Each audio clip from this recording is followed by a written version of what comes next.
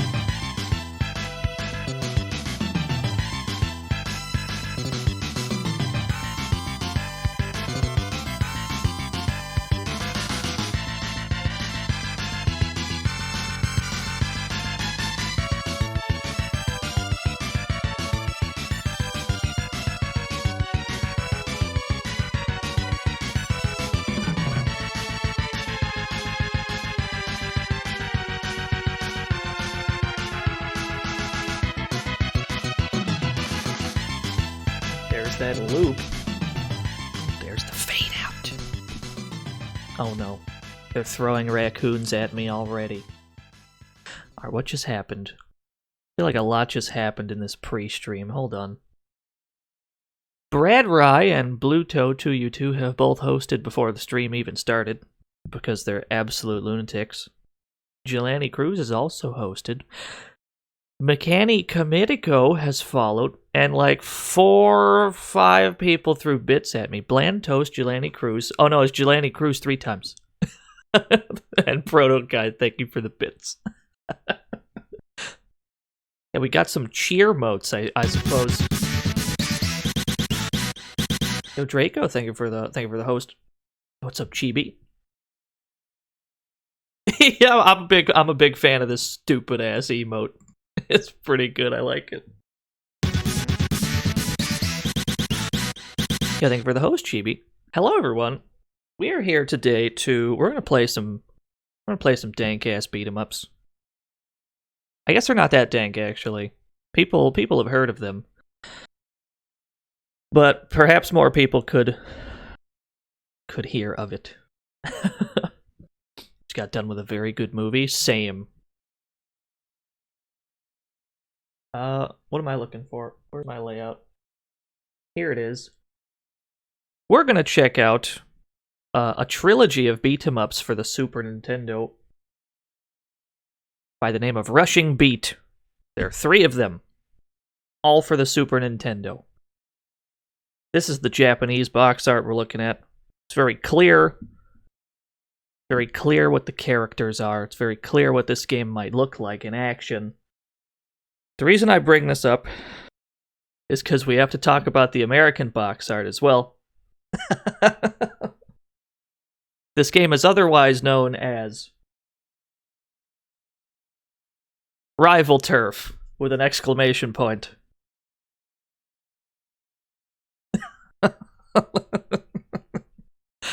It's very good.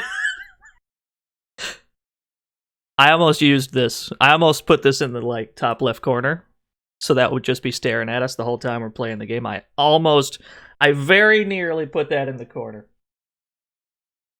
Very nearly. But we went with that instead. The most 90s box art of all time.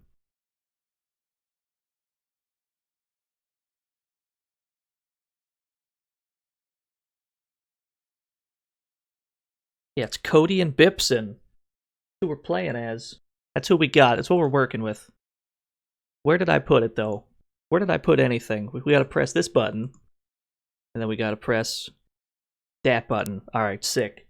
We're in. Wow, that's a very clear voice sample for the Super Nintendo.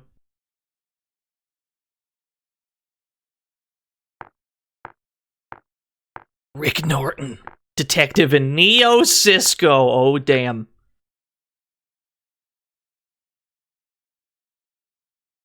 He's already being held at gunpoint. His sister's been kidnapped.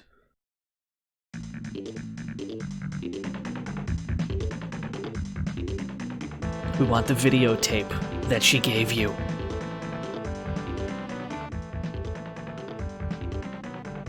Come to the stadium tomorrow morning.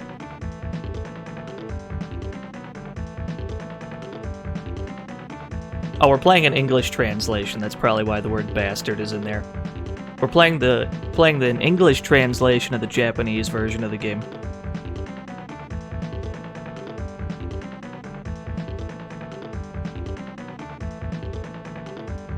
Alright, Maria's been kidnapped.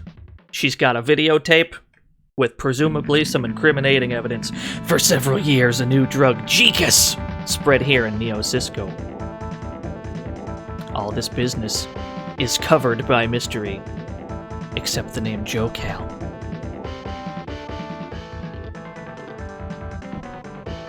Douglas Build, Neo Cisco police officer. This is the other playable character.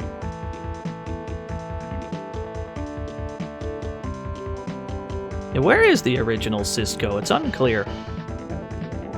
Did he make anything after the, Did he do anything after the Thong Song?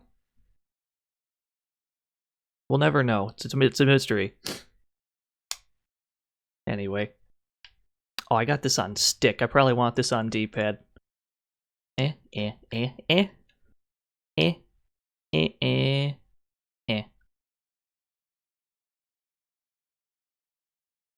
If you have to ask Bob McName,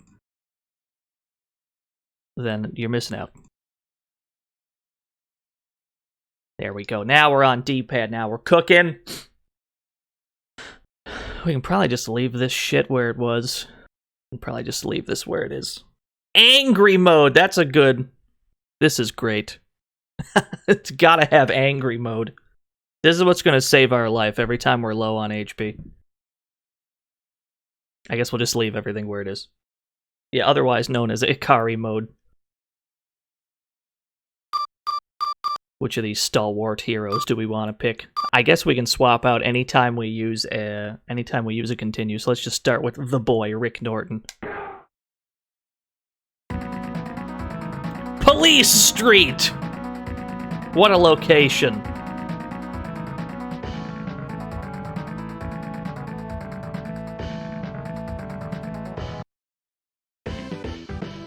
Alright, we're in.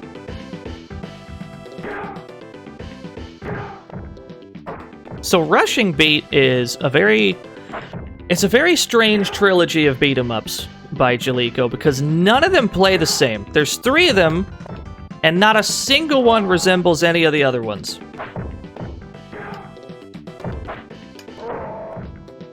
Yeah, you can walk very swiftly. Well, you see, though, this isn't our normal walk speed. We're currently holding down the run button.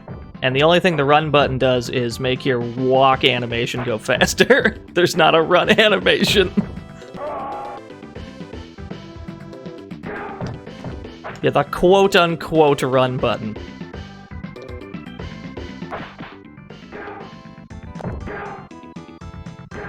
There we go.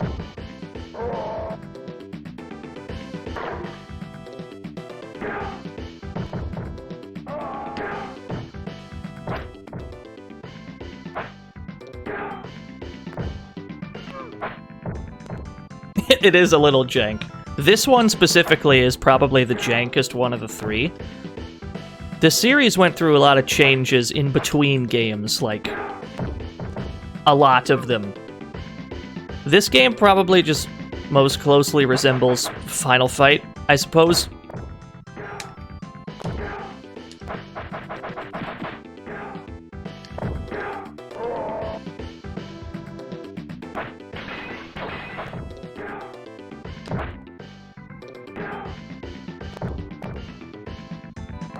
Yeah, the second game's a strategy RPG, that's correct. And the third one is just Mahjong.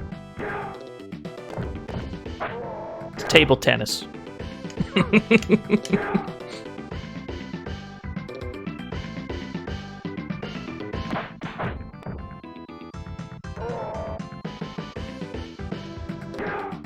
Yes, suplex the trash can. That is the optimal way to open that.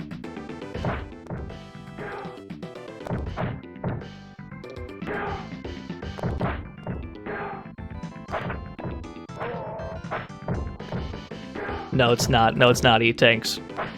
You've been bamboozled. It's not actually a Mahjong game.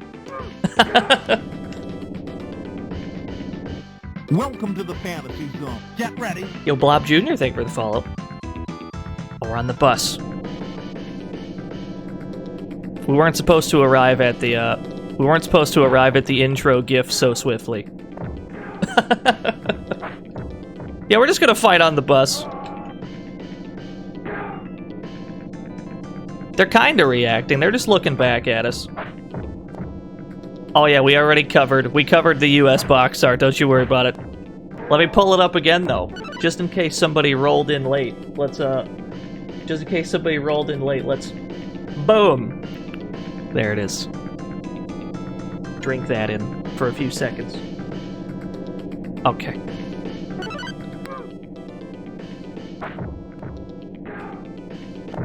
You gotta have the exclamation point.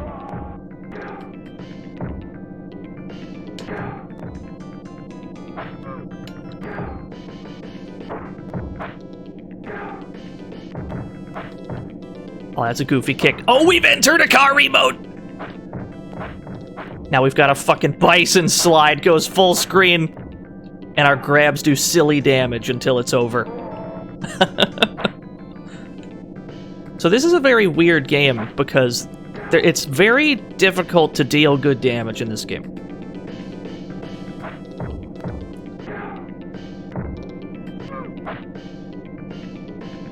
Yeah, exactly, Cynical Razor. It's a huge problem.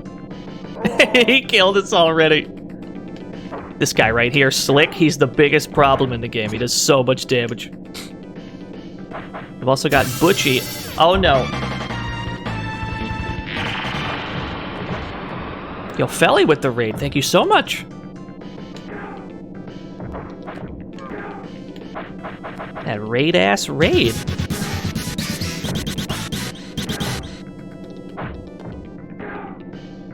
Forest EX, thank you for the host as well. Dealing damage in this game is a little bit of a problem. The only thing you can really rely on for damage is throwing. You've got a punch combo, but it's very bad in this game.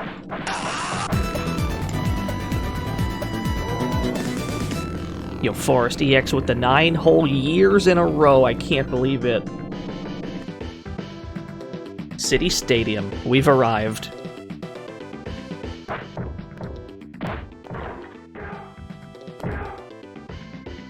So generally, the best way to deal damage in this game is to knock them down with something that allows you to OTG grab them.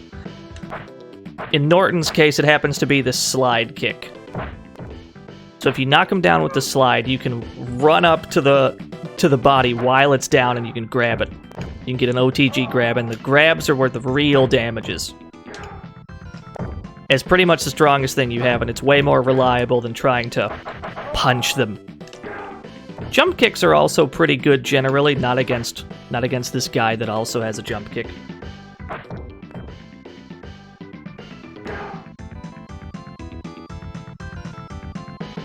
When's the face above the health bar gonna be an emote? Oh, you're talking about the kill counter? So at the top of the screen, that's our score, yeah? Every time we kill somebody in this game, it adds another face to the counter because we got another kill. That is the only way this game keeps score, is by how many kills you have on that credit. So, most beat-em-ups like this have a move where you can get out of jail free, pretty much. If you're surrounded by dudes, you can spend some HP, and you can get out of there. It doesn't cost health in this game, though. It costs your score. If we wanted to use our Super Joy to get out of a situation like that, it takes away some of your kill count. So you gotta ask yourself how much you really care about your score in this game, because you might have to spend some of it to get out of there. Oh, hello!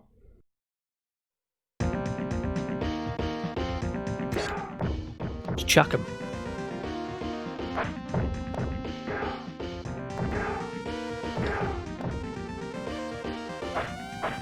Here's the boss 1 strat. I'll show you the first boss strat. He always picks up his sword. He always tries to pick his sword back up if you knock it out of his hands. So just stand right in front of the sword and force him to keep trying to pick it up.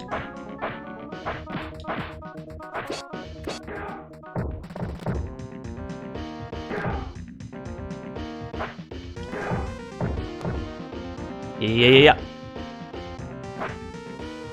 Got him! Yeah, it's Sam Show tactics. Stage 2, City Stadium. Has a pretty long trip, depending on the scale of this map. Yeah, the other guy just leaves.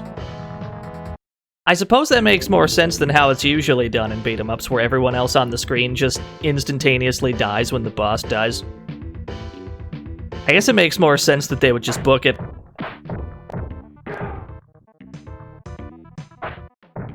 Okay, I understand.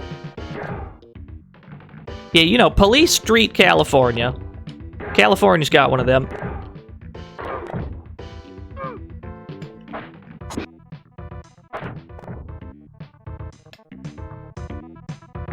Some enemies can be...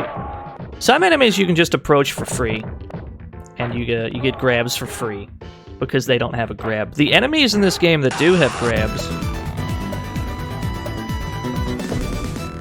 Yo, Vash, with the 9 whole years, I can't believe it! The enemies in this game that do have grabs, however, you have to be very careful about. Like these guys, these karate dudes, they actually have a grab. So you want to make sure that you only grab them in a situation where they cannot grab you, like after a sliding knockdown, for example.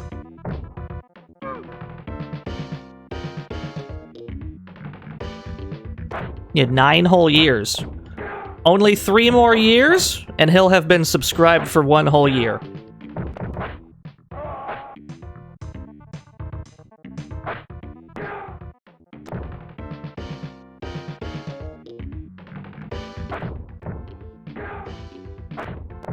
My ultimate goal with streaming is to make it so nobody knows how long a year is anymore.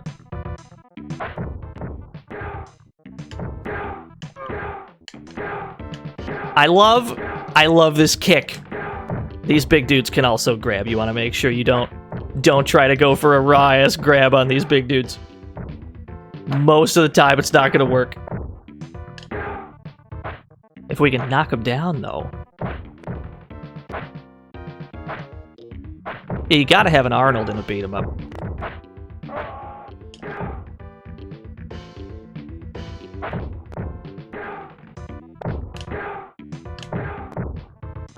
Oh no. Oh, Slick is too good. What's good news, though, is that when you throw people, however much damage the throw was gonna do in this game, like if you have a very powerful throw on your character, and you go for that throw. Yo, Mossmouth has been subscribed for 4 whole years! I can't believe it! Wow, this is some sick-ass lighting. Not gonna lie.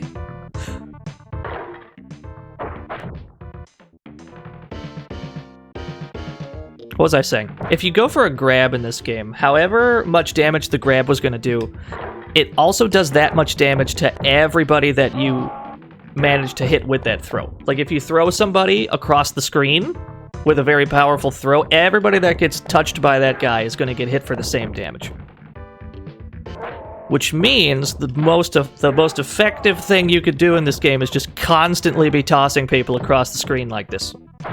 It's the best thing you've got, because you don't have many moves in this game. You have a very limited move set. So basically, it turns into a suplex simulator. Just gotta chuck them all. That's what we do. That's how you play this game. Oh, you better believe it, so Crates. We're playing the whole trilogy today.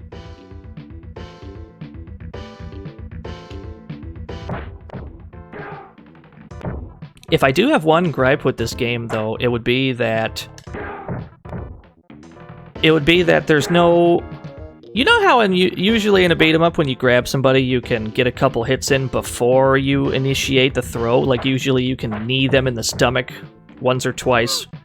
You definitely don't have that in this game. Once you grab them, the only option you have is to toss them. That is my one gripe.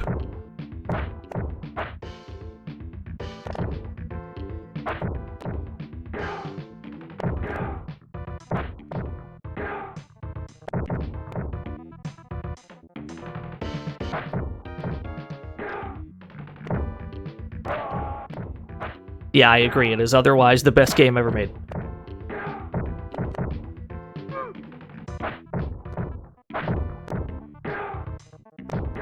Oh, that's our kill count, Mossmouth. It's been keeping track. It's kind of odd for a beat 'em up. Most beat 'em ups don't keep track.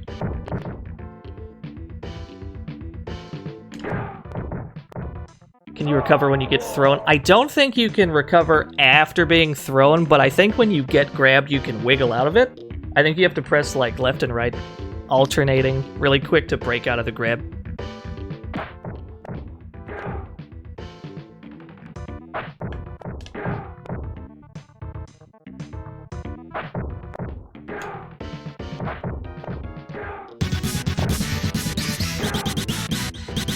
Yo, Cassie, thank you for the host. That is some chicken-ass chicken on the ground.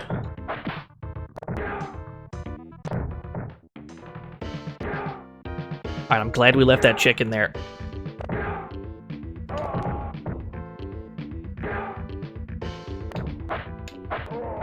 Yes! We're living, baby!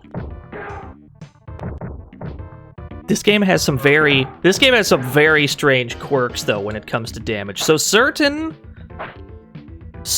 moves in the game, we've been abusing one this whole time, certain moves in the game, like the slide, put the enemy in a strange knockdown state where they can still be grabbed.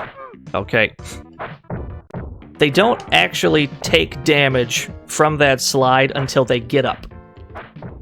Which means if you go for a grab after the slide no longer deals any damage. The damage on the slide does not count anymore because we hit him again, and the only damage that is dealt is from the grab. This is still the best way to do it, but you are missing out on some amount of damage because of the way that weird knockdown state works. The damage only counts once they get back up. It's like really delayed damage in this game. It's the strangest thing ever.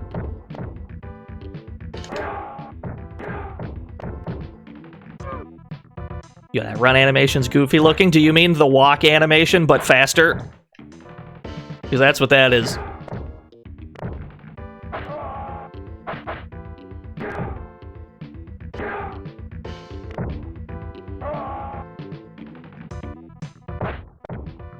Oh, the light's flickering. It's a nice touch, I like it. Yeah, suplex does no damage. At least not until you allow it to. Can take some time for that to kick in.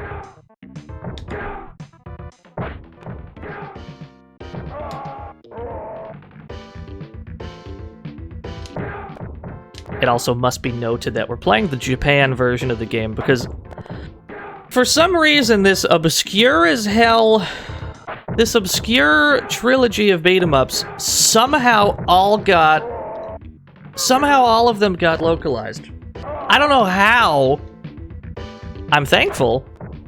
And yet at the same time, I can't be bothered to play the American versions of these games because there's stuff missing in pretty much all of them. This game's got a couple missing moves. The NA version of this game has some missing moves.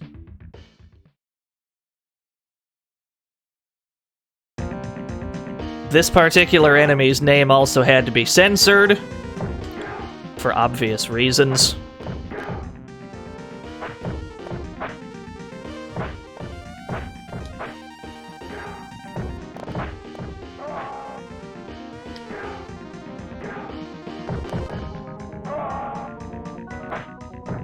Oh, he's good.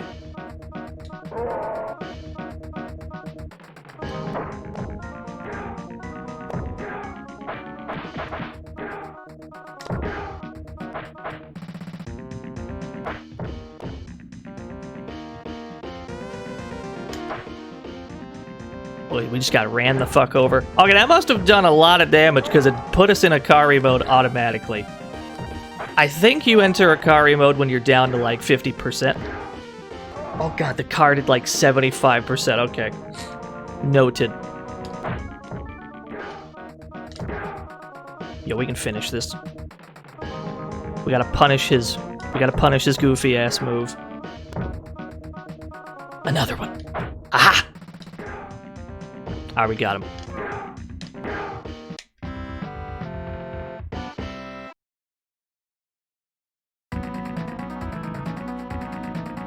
We could use our special move, but I want to maintain our thick, fat score if we can.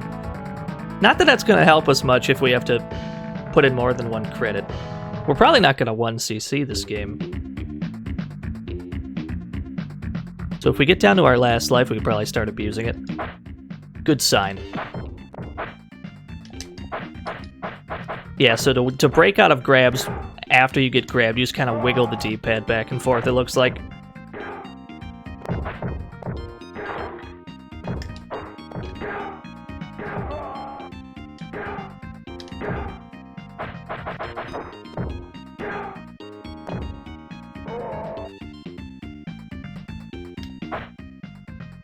This rat.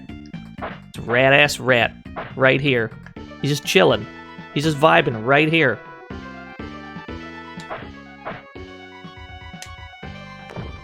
I'm familiar with it, Smebble, but I don't remember the exact numbers that I needed to do them. And I would also kind of prefer to show off all the stages if possible. In New York frickin' City, baby!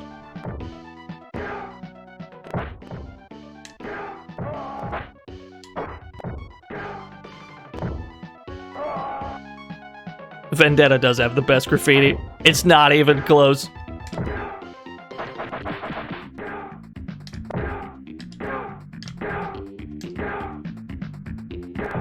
His jump kick is from Fist of the North Star. That sounds about right. They had to take it from somewhere. It looks too cool to not be taken from something. It's not a very good angle, though, for a beat-em-up. If it was angled downwards, it probably hit things a little more reliably.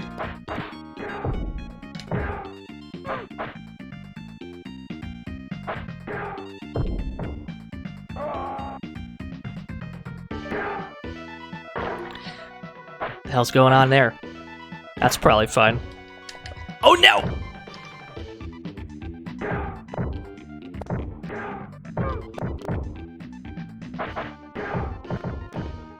My bones. Oof, ouch, my bones.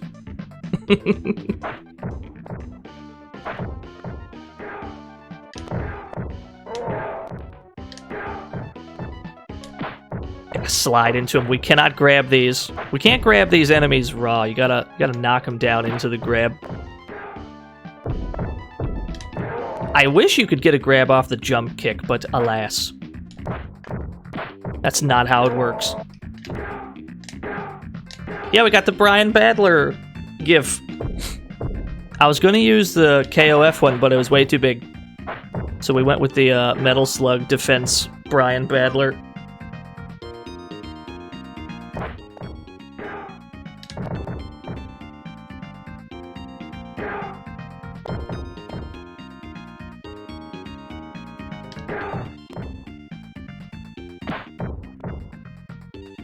Welcome to the fantasy zone. Get ready. Yo, Owl Anonymous, thank you for the follow. Yeah, I'm a big fan of it.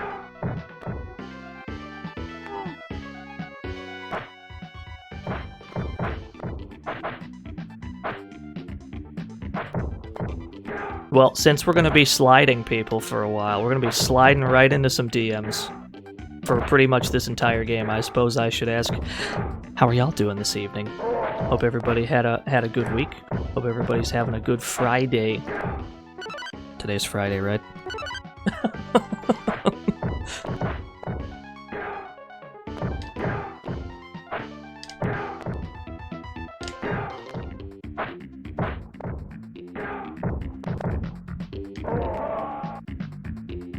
We just got absolutely myrtleized. That is fair enough.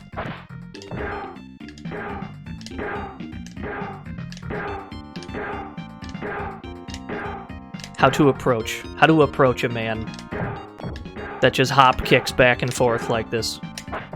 Pretty easily, I would assume.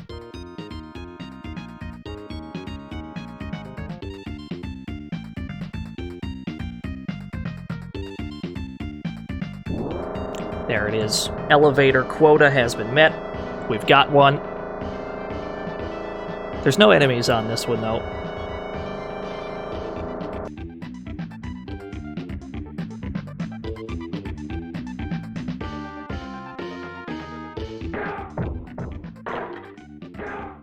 I appreciate that I can throw the boxes as if they were enemies.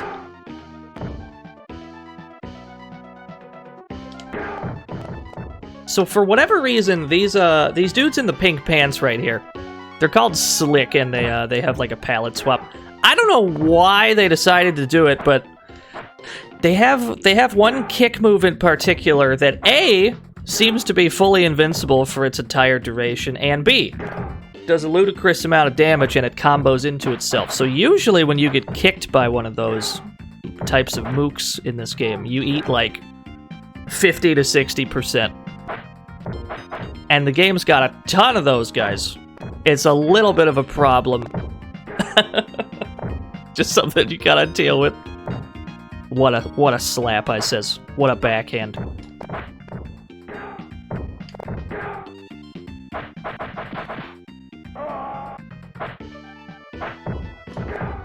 Graphics are freaking out on this stage.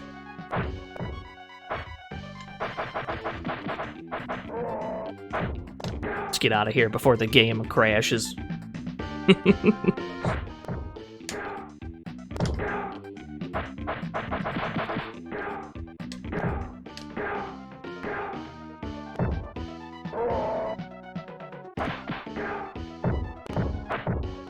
I almost forgot. You never want to stand on the sides of the screen because somebody might just spawn in and hit you from off screen. You always want to generally stay in the middle. Oh, hello.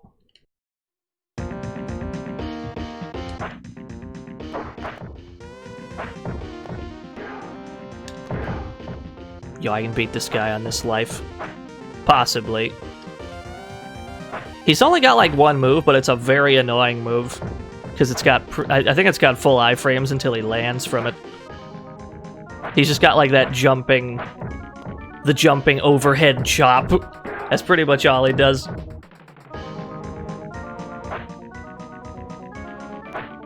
He can also call in reinforcements like so. Oh no, he got us. Fair enough. That gives us an opportunity, though, to show off the other playable character. Yes!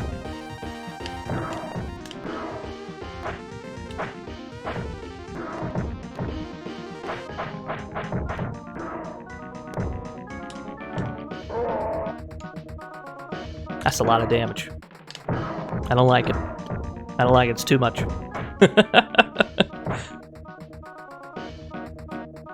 Now come here, though.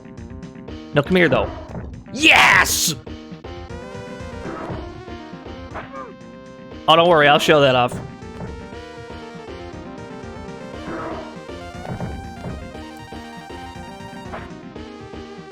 Mostly, we're just going to be dealing second-hand damage to the boss by tossing these other guys.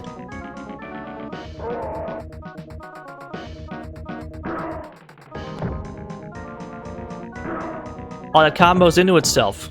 That doesn't do any damage, though, unless you let it rock. Which is kind of a huge problem.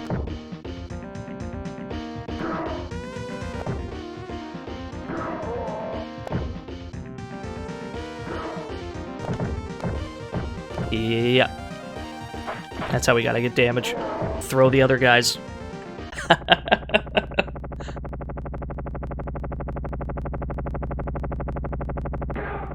That's our ride. It's a really good power bomb. And you got complete iframes for the whole thing. Yo, we're flying to Mexico, I think. South America. We're in the southern mountain. It could be anywhere. Could be anywhere. The chopper just fucking crashed, I guess. Fucking Launchpad McQuack flew that one.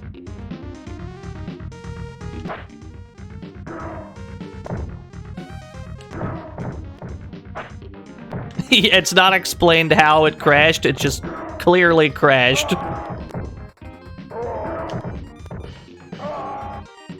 It probably did run out of fuel. It was a very long flight. Welcome to the fantasy zone. Get ready. Yo, E.T. Go Ham, thank you for the follow. Wow, what is that hitbox? What is the hitbox on this punch? Why did that hit from so far away?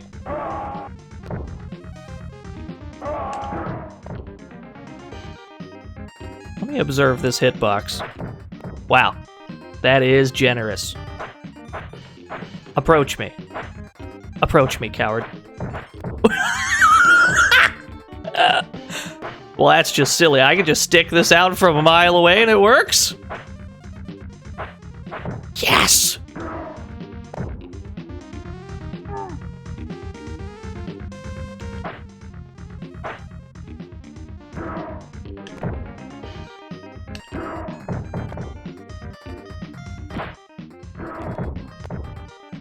Yeah, Jaleco's got some crazy jank. It's like good jank, though, usually. My favorite Jaleco game is very obscure, though. I mentioned it once before during the, I think I mentioned it once during the Armored Core stream. I'm a big fan of a PS1 game called Dragon Seeds by Jaleco. We will get to that one.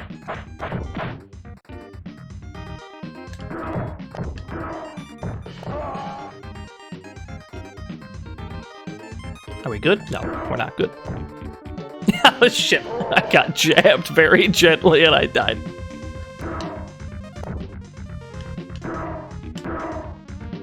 Oh yeah, it's a good angle on this punch. Straight up, that's where we need that punch to go. I don't know if it's possible to land that punch. Might not be possible.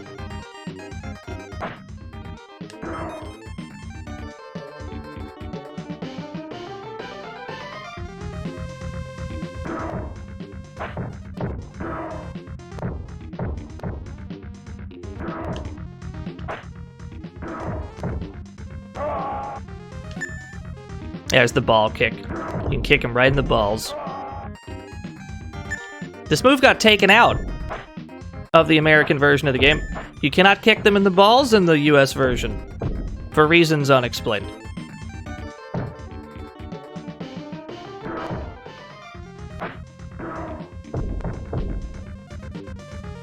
I got meatied by that dynamite. We got stuck in a grab animation. We got punished for it.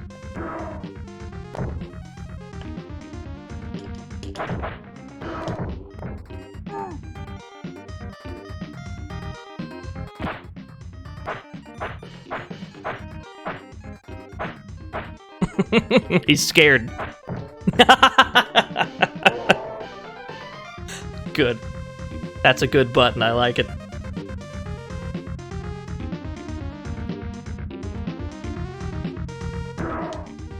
Yeah, that's the correct way to interact with that oil drum.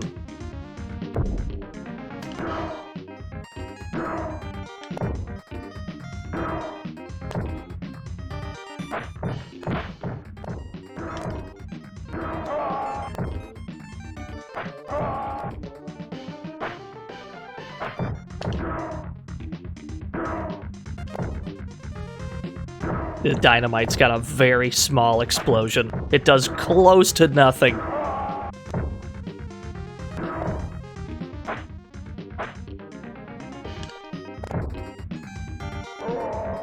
But yeah, pretty much just because of the way this game's damage system works and because of the general ineffectiveness of the jab combo, pretty much you just grab a lot. Like, we got punished on hit for jabbing that man. Our jab combo is so bad that we can get punished on hit for it. So we try to avoid the jab at all costs, which is the polar opposite of most beat-em-ups.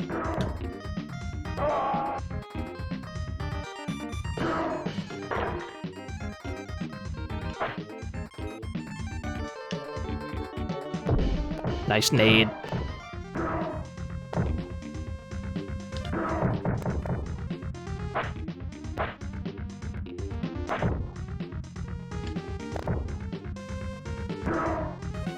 I think there's only like 6 stages. We're like halfway done already. I say already, but probably been like 40 minutes or so.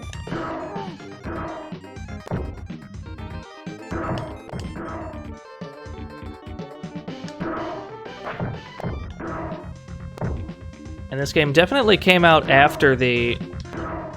I think this game came out after the SNES port of Final Fight. Maybe there are some similarities to Final Fight, obviously.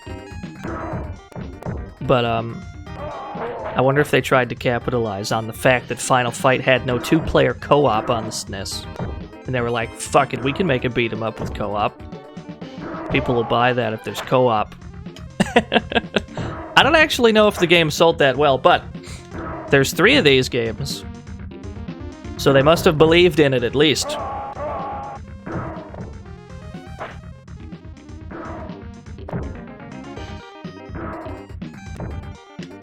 Yeah, I'm a big fan of the not jams emote. Ideally, we never need it, but it is there.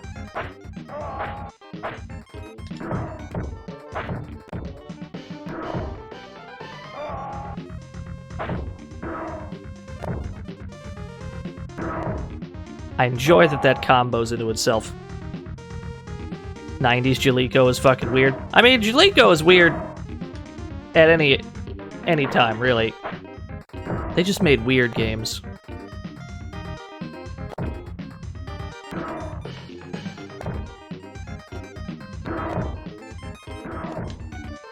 That's true. Not Jams is here before the Crazy Bus stream. You weren't supposed to find out. You weren't supposed to find out this way that we were gonna do like a 6-hour Crazy Bus stream where all we do is play Crazy Bus.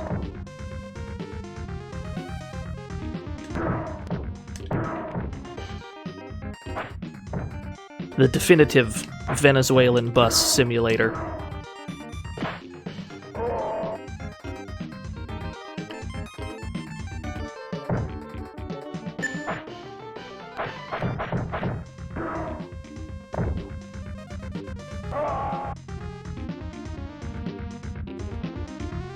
I wonder if that meter carries over.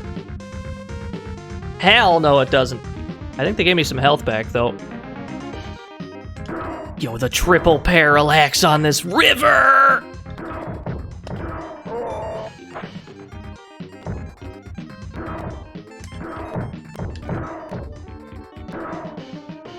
Yeah, it came out sometime after Final Fight.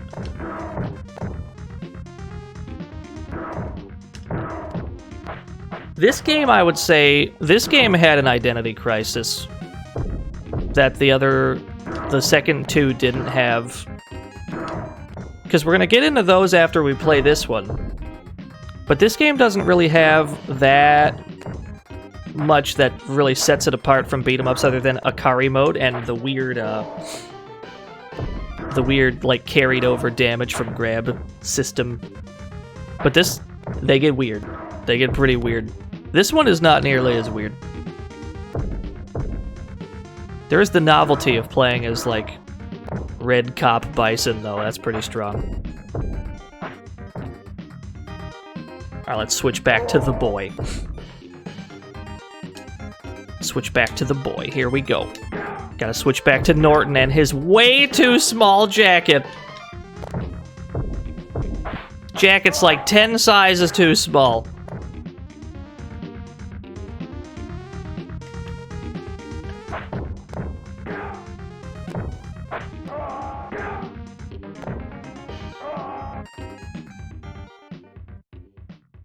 Hello, sir.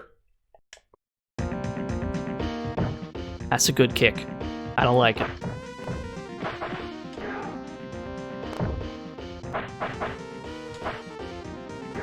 Yeah.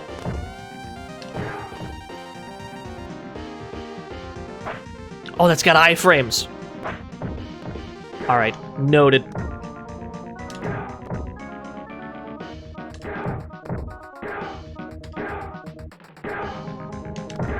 So we should probably try and stick to dealing damage. Shit. Try and stick to dealing damage via throwing the mooks that are here with him. Or we can see if he has infinitely spawning mooks.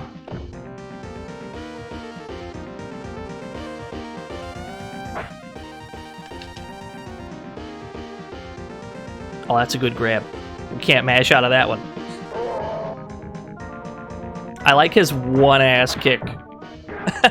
It's like the only kick he's got. He's committed to it, though. I respect the commitment. This is what we gotta do. Yeah. He's built like Rob Liefeld's Captain America. Maybe. We can see this guy's legs, though. Rob Liefeld didn't draw legs.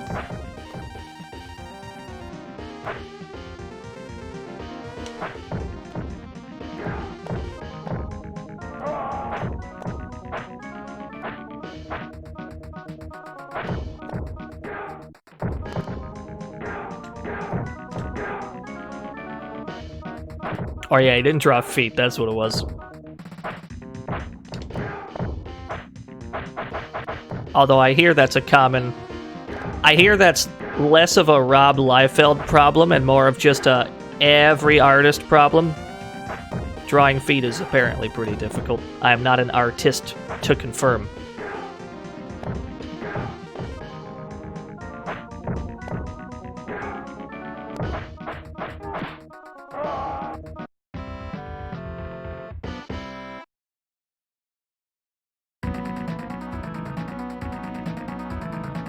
You're at the southern port, which is north of the southern mountain.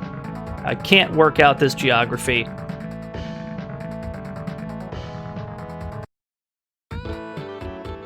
Ooh, this stage looks good.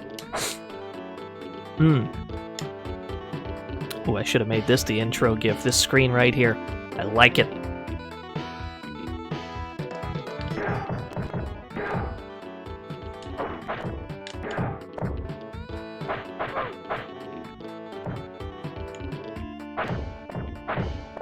Not the palette swapped slicks. Not the palette swapped slicks, anything but them.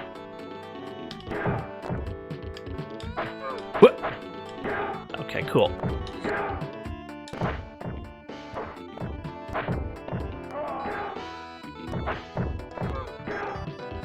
He looked at Rob Liefeld's Captain America.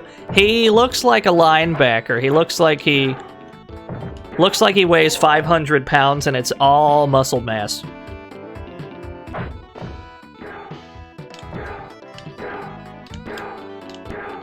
This is the stance.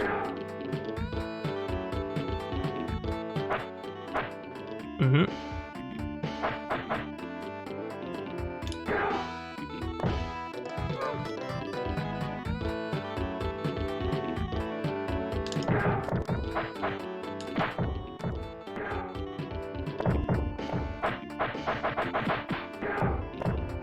If there's an enemy that we know for certain does not have a grab, though, like these, you can just kind of put jabs out there on their wake up. That'll hit them.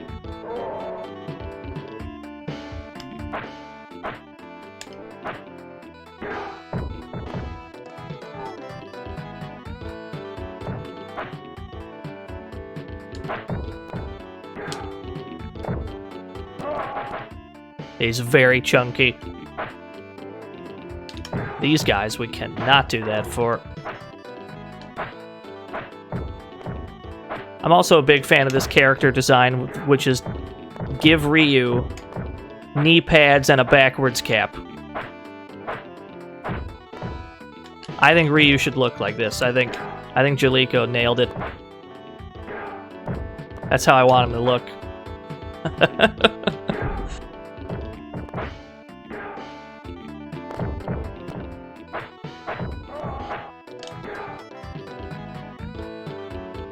Yeah, real Red Bull Ryu. I can't believe they did that. I can't believe they did the, I can't believe they had those like shill costumes in Street Fighter V where you just got Red Bull logos all over you.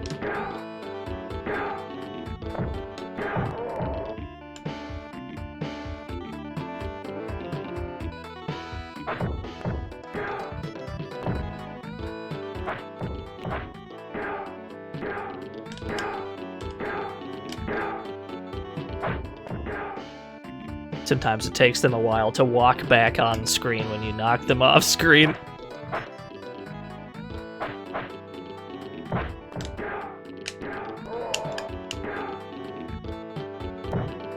What a kick, I says. That shit came out frame zero. He was ready. Fucking jump back medium, that's what that was.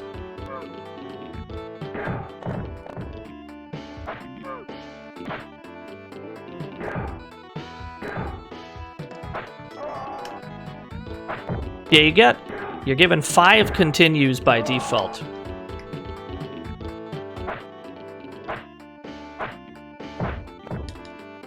It is strange that they just display them on screen at all times. I can't think of any other beat-em-ups that just kind of do that. Except for the obvious, like, SNK games, where they always tell you how many credits you have at the bottom.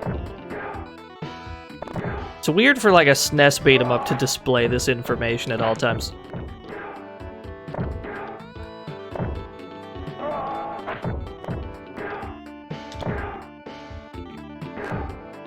Perhaps it's because, it might be because player 1 and 2 share continues.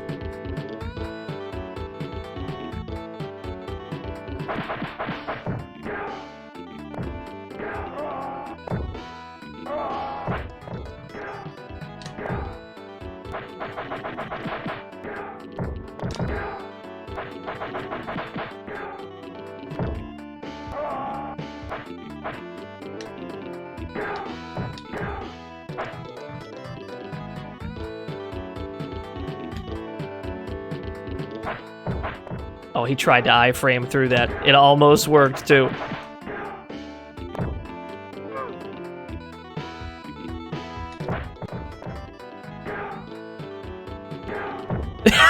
Why can I perform more than one grab on the same box before it explodes? There we go. We got a wrench. Feel pretty good about it. That's a big-ass wrench. The hell is this industrial-sized wrench for?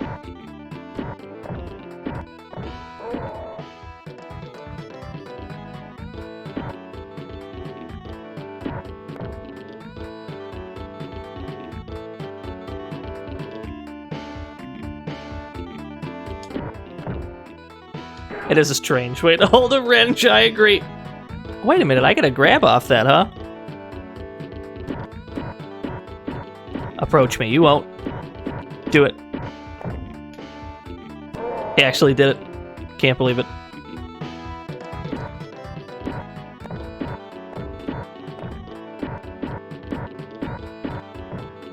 Oh, he waited. He waited. He had the perfect plan.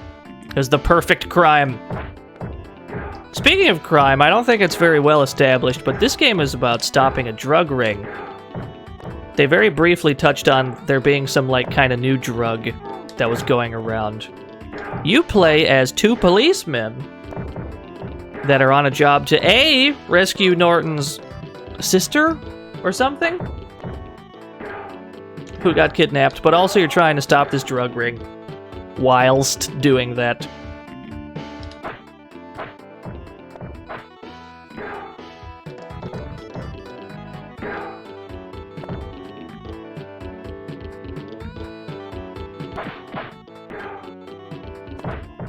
Yeah, what the opponent said.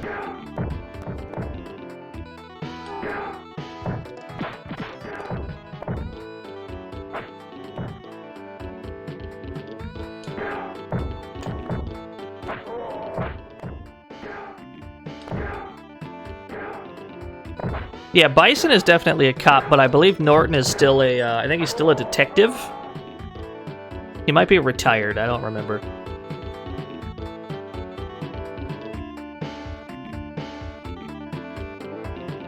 This is my aesthetic.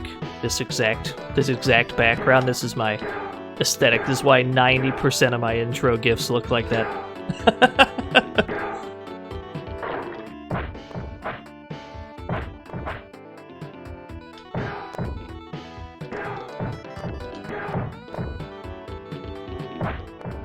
Yeah, shoutouts to EDF.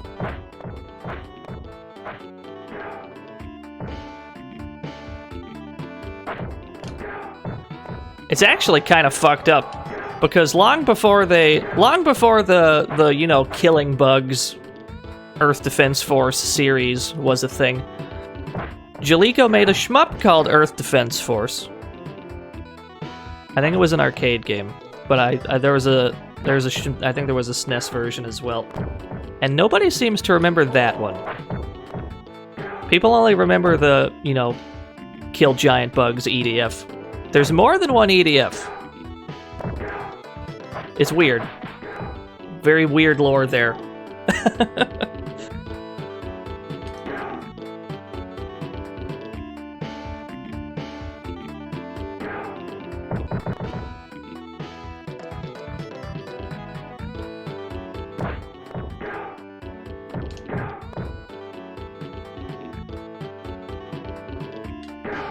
Yeah, Shmup EDF or Bugs EDF. It's so weird. It's so weird to have two games with the exact same acronym, with the exact same name. But I suppose there's also two Devil May Cries. So who am I to judge?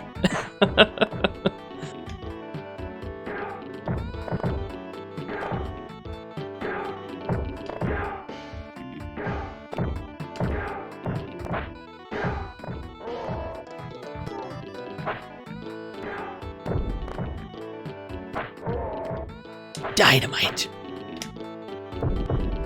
You know what? I'll take that trade. I'm okay with that.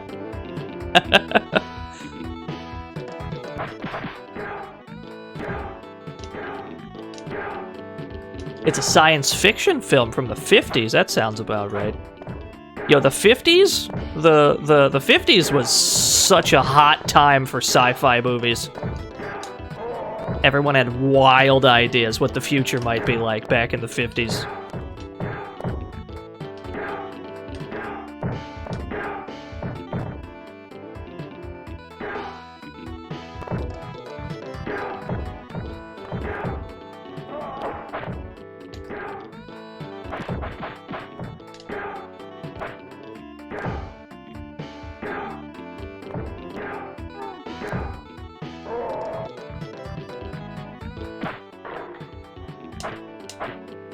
Oh, we're living, baby.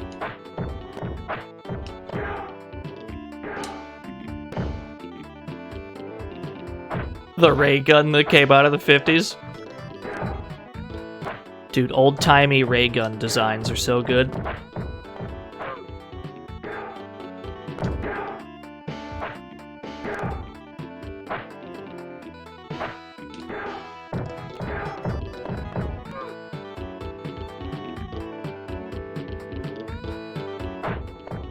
No, don't look at his arms. You're not supposed to notice. You're not supposed to notice his, like, weirdly malnourished T-Rex arms. Don't look at him too hard.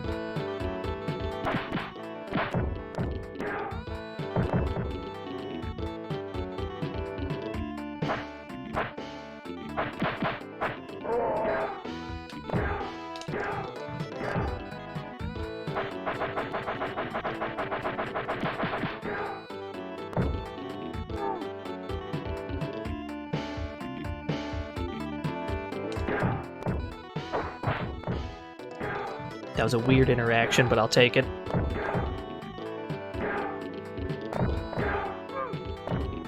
Now, this game got ported at some point to something else, yeah? Because there was like a Jaleco... There was like a Jaleco beat-em-up bundle, yeah? It had the whole series, I think? I might have imagined that.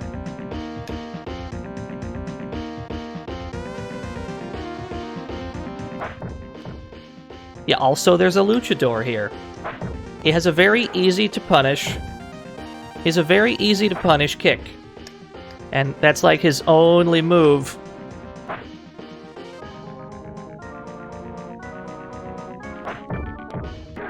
So, you know, just punish that shit, really. This is his only plan. He can also go for a grab if he's close enough, but that's about it. Oh, that's iframes. I understand.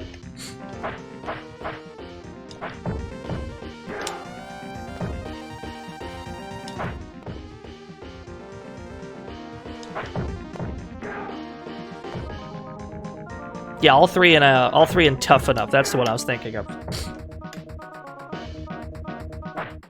Like a weird compilation multi-cart. It's kind of neat. Kind of neat that that exists. I don't know why it exists, but I'm glad it does.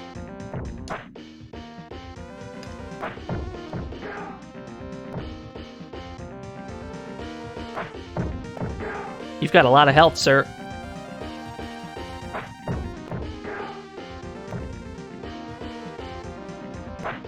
And this is like the efficient way to do it, which is distressing to think about.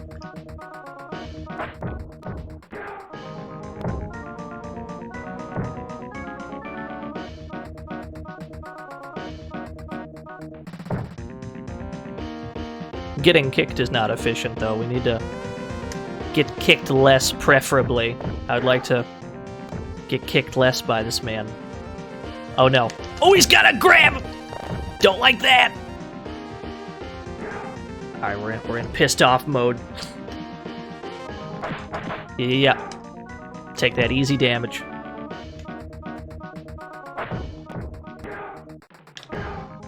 He's got a grab, too. That's what we want. Got him!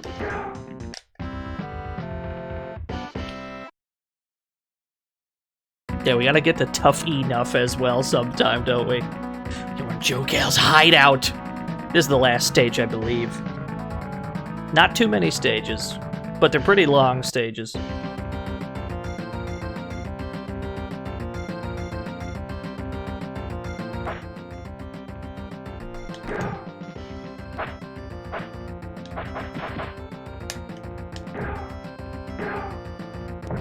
Love this fucking saunter he's got if you don't hold down the run button.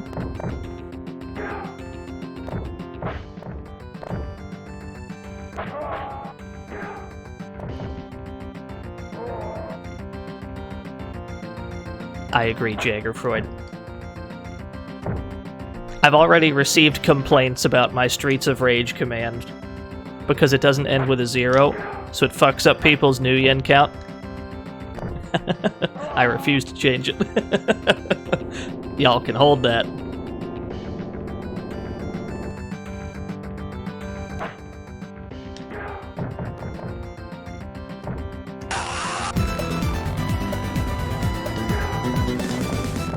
Yo, Running Wild is subscribed for 5 whole decades. I can't believe it. Has it really been that long?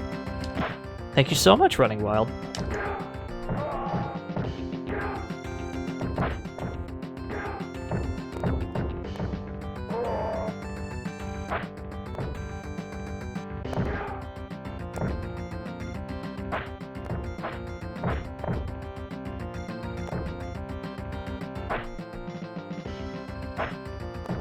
I like how they actually have like a concept of spacing this AI. Sometimes when you slide, they'll just walk backwards very slightly to get out of slide range.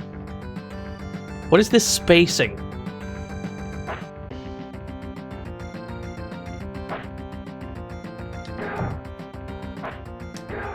Yeah, it's out of stock. Well, why would anybody ever declare that a video game is bad when every game is... Welcome to the fantasy zone. Get ready. Yo, Boots McGinnis, thank you for the follow. When every game is the best game ever made, you know, what's the point of that command? That's why it's out of stock.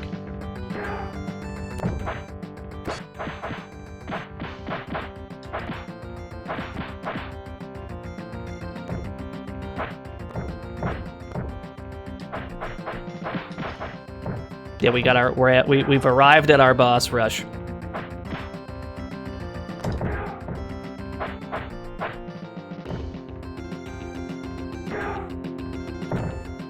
Oh, don't like that Tatsu. Less of that Tatsu, please.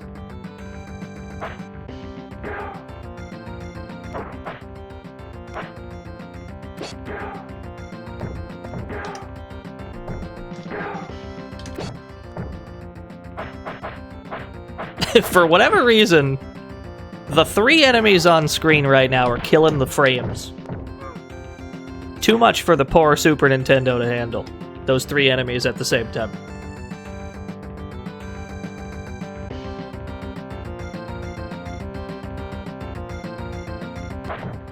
Alright, you know what? You got me fair and square. We walked right into that kick. I deserved that.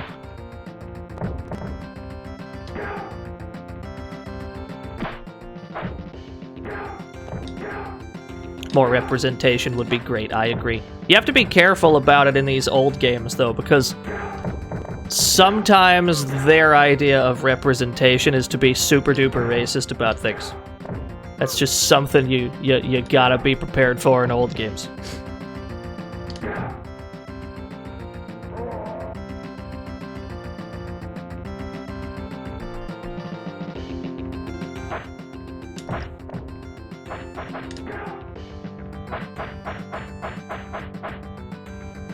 I'm gonna hide behind this pillar. He can't see me anymore.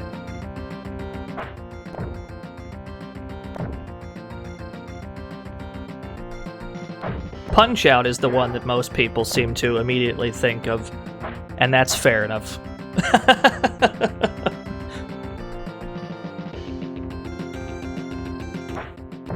Oh my goodness, did he hop kick over the slide? I'm furious. I'm furious. Did you see that perfect read? Can't believe this.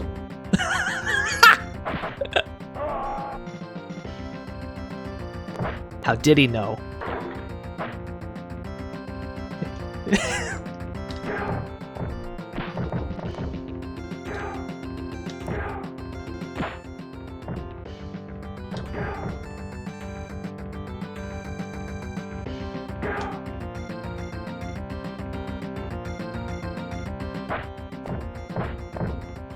Yeah, anger mode is the one feature that is constant throughout the entire series. Because there are changes to the mechanics of rushing beat as you go into these games. But anger mode is always there in all three of them. It's also extra fucked. It's also extra fucked the titles of these games in...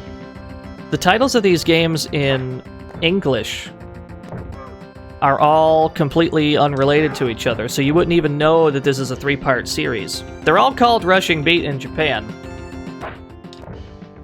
But the North American titles are like Rival Turf, and then, what was it, Brawl Brothers, and then Peacekeepers. Like, they don't sound related at all.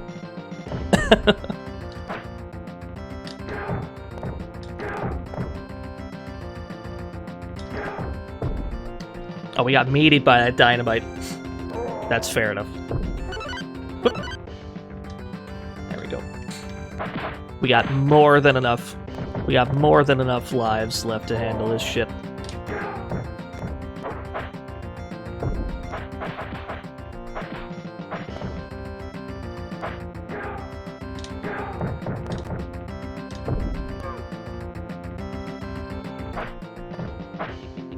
Is that Brawl Brothers the one on the Virtual Console? I believe so, yeah. That is the one. We're gonna get to that one right when we're done with this one, because that is the sequel to Rival Turf, aka Rushing Beat. That port has amazing online play? That's good to hear. You gotta give it, gotta get that rollback. Gotta get a rollback netcode, even in games that don't really need it. Uno. Uno needs rollback.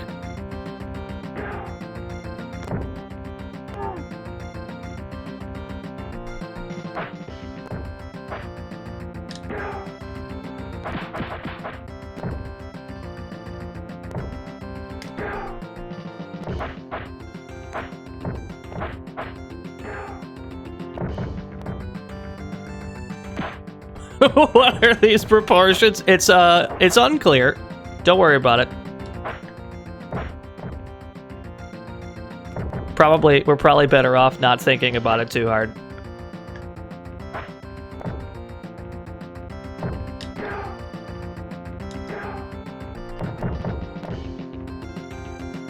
Now they're starting to place their attacks just right. The AIs in this game, they're either smart enough to know to place attacks in such a way that we get meated by them after we're done grabbing somebody, or it's a lot of happy coincidences that we're not preparing for properly. Probably the latter. But we are starting to get punished after grabbing. Welcome So to we the need to- fantasy zone. we need Get to- ready. Yo, Zabel, thank you for the follow. So we need to place these grabs better.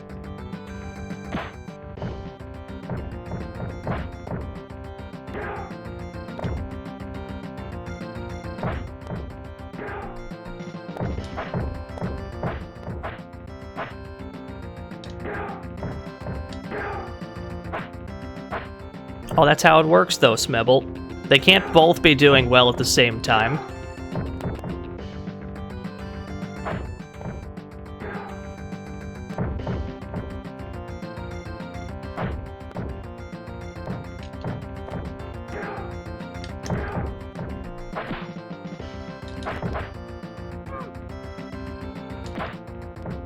Somebody linked a clip from Teppen because they just put 0 in Teppen. They got Johnny Young Bosch to say, "What am I fighting for?" I'm pretty happy about that.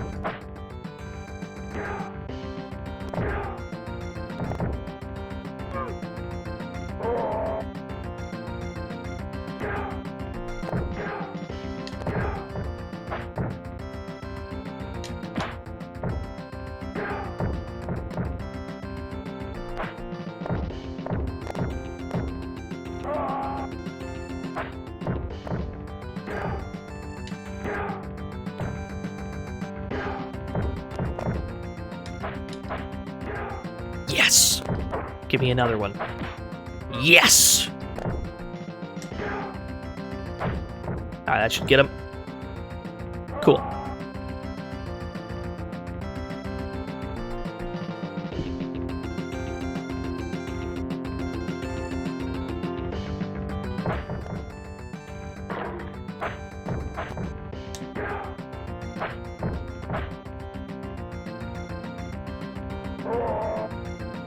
You actually find out what he's fighting for in the 0 series, you're right.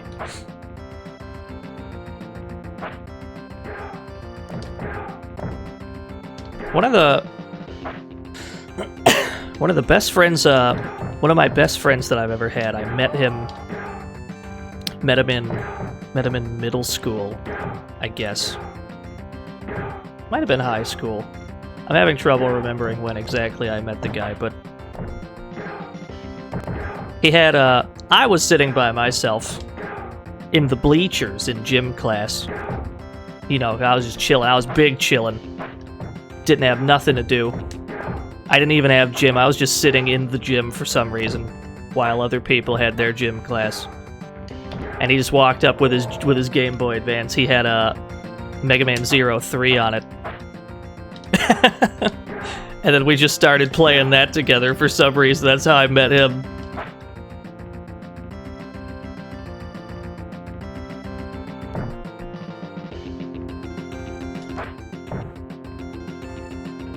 Is a very strange experience.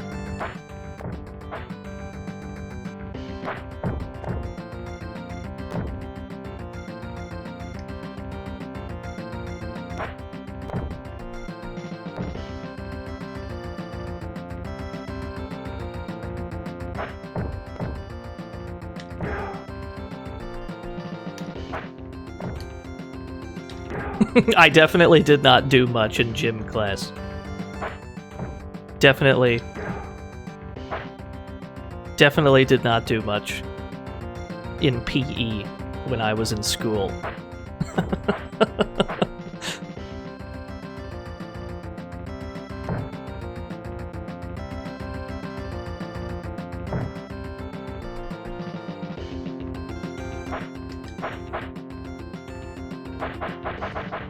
Sir, I need you to stop spinning aggressively at me. I don't like how many iframes you have, sir. Okay. He's got so many iframes while he's spinning.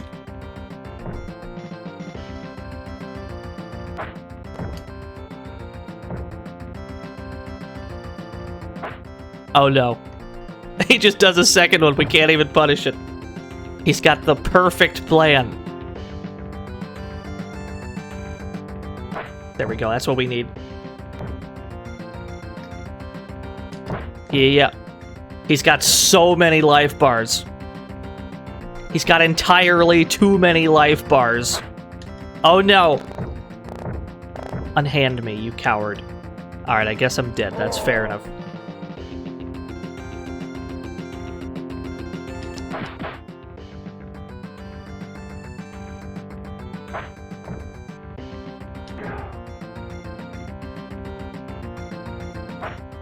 Why is he a ghost? It's because he can just engage in invincibility frames whenever he wants. That's just a move he has. He can turn he can turn invincible at any point he desires, and you just can't hit him until he stops.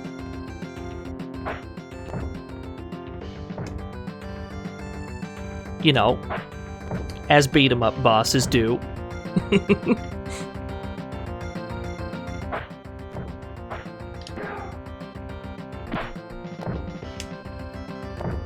Oh, we almost got him, though. Oh, dear God. Retrograde Tom, that's a thick-ass raid. That's an enormous raid. That's a chunky raid. Thank you so much, Tom. Shoutouts to Retrograde Tom. What a guy, that Tom. Welcome to the fantasy zone. Get ready. He just walks off, clutching his stomach. Oh, there he is. He just died off screen. Yeah, they were chilling. They were big chilling in there playing Curse of Monkey Island. We gotta play some... We gotta get some Monkey Island going at some point.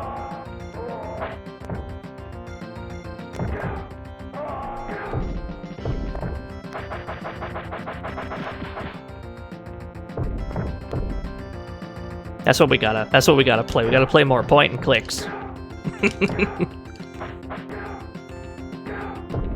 Yo, Lucasfilm games, you want me to play the you want me to play The Dig? I could play Welcome The Dig. To the fantasy zone. Get ready. I think that was a Lucasfilm one, yeah. The Dig is fucking sick. That game is like really good.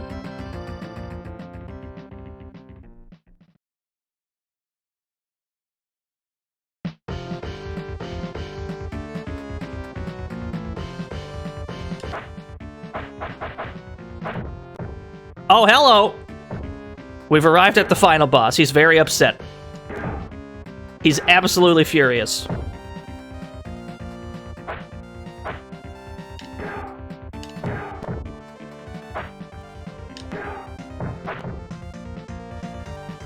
Woo! Oh, he's good. Now put me back in.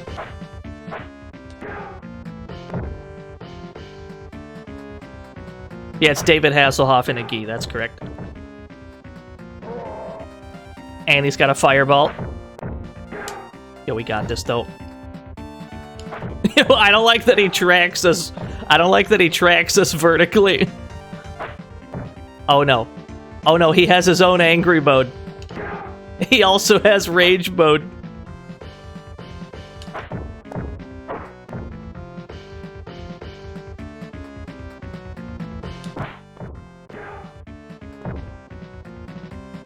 Oh, I can punish that. Oh, I can't punish that. Fair enough.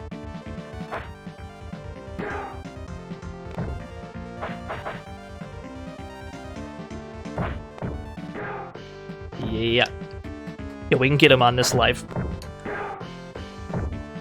It's definitely Alex's jump fears.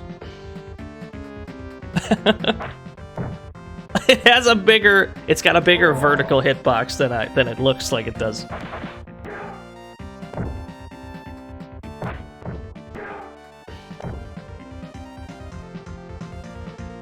Yeah.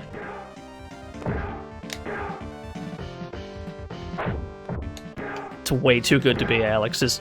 At least Alex's had a lot of has like an absurd amount of hits done when it works. It's also like minus 5,000 on block, though. It's generally not that useful.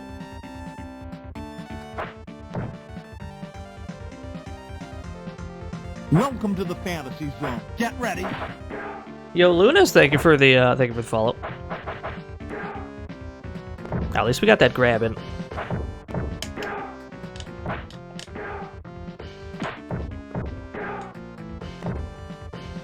Hey. Alright. Video game a beat. Yo, easy. Where's Maria? There she is. We found her.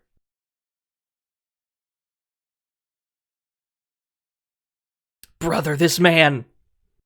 He's our father. Oh man, it really is Art of Fighting, isn't it?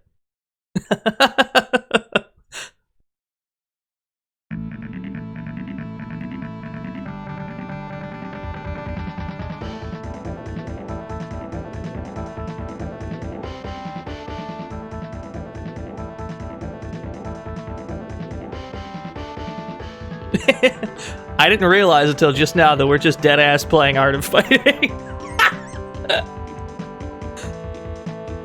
Yo, what's up, Merv? It's a very good face. Oh, and he just kind of... He's dead, I guess. It'll be fine. Father is no longer a criminal.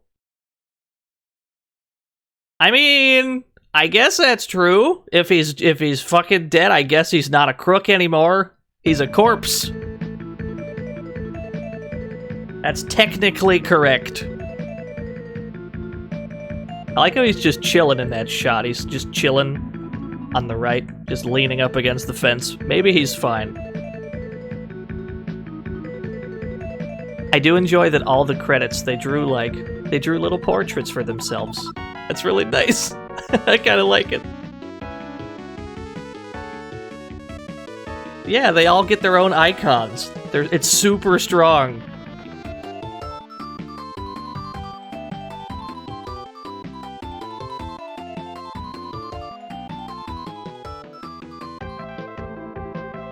That man is picking his nose.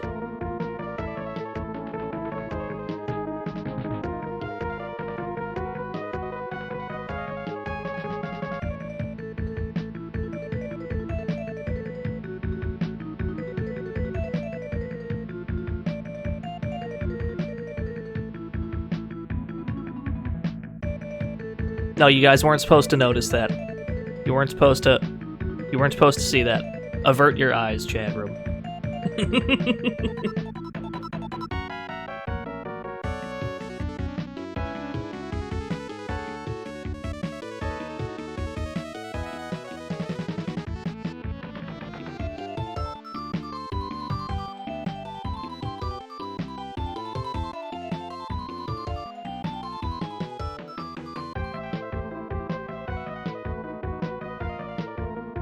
Special thanks to Rolling Big Brother.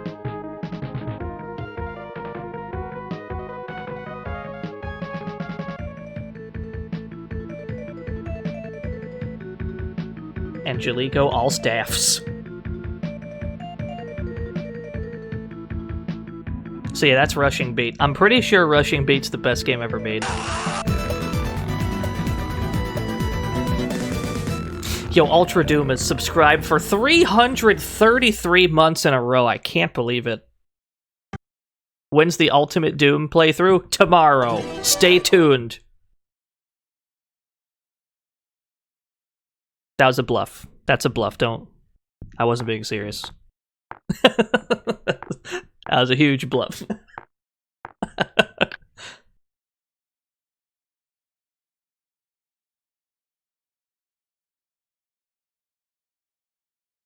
Oh no, we can do it, just not tomorrow. Oh, it's running the intro again.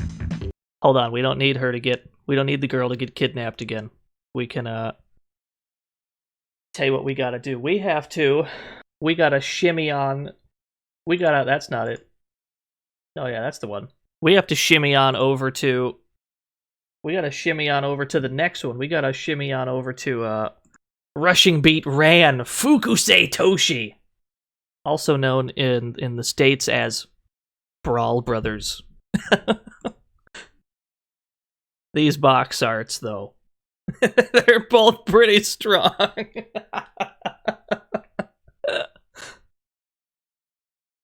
The Western box art is simultaneously the best and worst thing. We gotta go with the Western one? Absolutely not. Are you kidding me? That's what's going in the corner.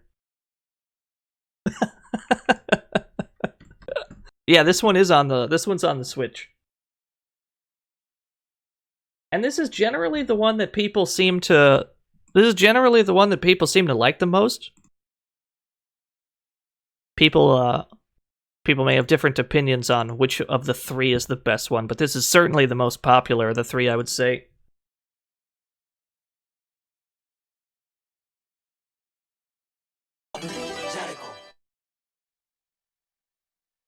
It's almost a real game. It's got some jank, certainly. Oh, we're in. We're mostly in. I'm not in. What do we got? Is angry mode on? Akari mode is on by default. Okay, sick. I seem to recall you having to enable that in one of these games. Maybe not. Yeah, SNES beat-em-ups are strange. They're pretty strange. Yeah, angry mode is just that thing that we saw in the last game where once your health gets low enough, you will go into this brief period of invincibility where your damage is increased as well.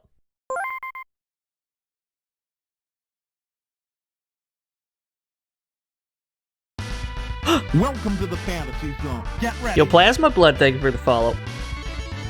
We've got 5 heroes now. We've got our boy Rick Norton, we've got our boy Douglas Build, and we've got 3 new characters. Is that Dad? Is this the Dad? Is this the Dad that we just beat up? Well, I'll tell you what we can do. I'm gonna pick this guy, because I find this to be like the best character for me. Although, notice that we still have to pick another character. They make you pick 2 here, for reasons we will get into. You want me to pick Dad? You want me to pick Giant Dad? I think I'd rather pick her, to be honest with you. It's alright, we'll end up with all the characters anyway. We just have to pick 2 for now.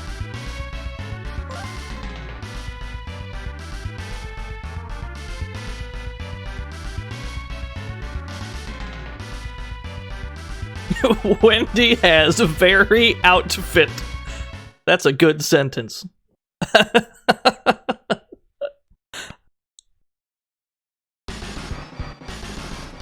Oh, we're in, baby. So Kazan is fucking sick because, first of all, he's got 3 jumps. He's absurdly fast. I don't know why he's this fucking fast. He doesn't need to be. I like him a lot. He's cool.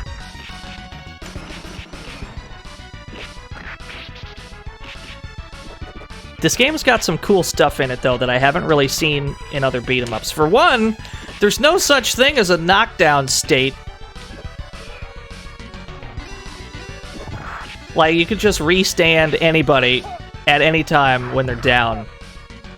You throw this guy to the ground, you can just restand him with any jab. You just jab him and he's up again. And you can just loop that shit until he's dead. This game has more OTGs than any beat-em-up in history. Because everything OTGs for no reason. It's pretty good. Welcome to the fantasy zone. Get ready. Yo, Joe, thank you for the follow.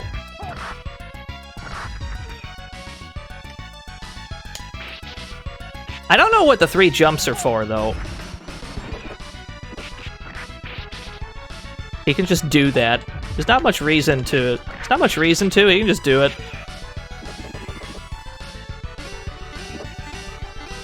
I seem to recall the robots in this game being a problem. Like, it's really easy to get grabbed by the robots in this game for some reason. A chicken leg! Well, we have entered Akari mode.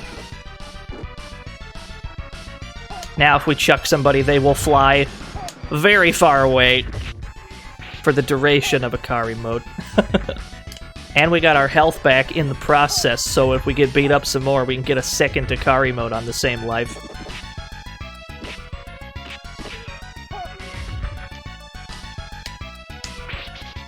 Amazing. He's so fast, though. He's, like, ridiculously fast.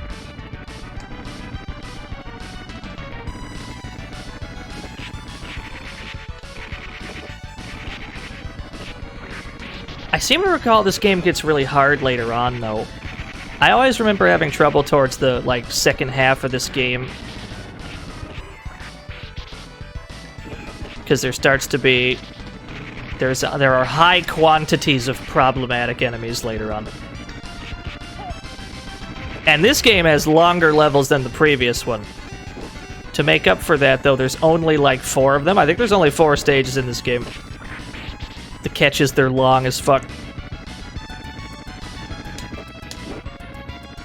Something else that's kind of interesting is if you pick up a healing item, you do not automatically use it. We're holding on to this chicken leg that we just picked up.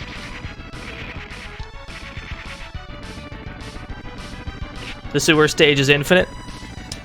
Actually, because we're playing the Japanese version of the game, some of the levels, we're playing some of the original versions of those levels. 2 stages in the American version, Brawl Brothers, were made more complex in Brawl Brothers, but they're actually just linear in the original. Why they changed that is a mystery, but we're certainly not going to have to deal with any mazes because we're playing the Japanese one.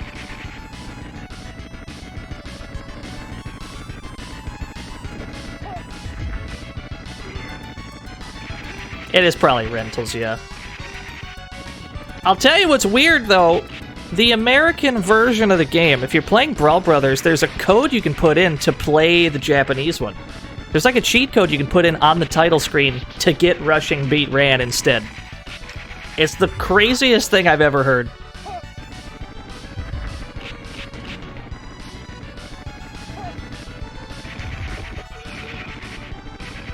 I agree, more games should have that. It's pretty sick.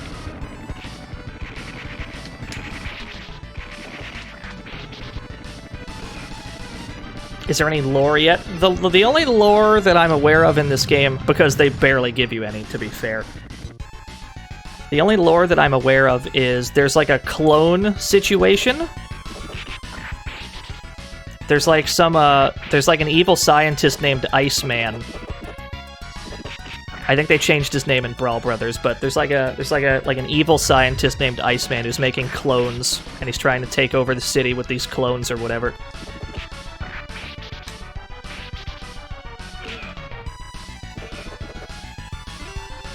Yeah, I know, that throw sucks.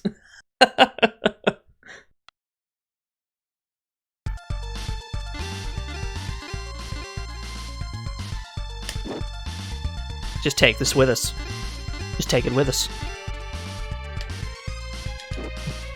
Never mind, we just ate it. We just ate that first aid kit. Swallowed it whole? We did.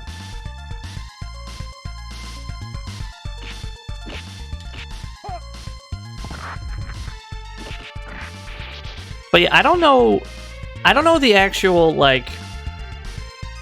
I don't know who people consider to be the best character in this game. I've always found this to be the one that makes the... I've always found Kazan to be, like, the guy who makes the most sense to me. I don't know. This is a character I know how to play as. Everybody else, I kind of have trouble with. So we're probably going to see a lot of this guy.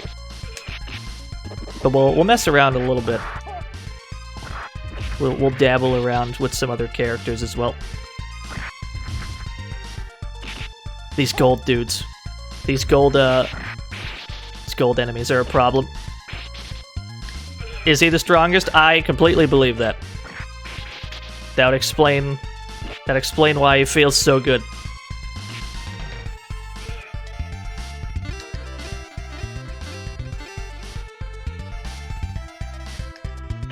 But yeah, you can tell that there's like a clone situation going on by looking at the enemies' names. These dudes are named KM308. They have like ID numbers instead of real names.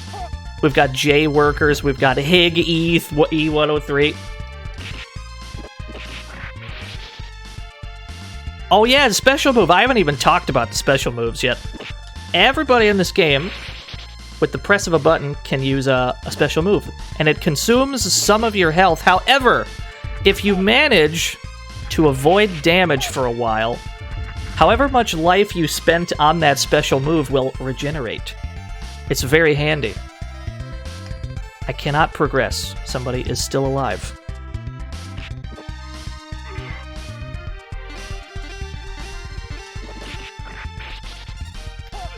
Yeah, just like Streets of Rage. Streets of Rage 4 stole this.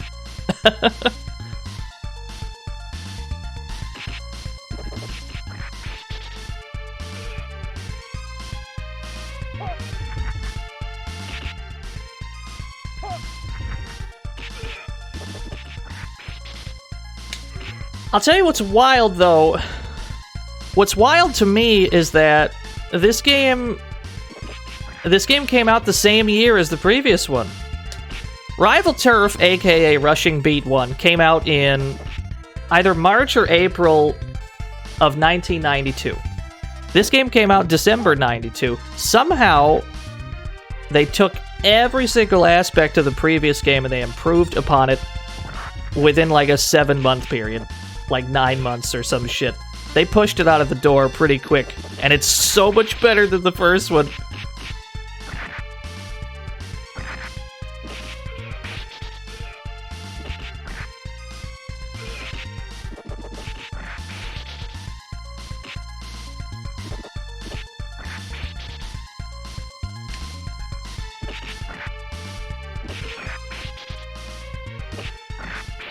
One of the other reasons I prefer playing as this guy is because his jab combo is fast enough that most enemies can't break out of it.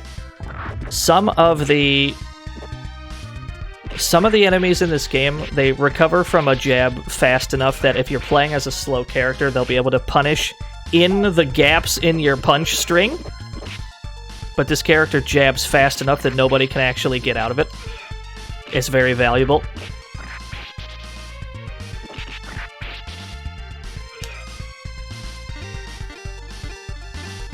Does Golden Axe have similar combos? Golden Axe doesn't really have combos at all. Oh, we've got a boss fight. Who's the boss? It's our boy Build! So the gimmick in this game, chat room, do you remember when we had to select 2 characters to play as? The gimmick of this video game is that the bosses are all the characters you didn't pick.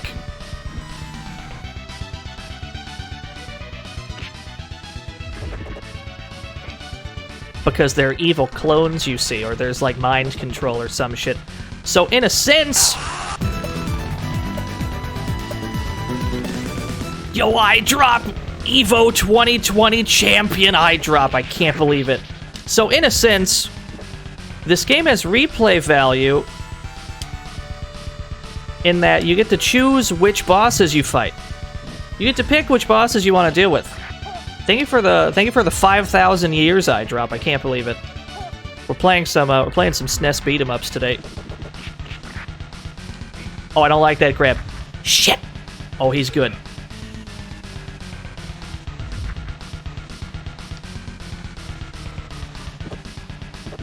Yeah, 5,000 years. I don't think I'm inflating that number. That sounds about right.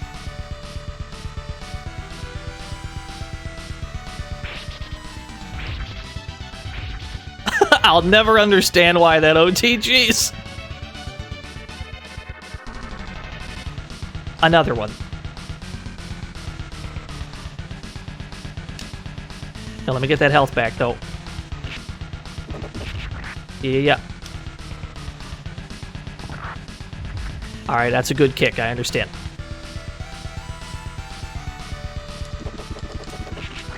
I like that we're just standing here.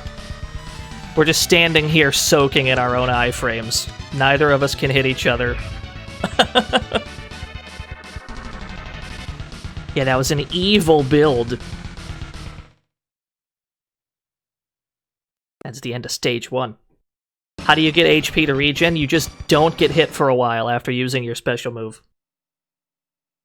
Just after you spend some health on your super, just like avoid damage for a while. It'll come back.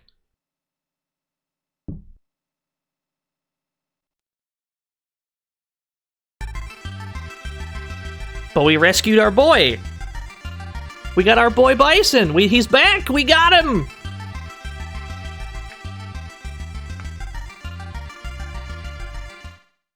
We done it.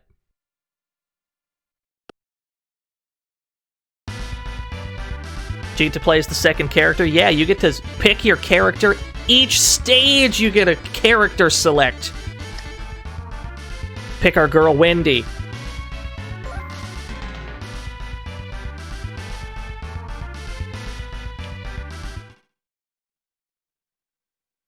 Although, if we start to get cooked, we gotta go back to Kazan.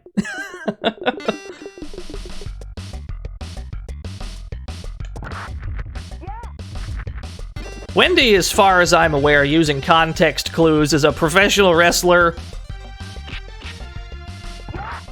She's gotta be, I'm pretty sure.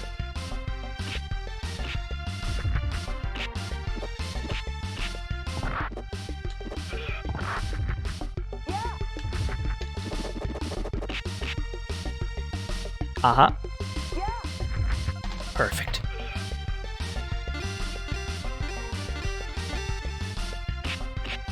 Oh, there's landmines. We gotta watch out for landmines.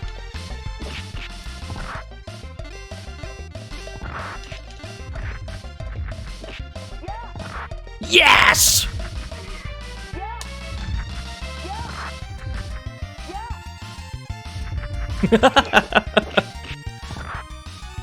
Are the notification noises on my end or yours? Are we talking like Discord or something?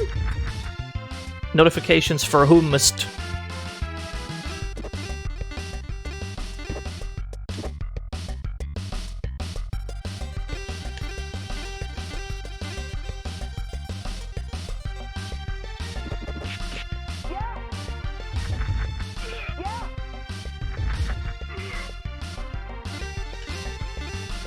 I almost jumped right onto another landmine.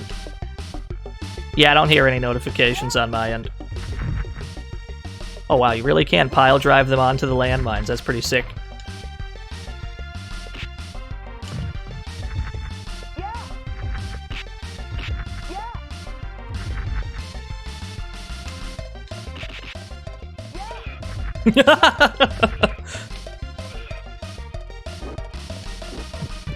Yes! I love that it's got like comic book style onomatopoeias.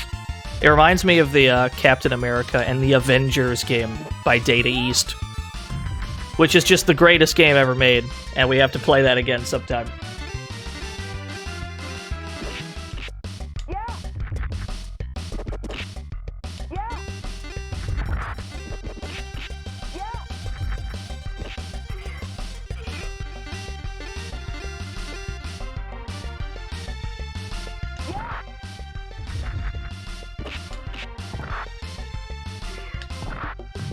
Yo, the juggle on the mine! This game's amazing. That wasn't supposed to work, but it totally worked.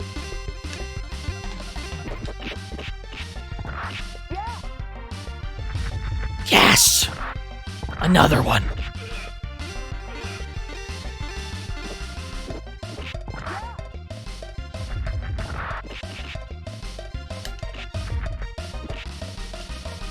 What? Alright, I stepped on a mine. Don't step on those, I understand.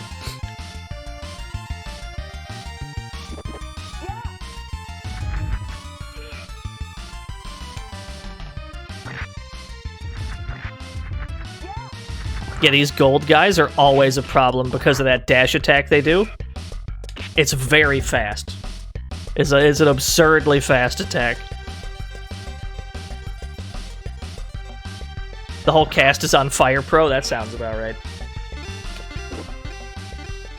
There's a very dedicated community to adding custom characters to Fire Pro.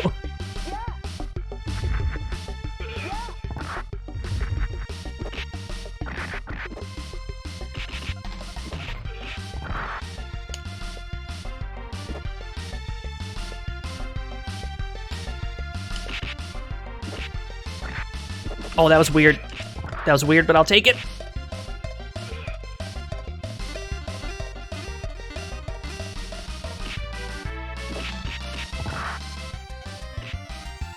No, get me out. That grab is so weird. It's like a really jank grab.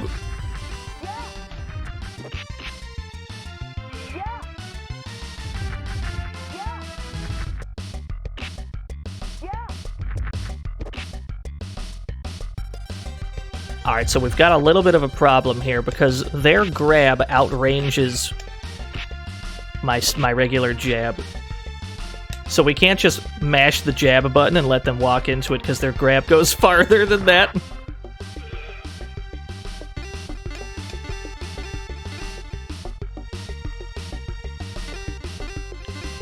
quota met once again.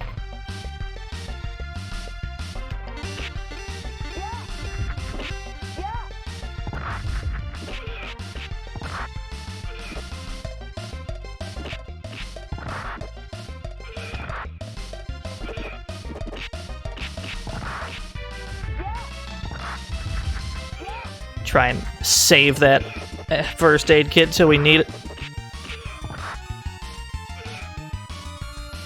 Alright. Well, that put us into rage mode, if nothing else.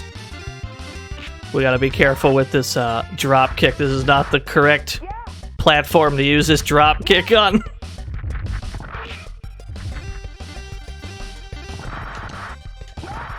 Uh-oh.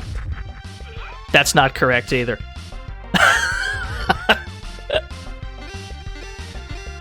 Not the optimal character for this elevator section. Every move moves her in directions.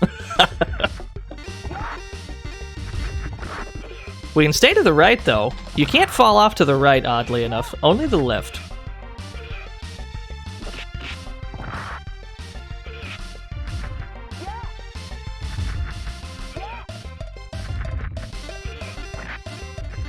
Yeah, it is the same one as Undercover Cops, which is the best game ever made. Hold on, let's use this health kit while we're here. Yeah. And we get to save the granola bar. I will take that.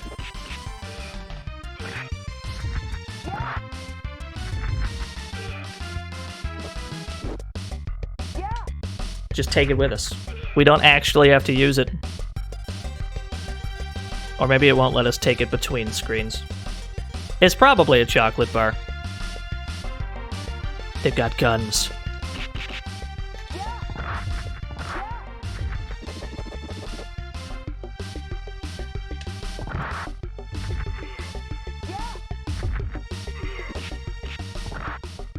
Never seen a real-life diagonal elevator? Yeah, me neither.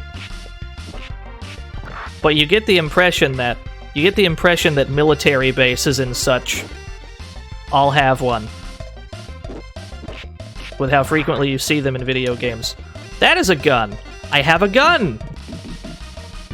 I've just got one now. We just have this. You'd think it would have limited ammo, but it doesn't. You get to hold on to this till you get hit.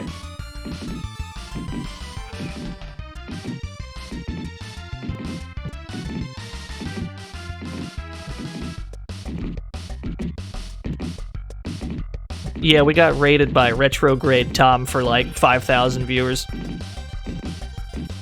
Yeah, it's like Crime Fighters.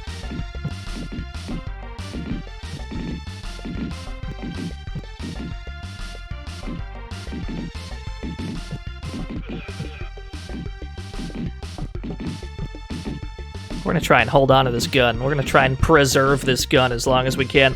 It doesn't have the damage, but it's very safe. There we go. Yeah. We'll try and hold on to this gun. Seems like a good way to conduct business on this stage. Yeah, there's no timer. Well, to be fair, the previous game also didn't have a timer.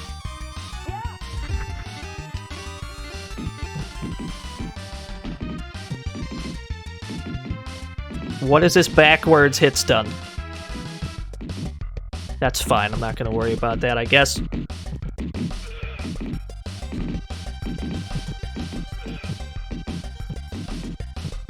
Yeah, they're pretty long stages. That's why there's only 4 of them, though.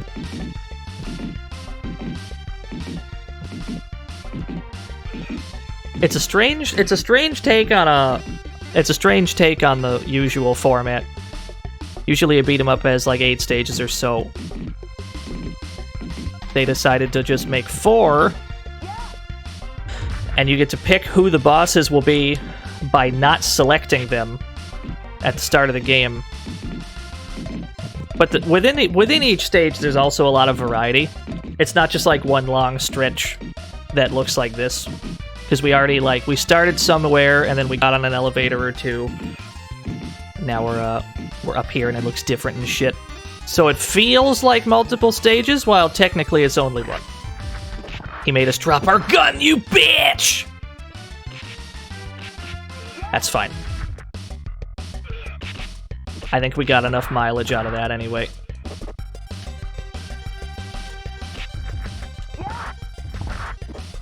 Did we miss Uzi Nelson? That was the boss of the first stage. Uzi Nelson being Build's English name. Oh, we have to break the helicopter. Just swat it.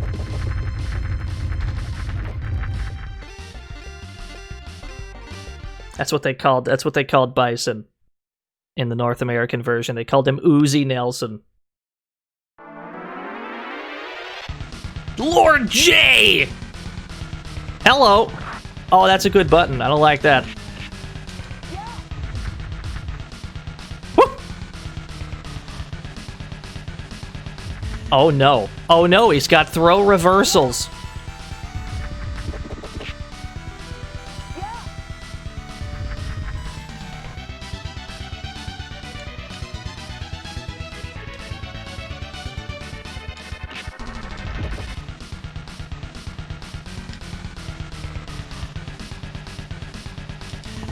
Uh-oh.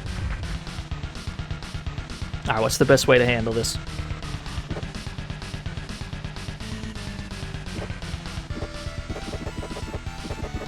What if I do this? What's your answer?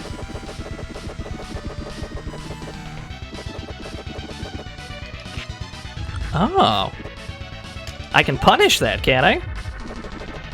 Oh.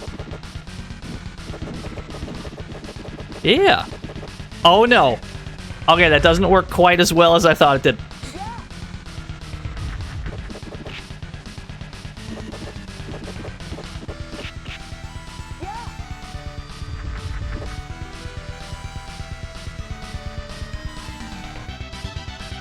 Yeah, it just kind of warps you to the stages.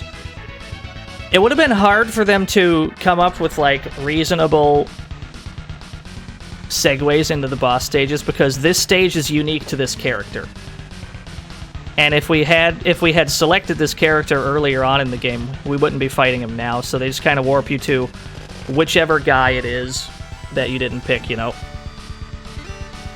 Welcome to the fantasy zone. Get ready. Okay, let's say hi to our boy real quick.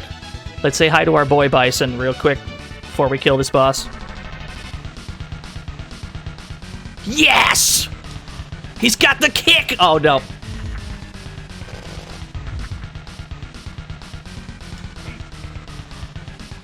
Alright, we got him.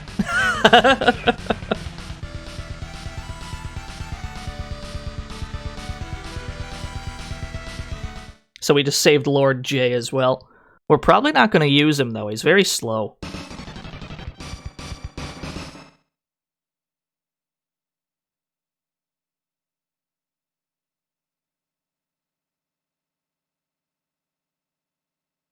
Yeah, HP is a very mysterious concept in these rushing beat games. Sometimes it takes the damage late, sometimes it takes the damage early.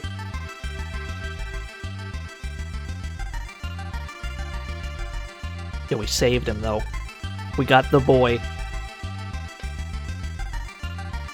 Here's a broken move I can spam.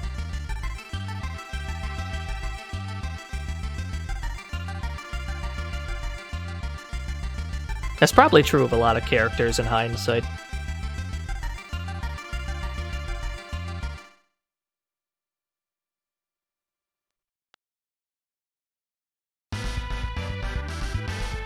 Look at this large lad, this humongous man. He's bigger than Bison is.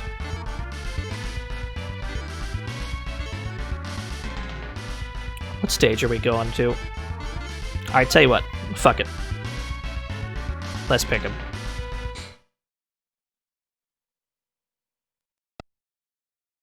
He's a very large unit.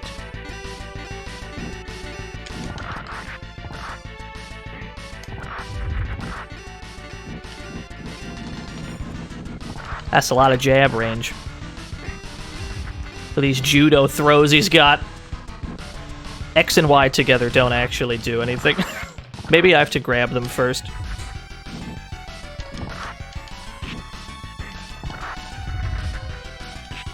Oh, I like that clothesline, though.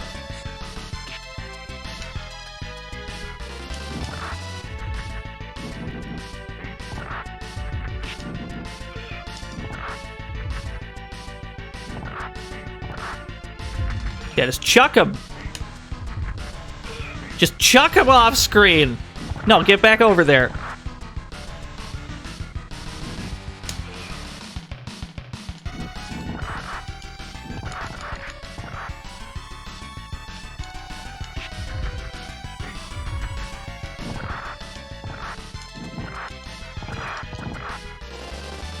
Oh, so he still has that.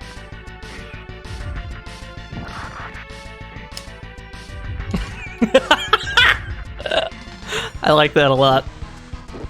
Oh, I got a mallet! That's it. I'm getting me mallet. Oh, he tried. Okay. Platforming with Lord J, okay. That didn't go quite how I planned it. Let's try that again. Oh, hell yeah, that's how we make this jump. Oh no, there's another hole there as well. Noted. No, just get in there, though. Just just take a trip.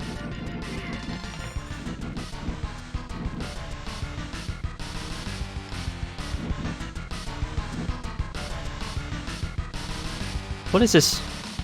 What is this AI pattern that you've decided on here?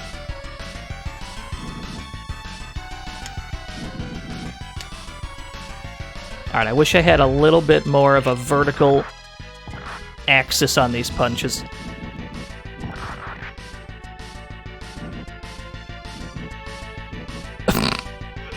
Well, the situation has resolved itself.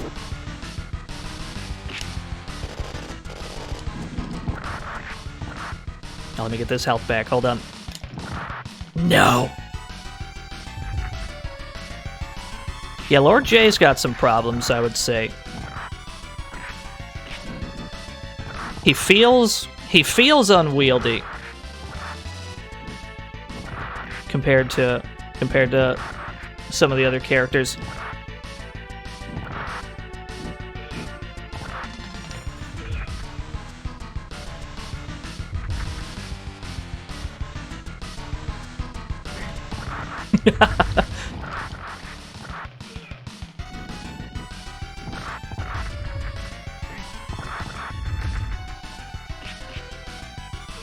That's it.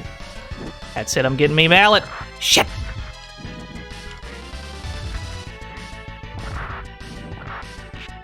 He is committed to these judo throws.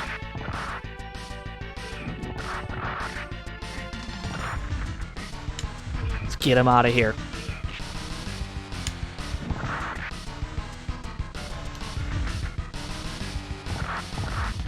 Oh no, I've got no wake-up iframes.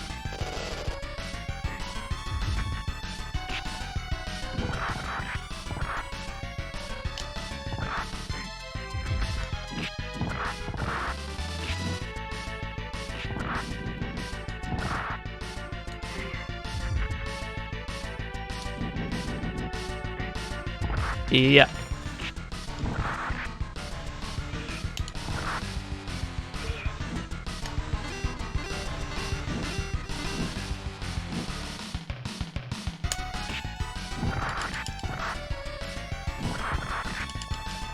Oh no. Oh no. Somehow he got a grab in between the jab string. This is what I was talking about earlier. This is the problem with the slow characters. Sometimes your combos are not real combos.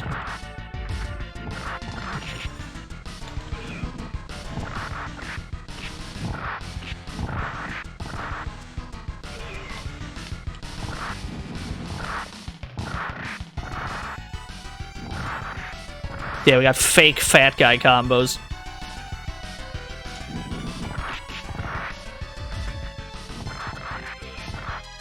Bet you won't meet me on this plank, though.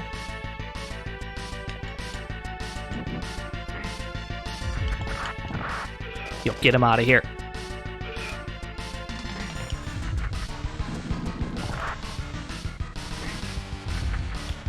Uh-oh. That's not what I wanted. Alright, at least we get to switch to Kazan, though.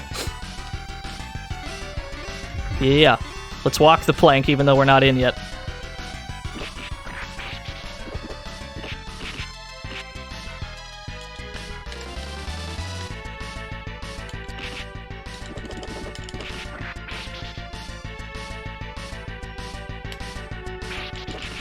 Yeah, we're playing as Kazam. The best movie of all time.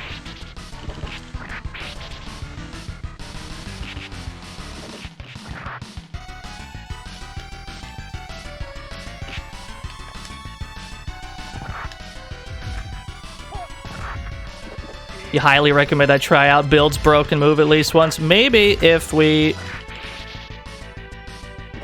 Maybe after we beat the game? I want to make sure that we have enough credits to get through this thing.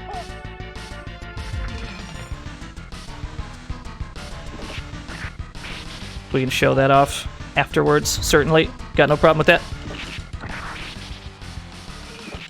We're gonna stick with the comfort zone for now.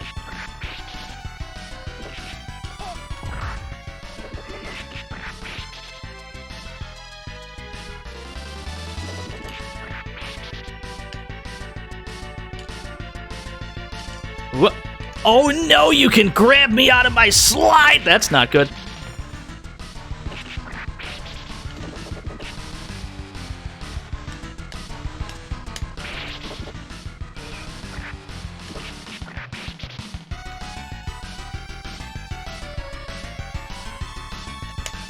Hey.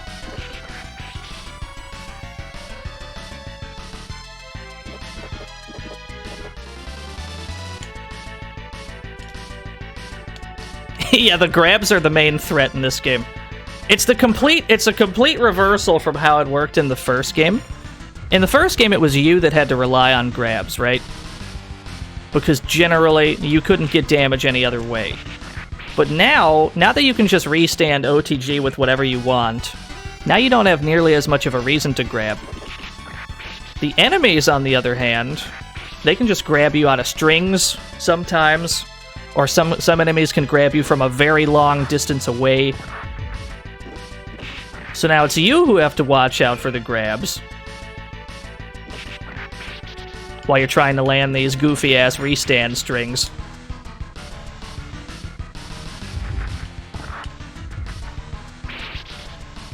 Gotta make more use of this move, too, because it's busted.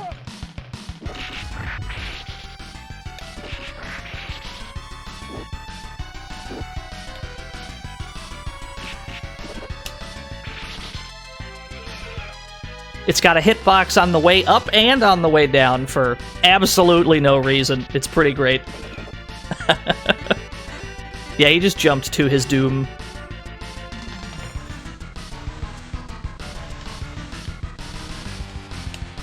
Whoop. Yeah, I'll take that trade. Take that trade any day of the week, sir.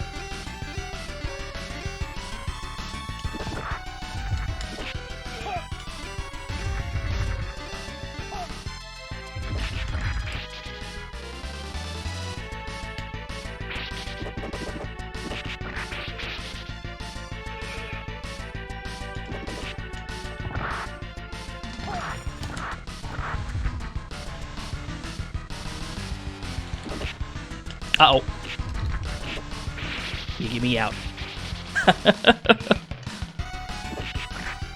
Woo!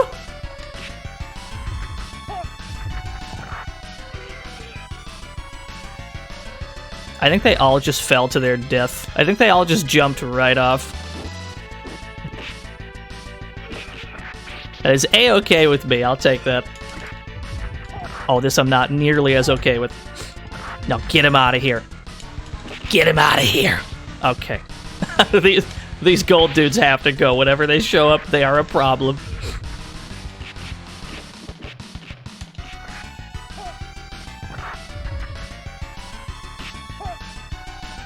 Or just chuck them. If you're in anger mode, just fucking toss them. They go so far.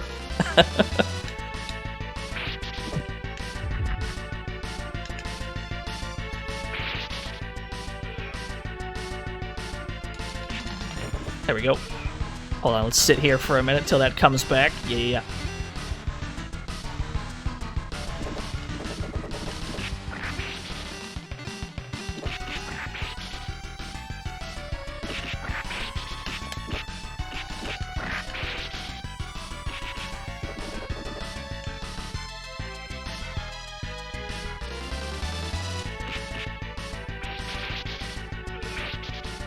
I don't know where the extra hitbox comes from, but I'm very, very thankful for it.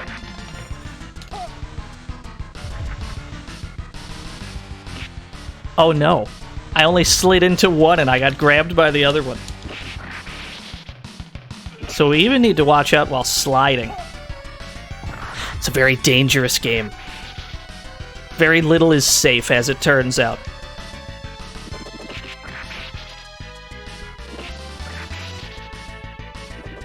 This is pretty safe, though. Just the jab string, as long as you're doing it with somebody like Kazan. Oh. Yo, hidden first aid kit. I'll take that.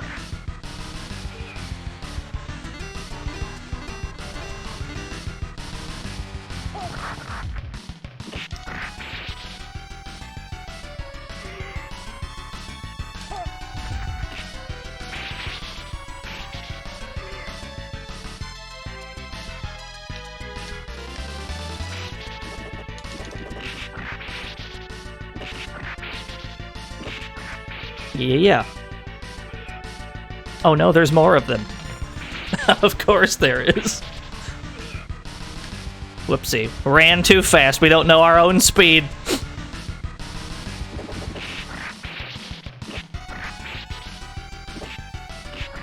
There we go. That's what we want. Yes. Yeah, it's because there's only 4 stages, Ultra Doom, so they made them long as fuck.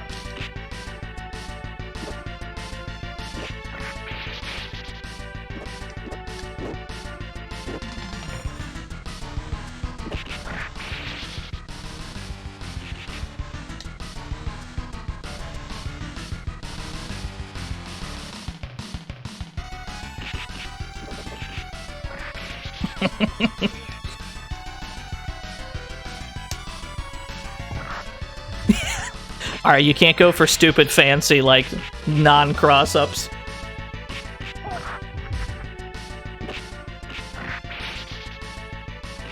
Yeah. I think this was one of the, it might have been all 3 of them, actually. But some of the rushing beat games, when they got localized, they completely changed the plot of the video game. I don't know what the plot is for the North American version, but this might have been one of the games where they changed the plot for no clearly explained reason. They certainly changed the plot in the 3rd game.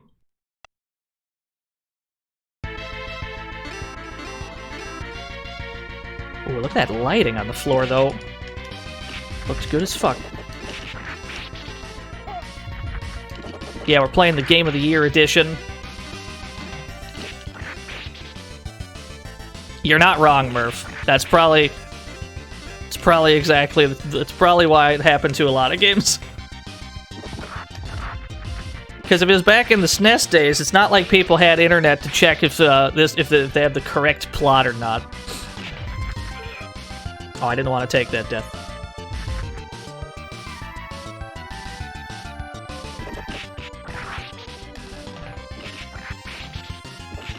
So presumably localizers could just write whatever they wanted. It's not like anybody was going to check.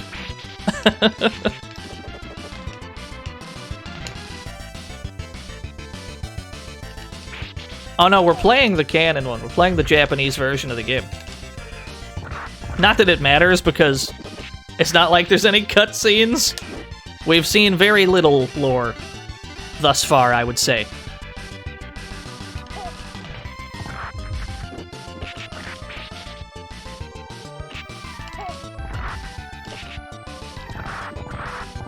Oh no.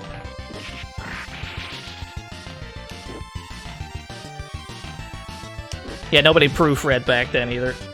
That's for damn sure.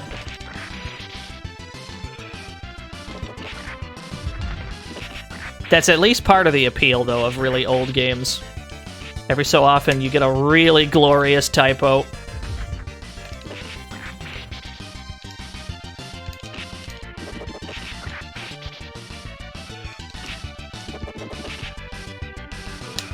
Or just like a really badly written sentence.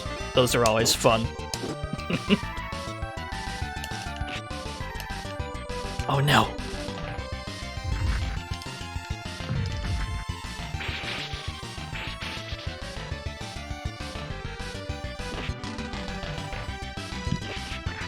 Do you think that actually exists? Do you think somebody wrote Rushing Beat fanfiction? I bet somebody has. I bet one guy. I bet there's one guy out there. It was Big Bang.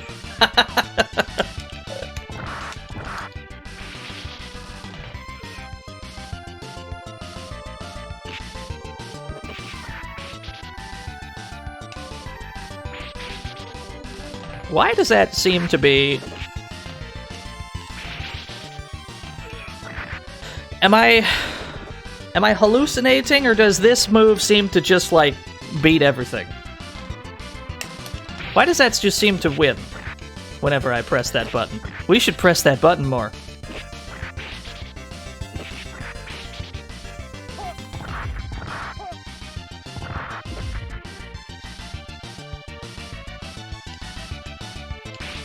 Interesting.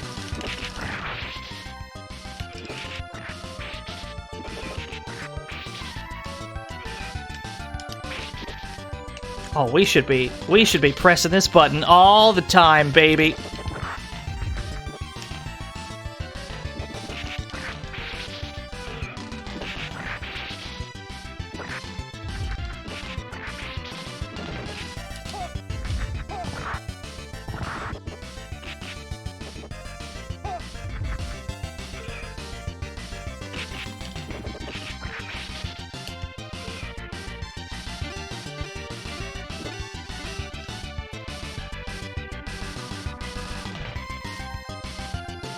Yeah, we don't need supers. We don't need supers. We can just press jump and the attack button. As apparently all we need. We're good to go. Yeah. I have an idea. I was hoping I could bait them into walking on that. They didn't really fall for it.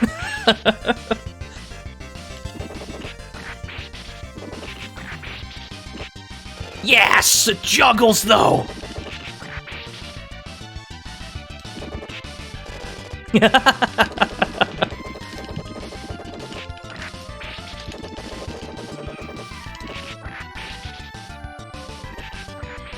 There we go.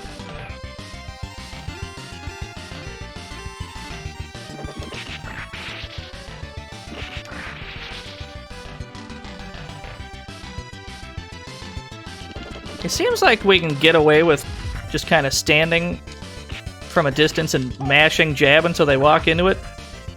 We can get away with that against some of these people, because they're not really smart enough to know any better.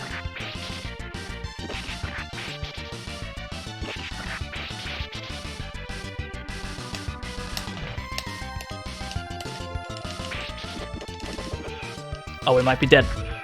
Yeah, it's fair enough. Now, we've still got 2 more credits after this one, and there's only 1 more stage. That's probably fine. We're probably in good shape still.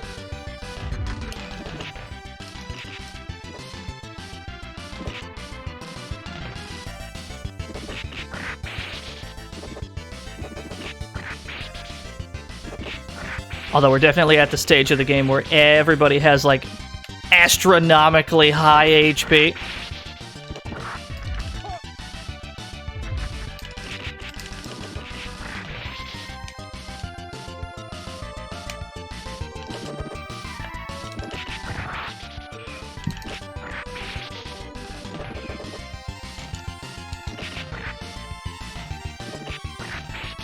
Oh no. Right out of my string, though. Just toss him into the lightning. And see how that feels. Alright, we're good. Cheese! Oh no. They couldn't let me have my cheese.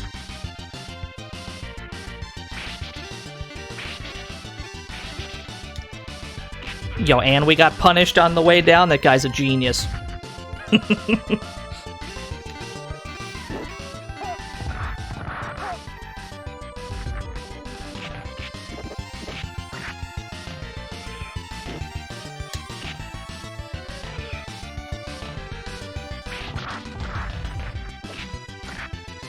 Now this kind of works for me, because I didn't want to be holding that cheese. Because if I was holding it, I wouldn't be able to do my regular-ass jab string.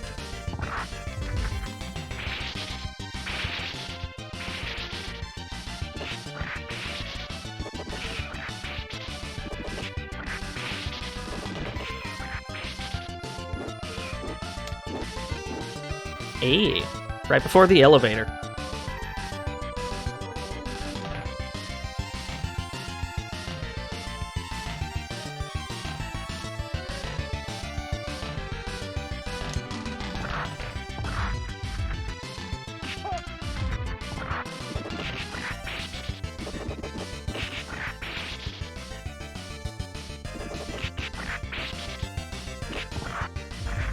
Alright, they've got slides we need to watch out for. Noted. Yeah, it might have, Murph. I don't think it lets us take it with us anyway, so I guess it's whatever.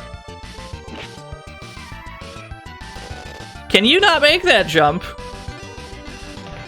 Can you not? Poor bastard.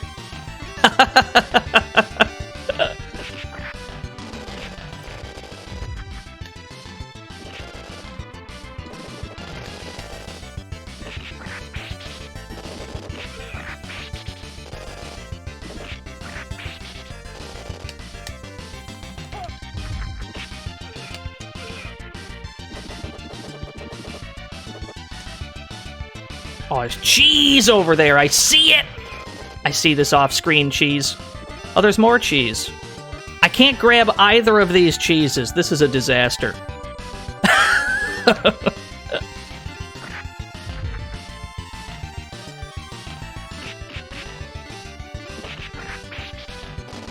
Oh, hell yeah. Yeah.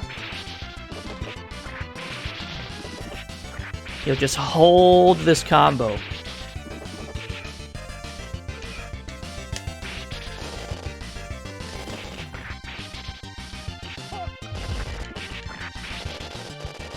They're trying so hard to make that jump.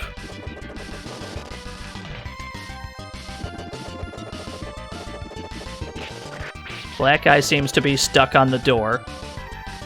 The other one's trying to make this jump. He's trying his absolute best.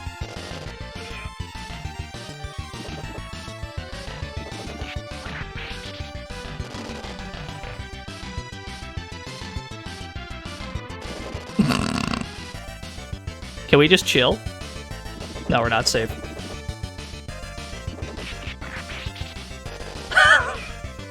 Good. Good.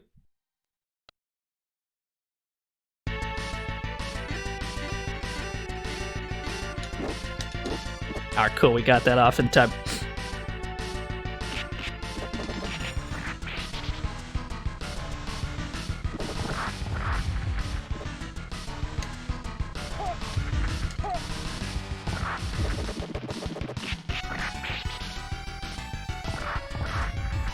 So we've got to watch out for...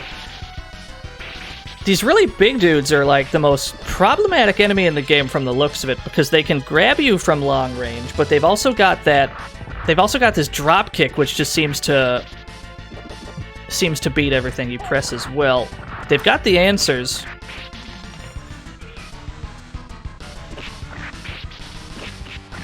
Once you knock them down, you can do the same thing that you do to everybody else, but getting that knockdown in the first place is more trouble than it would be with most enemies in the game. But that's fair enough. It's fair enough. It's nothing we can't handle.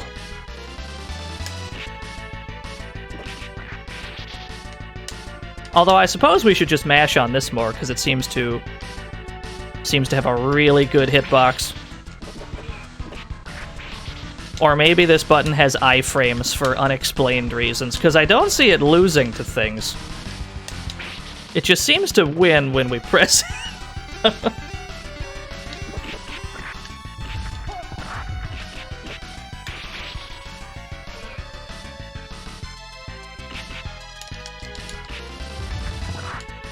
Oh, we got OTG'd. Nothing in the game beats it? Alright. That's good info.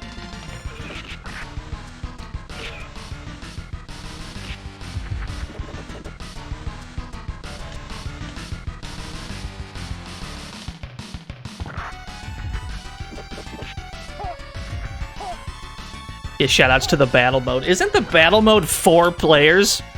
Like, this game, for some reason, has a versus mode that supports 4 players with the multi-tap. It's the weirdest shit. Yo, what's up, Amy? Oh, it's in Peacekeepers. Okay, okay. It's so bizarre. Because the actual game is 2 players. But there's a versus mode that supports more than that.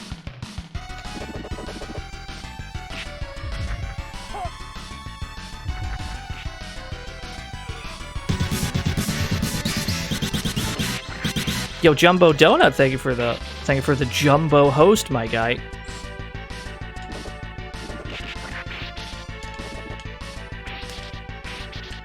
Excuse me? Excuse me? Is this just active for the whole jump? Why is that so active? Whoop! What is this button? Yeah, it is. We're still on stage 3. I'm pretty sure this is like the end of it, though.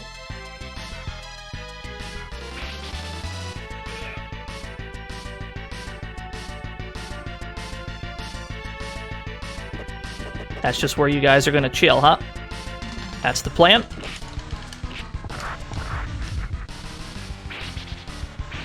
Yes! Yes, it is, Blipjaw.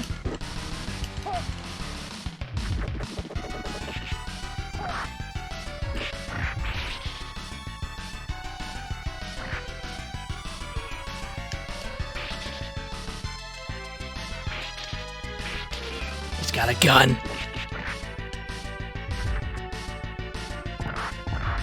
Oh no.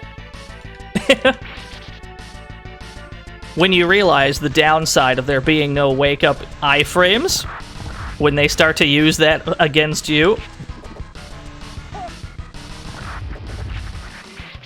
they start to OTG you after they knock you down. They get extra damage and can't do anything about it.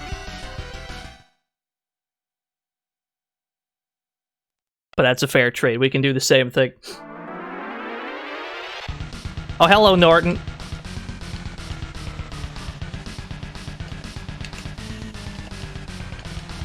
Oh, I landed on that fireball. Oh, no. He beats the jump kick. He's too good.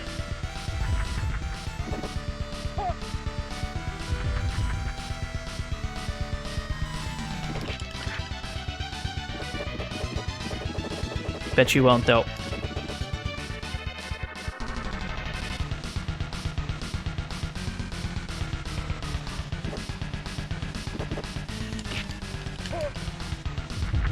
Alright, that's fair enough.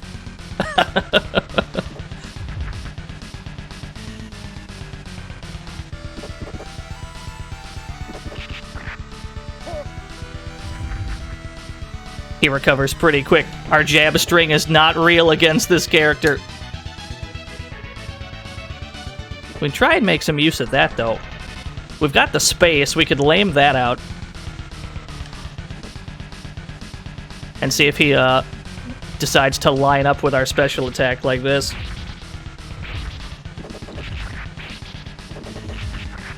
Or that seems to be working. Get him in the corner with that shit.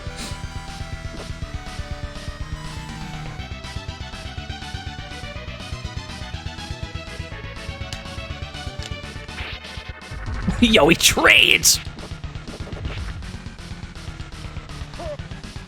How did you grab me when I was in Ikari mode, sir? That's not how this game works. He's just that good. That's fair enough. He's the protagonist. He should be able to do that.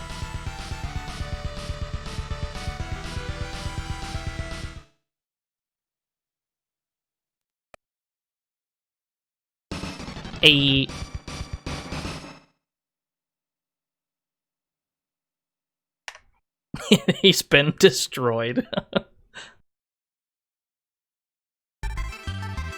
We got our boy Rick back! We got our boy Rick Rushing Beat back.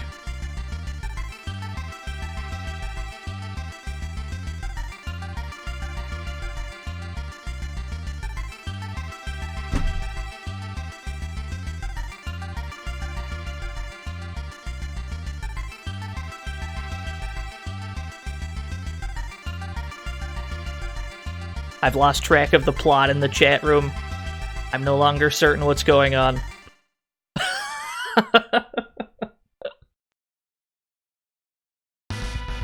Oh, I'm pretty sure they're just thanking us for saving them.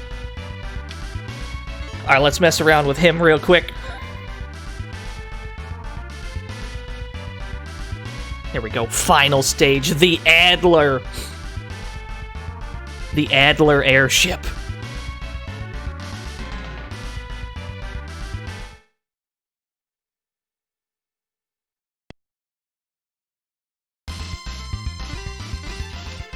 Hot damn, this is a sweet looking stage. Oh, he's got a gun. I understand.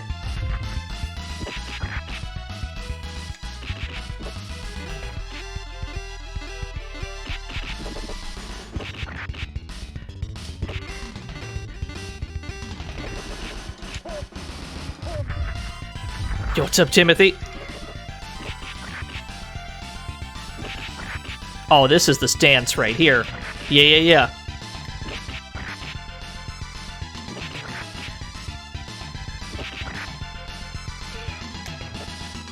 I will take this gun, though.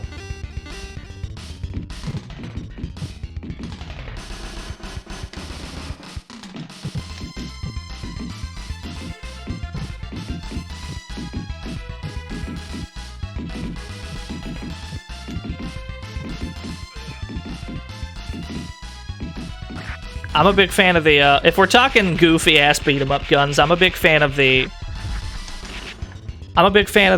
guns you can get in Double Dragon Neon, where Billy and Jimmy Lee are too stupid to know how to shoot the gun, so they just swing it as a melee weapon. It's really good.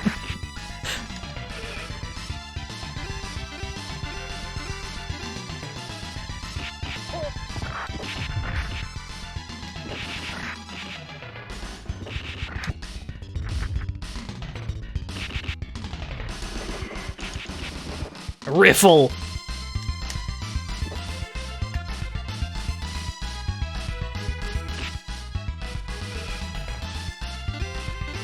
I can't pick up that gun. I can pick up this nade, though. I don't think we'll get much mileage out of it, but that's a thing.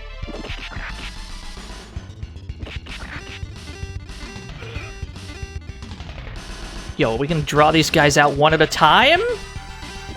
We gotta walk slower. Walk nice and slow so we can draw them out one by one. Yeah.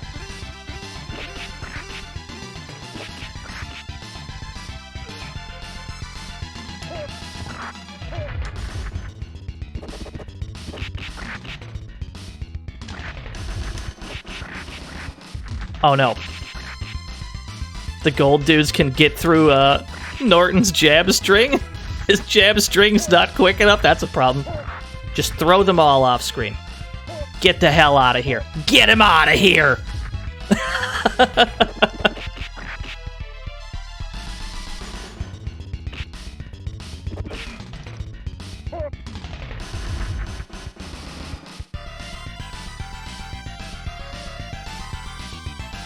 Norton is still cool.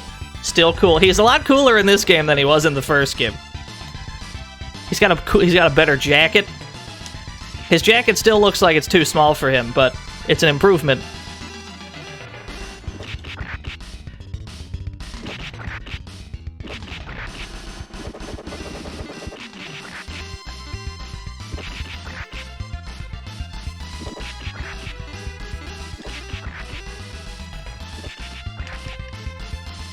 Oh, the uppercut's better for that? The, this one right here? Alright, let's keep that in mind.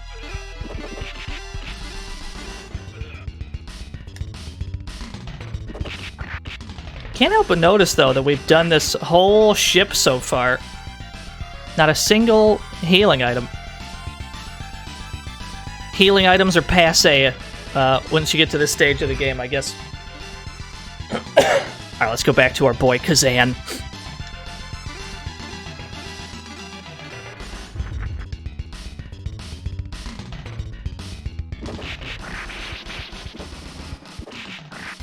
Yeah, all the healing items fell off the ship. That's fair enough. Oh no. I probably have to mash buttons to get up faster.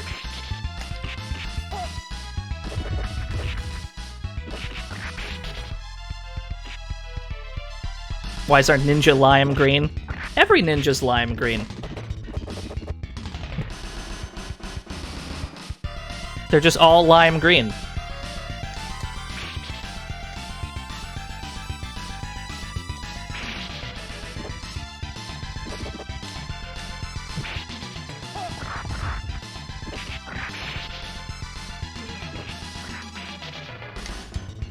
I suppose, though, there are worse camouflage colors.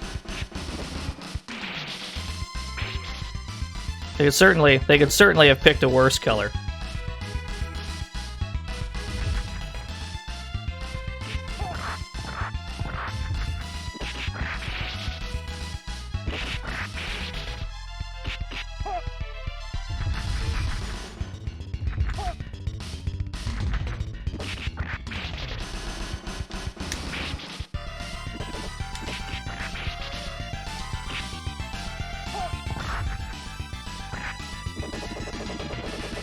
Oh no. I don't know why I thought that would work. Got killed by the spine buster, though.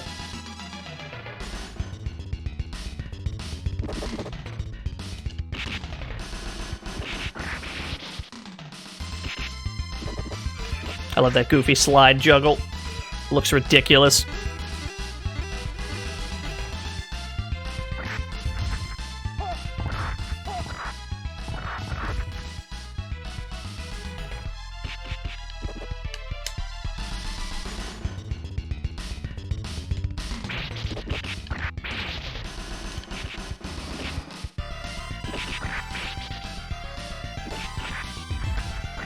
Oh, get me up. Yeah. Yeah, I agree. Big fan of the music in this game. The Super Nintendo was really good at this, this particular sound. SNES was capable of certain kinds of sounds that the Genesis could not, and vice versa. So when they play to their strengths, it works out very well. Unfortunately, some games do not play to the strengths of the console that they're on.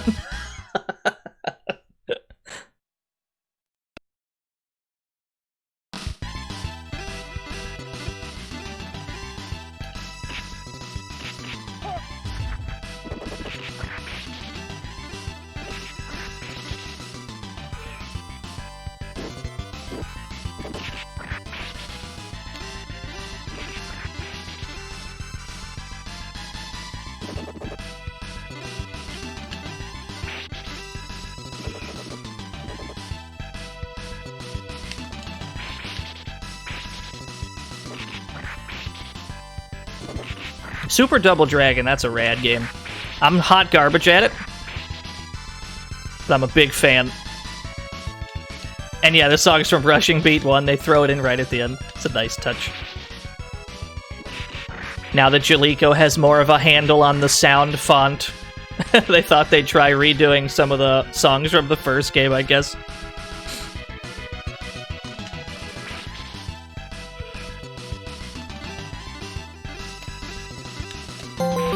Oh dear God. What just happened? Timothy Lamfear with way too many bits. Thank you so much.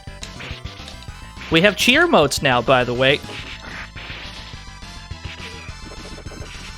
Couldn't be happier about it.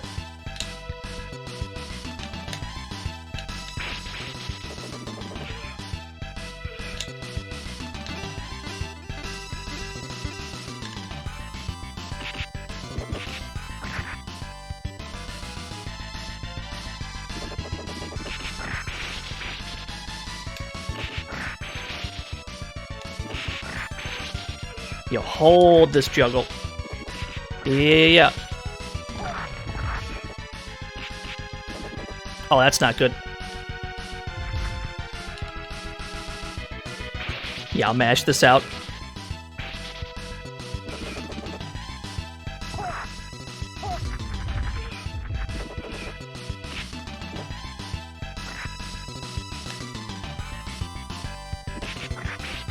The 10,000 one does not glow with a mighty aura. I mean, I could do that, I suppose.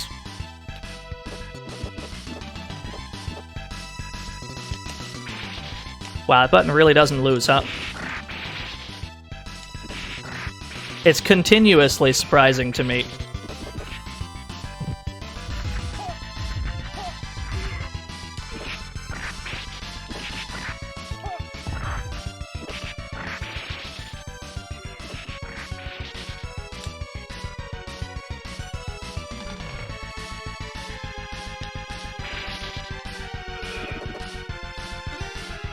Alright.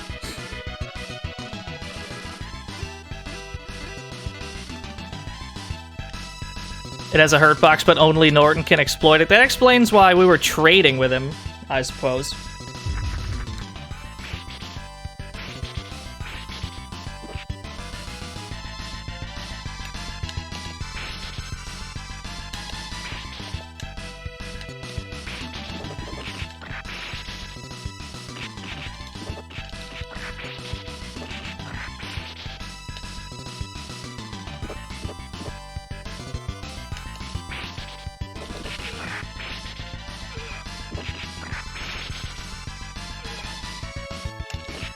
Uh-oh. I saw the gun. I saw the gun behind me. We were too busy pressing buttons.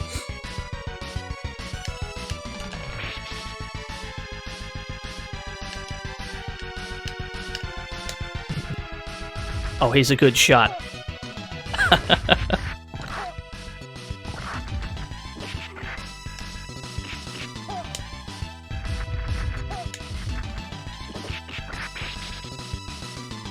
Yeah, there definitely is friendly fire for them. They can hit themselves with those guns. It's pretty nice.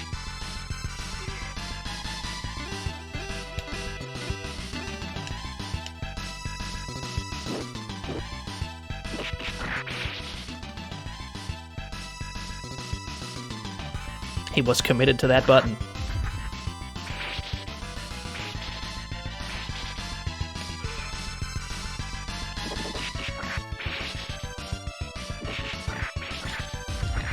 Yo, how did he hit me out of my string?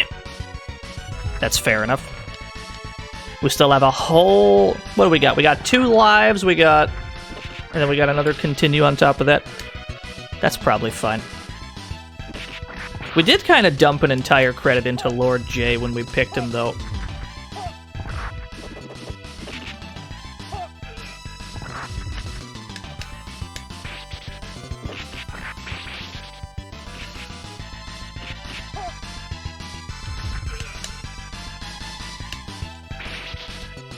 Yeah, there's definitely a bison. There's definitely an M bison. He's apparently like a police chief.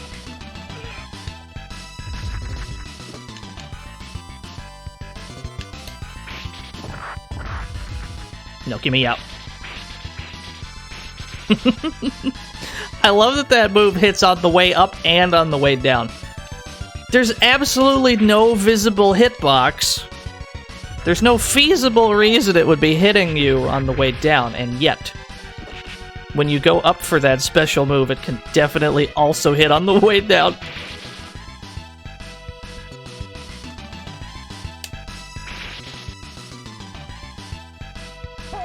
It's so great. Oh no. That's not as great. Getting cooked in the corner's not quite as great. I could do with less of that.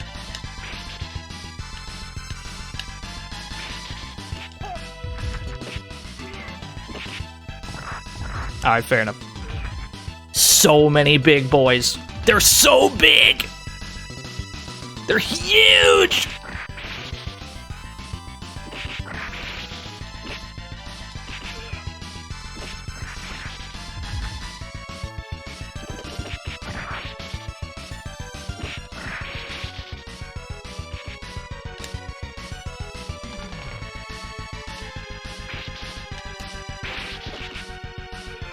It's the only possible explanation, Big Bang. I don't know what else that grab could be.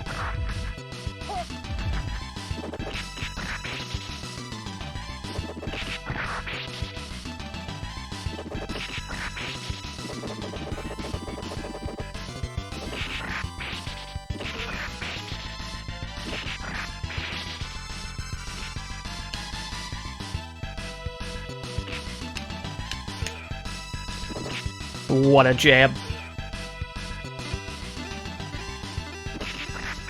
Oh, who are you, sir? Who are you in the background?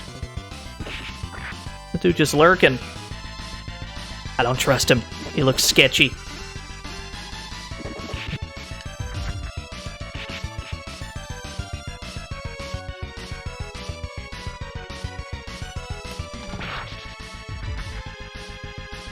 Yeah, he's squatting. This was before chairs were invented. There's no chairs in this game.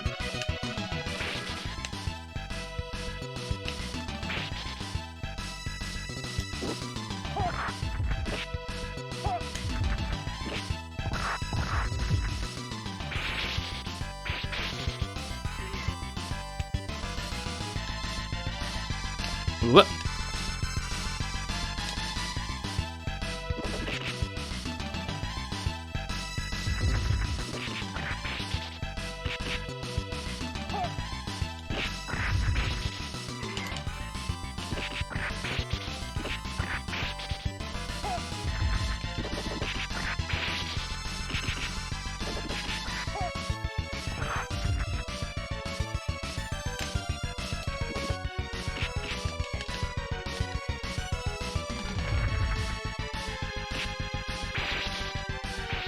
Yeah, there's a lot of wedgie robots.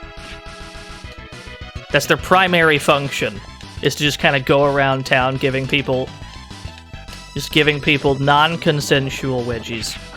You hate to see it.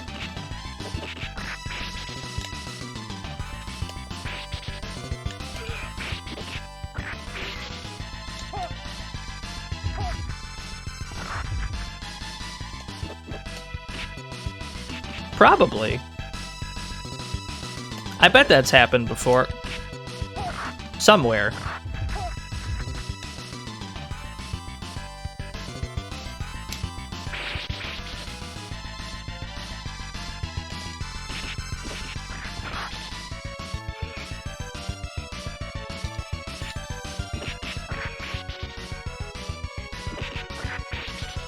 Oh no, we're fresh out of health kits.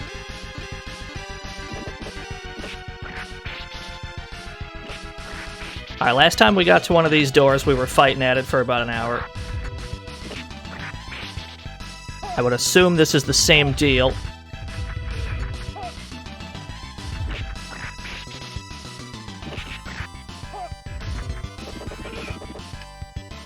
Oh, I guess not. Haha! How foolish of me. This room looks important.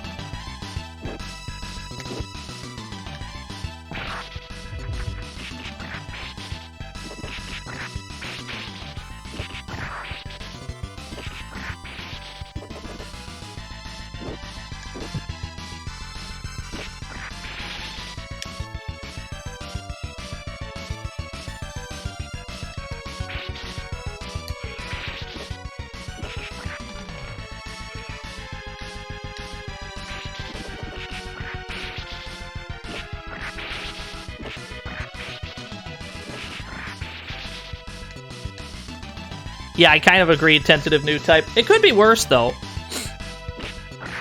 Could be the tick, which is like 3 hours long for no reason.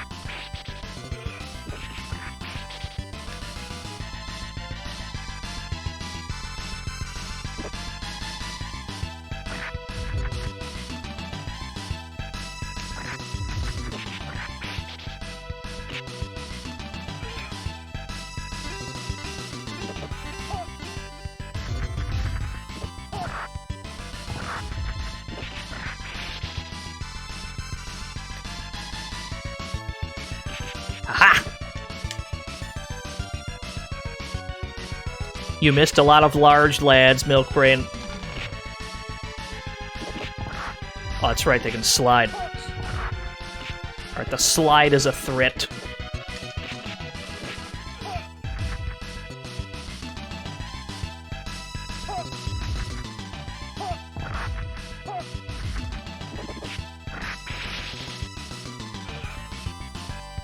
Oh, that's true, they're called Slider.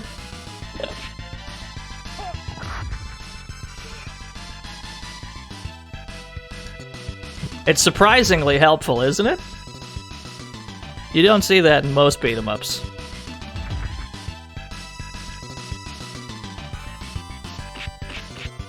Just immediately spawn in and shank the guy.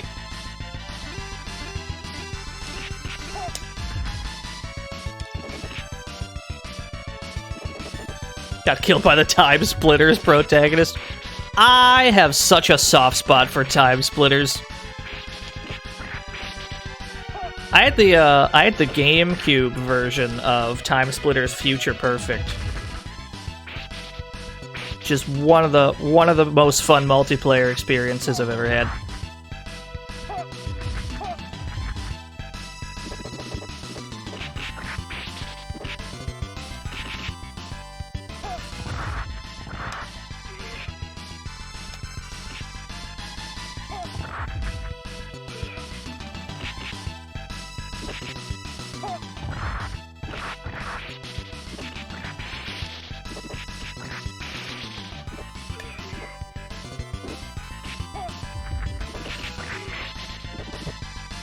Oh, I'd be down to do a Time Splitter stream.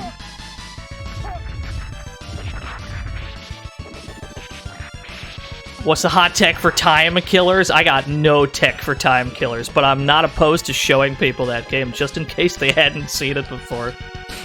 That's that sure is a video game that exists.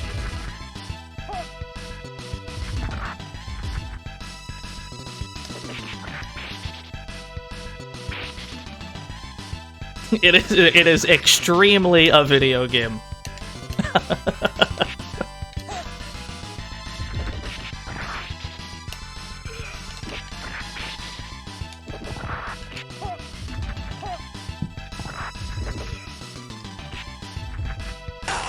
Oh god. Yo, Jumbo Donut with the Jumbo Twitch Prime. I can't believe it. He subscribed for 36 years in a row. I'm just gonna take, whenever someone's got a number in their name, I'm gonna say that's how long they've been subscribed, even when that's clearly not the case. Thank you so much, Jumbo Donut.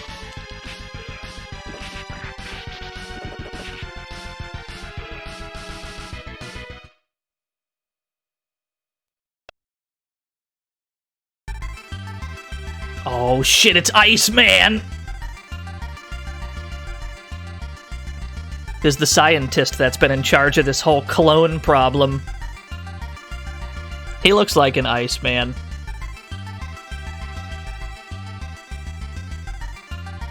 Yeah, they changed his name to Dieter in the, changed his name to Dieter in the North American version.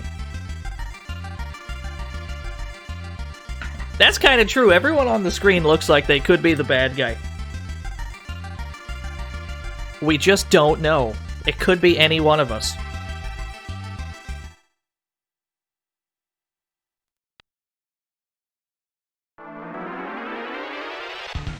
Iceman! Look at this fucking guy. Can I still abuse this button?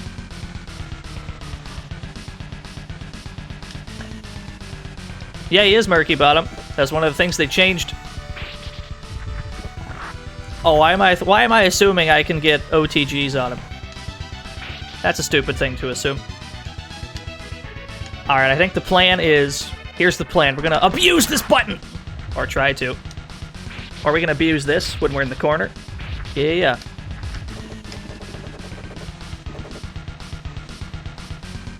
He took that from Ernest Evans. The multi-segmented... Well, if he's just gonna stand there, then I can hit him several times with this, yeah? And if he's not gonna chase me, I can get my health back. Oh, that's some good range on that, though. Whoop. Oh no, he's quick! Alright, I understand.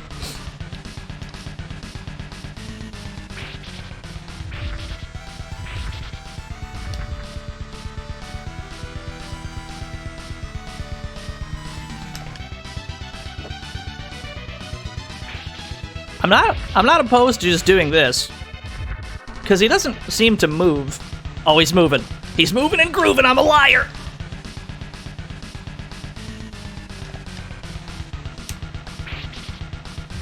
That's not the direction I wanted to hit him in, but I'll take it.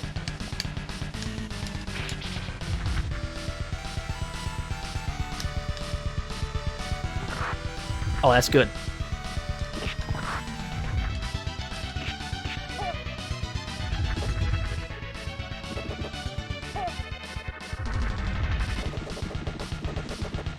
Uh-oh.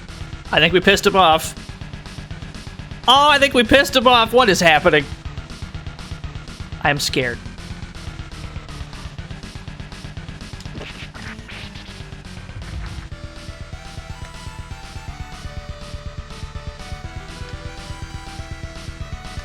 I'm not above, or I'm definitely not above laming it out to get health back after we use that.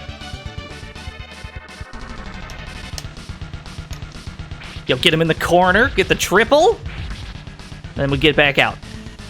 That's the strat.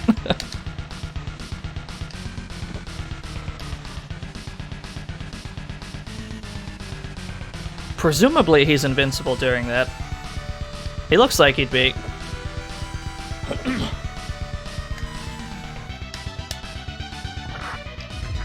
Yeah, that's fair enough.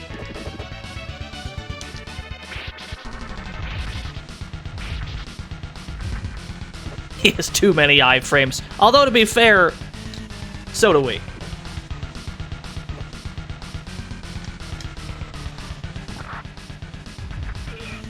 Damn, that's a lot of damage.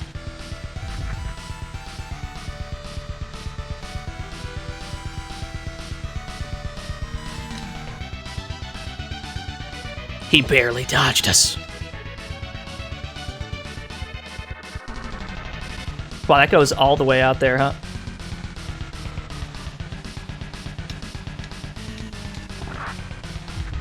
This one we can punish.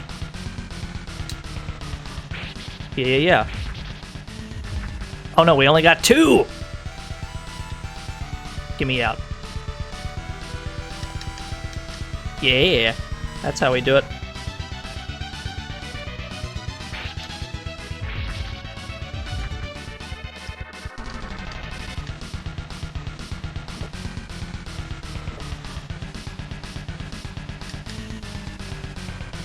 Yeah, sure, why not?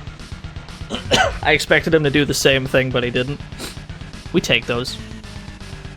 We cut that a little closer than I would have liked, but I'll take it.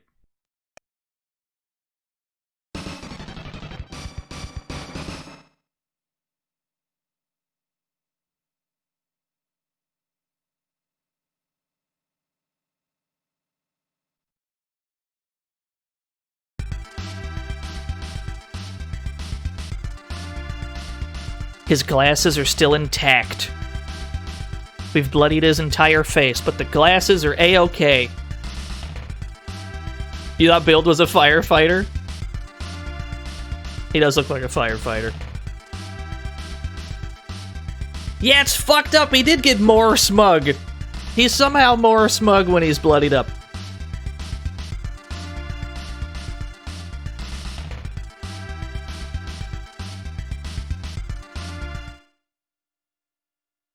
Yo, I agree, Socrates is the best game ever made. It's very long, though. That game is tough, and it's long.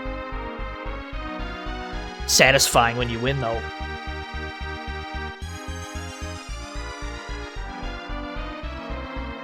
Well, we're all dead. The whole plane crashed. Everyone on the plane is dead. We're all dead now.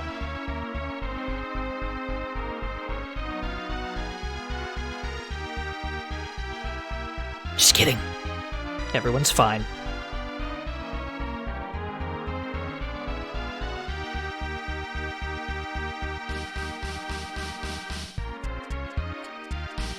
If I'm not mistaken, this text says something along the lines of, it's something like the city or, like, the world is safe for now, or the world is at peace for now, but it won't be long until something threatens it again. Something along those lines.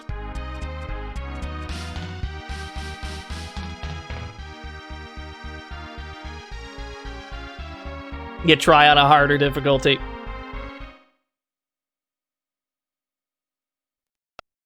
Well, presumably they give the enemies more health on harder difficulties.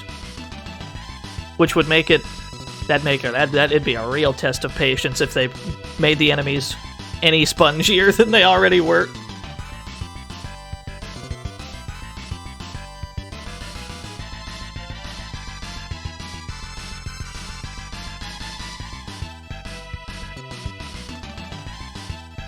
Yeah, it's true, we can't read it. Not because it's in Japanese, just because we can't read.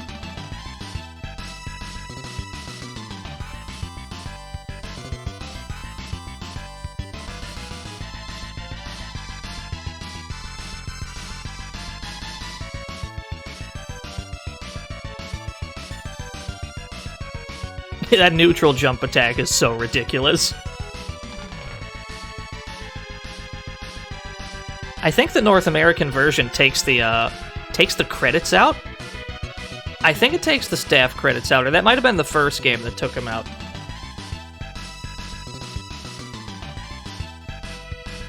There's some really weird regional differences between the versions in this series. They all got localized, but not without having something changed or removed.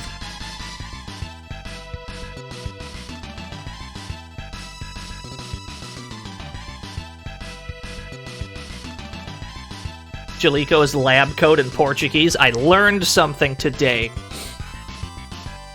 I learned a thing, chat room. I hope you did too.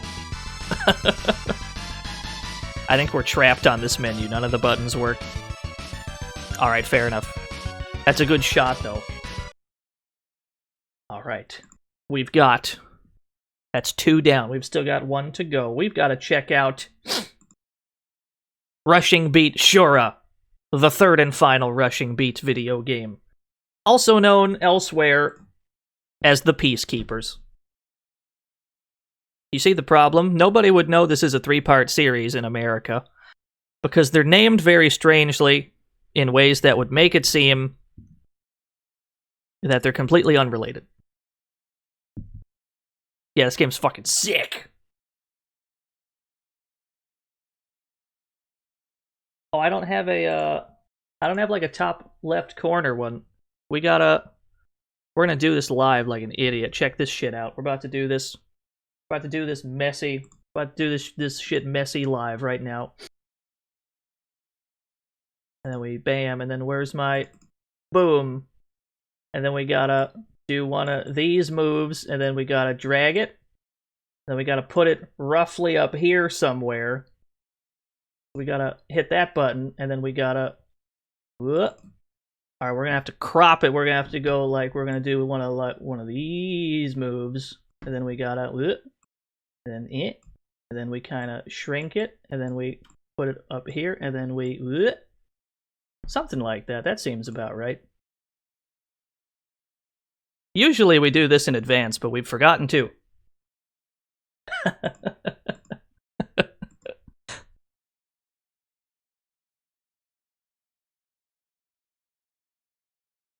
That's true. We should have put a raccoon there. I still have that raccoon image. We should have just put that there. Anyway, Rushing Beat Shura. the thrilling conclusion to the Rushing Beat trilogy. Maybe it's thrilling. I'm not sure.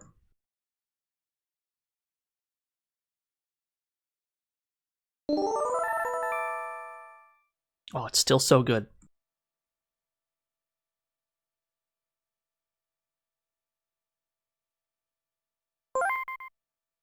Yeah, this is the one. Versus game. 4 players! Wow! I hope you motherfuckers got a multi-tap.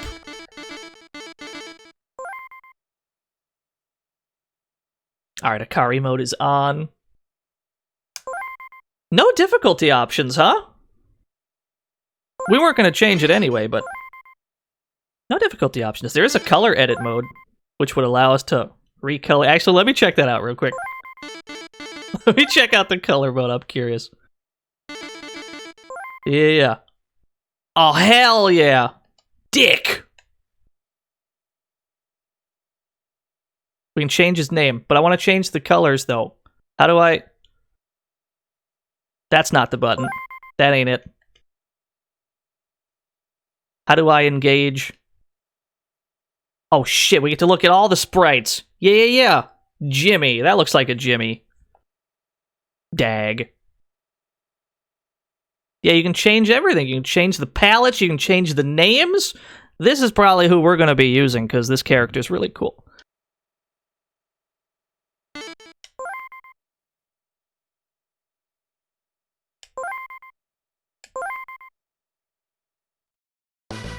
Yo. Alright, we got Kithring, we got Dick, we got Elfin, and we got Jimmy.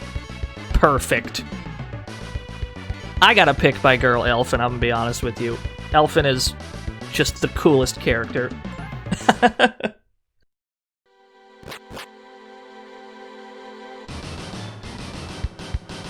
This game's got the most lore of the 3, although some of it's gonna be lost on us. The gist of it is... I'm gonna tell you that I'm gonna summarize this video game for you.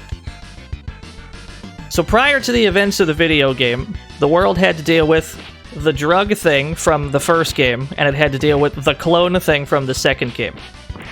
The world was threatened by these 2 problems.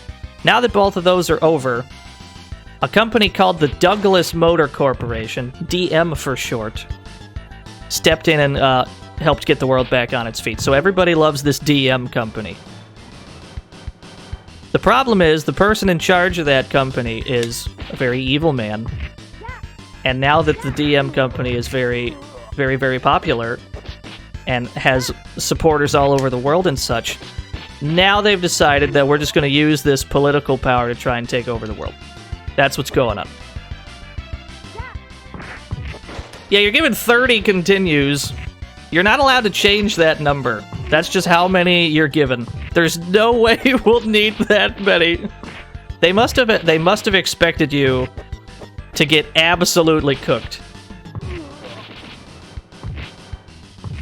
And yeah, this version of the game has music. I know that's a silly statement to make, but if nobody's played the Peacekeepers before, I think you have to enable the music manually, because it's off by default for some reason. Yeah, Elfin's got a double jump. She's got like a flaming knee she can do after her second jump. She's got this knee.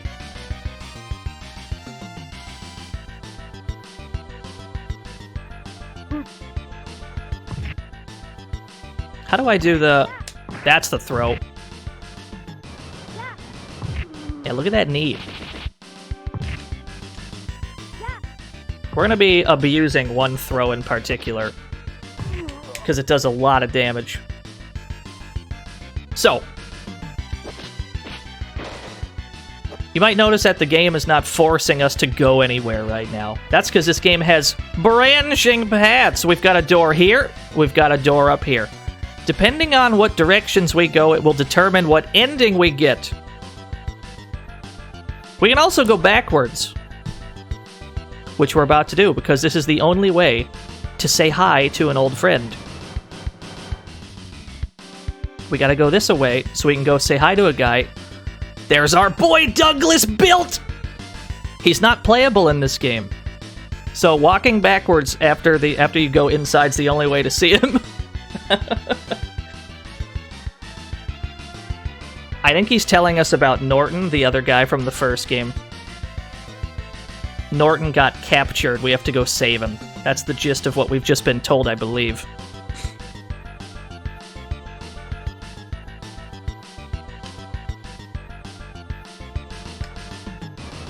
Of course, the enemies come back now that we're in here.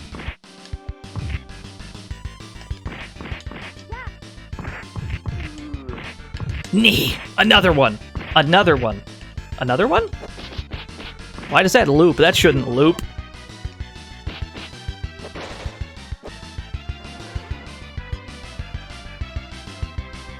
So yeah, we're gonna try to get the best ending. The best ending requires us to go very specific ways.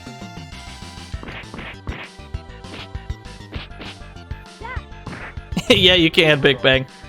When you grab somebody, you do a half circle forward and then you press the attack button and you will get the Akari version of your character's throw, which will send them across the screen and do way more damage. We are going to abuse the hell out of that as we play through this.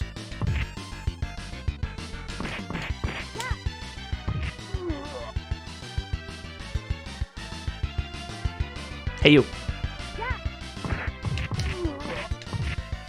Also, the OTG knee seems to combo into itself. That's pretty good.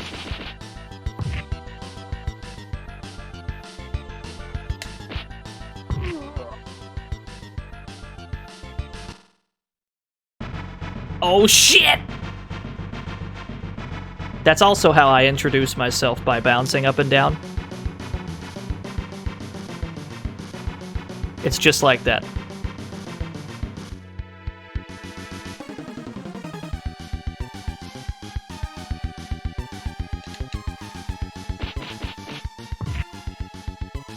So the main gimmick with this game's story is that there's like genetic experimentation going on. That's why this guy looks like this. The Douglas Motor Company is behind the scenes doing sketchy science shit. Yeah, it is running wild.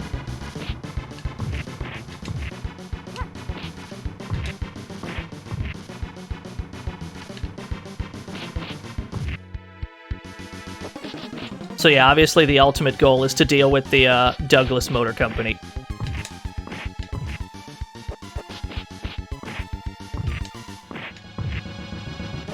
Oh no, I believe it's just a happy coincidence, that name.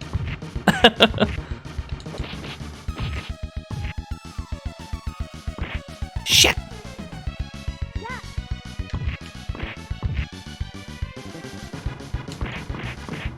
Got him!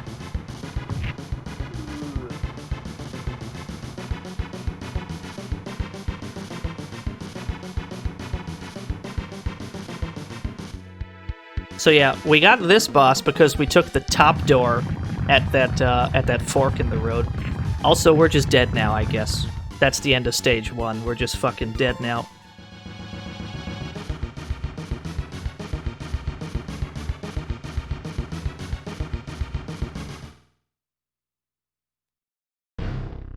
Here's the leader.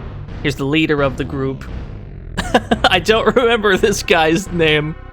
All I remember is he's a head ass and he's not very strong. It is ominous music while they're discussing their nefarious plans or whatever. He's got a cat, though! I support him. He's got a cat. Yeah, his name's Kulmbach. That's what it is. K-U-L-M Bach.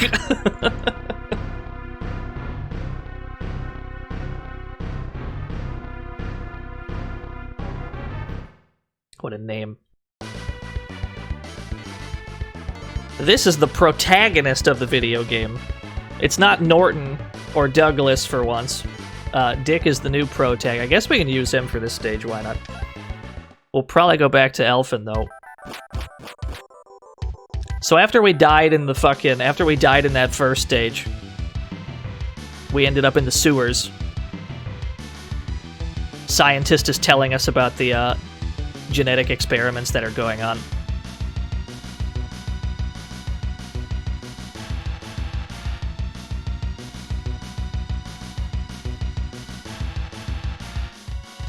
You can tell this guy's the main character because he's got a headband.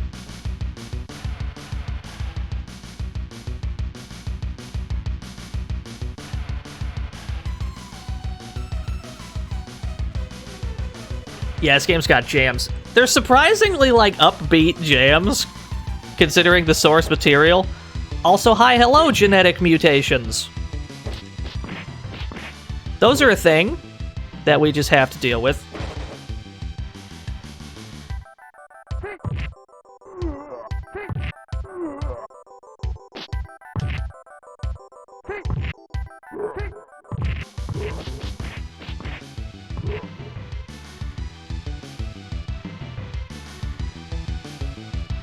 We could go up there. We could go that way. That is one path.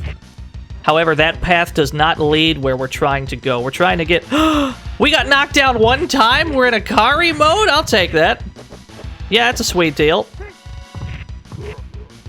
Yo, Dick is pissed. Yeah, so that's a path that leads to, like, a shortcut. Lets you get to the end of the stage faster. We need to go a very specific way to find a very specific thing that'll allow us to get the best ending in the game. And to do that, well, first we have to clear these enemies off the screen.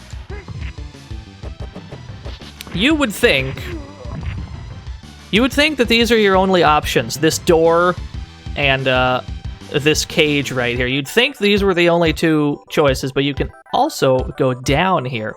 There's a down that they don't tell you about. And here's our boy, Rick Norton. He's back again. We found him.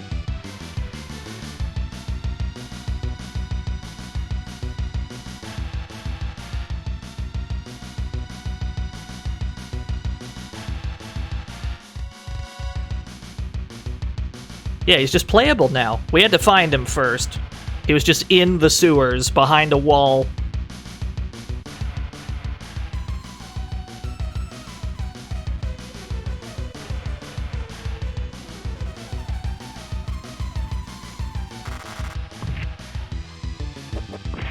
How dare you?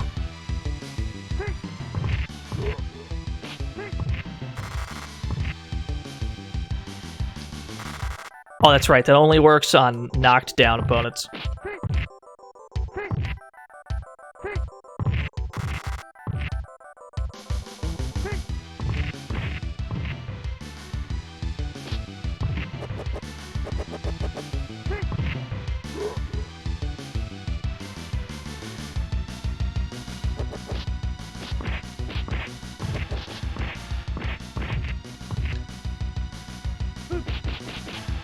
Sick uppercut. What are his, He's got a special move. I don't remember what it is, though. I know Elfin's. I don't know his. I know he can engage some kind of super mode, but I think it requires his health to be low.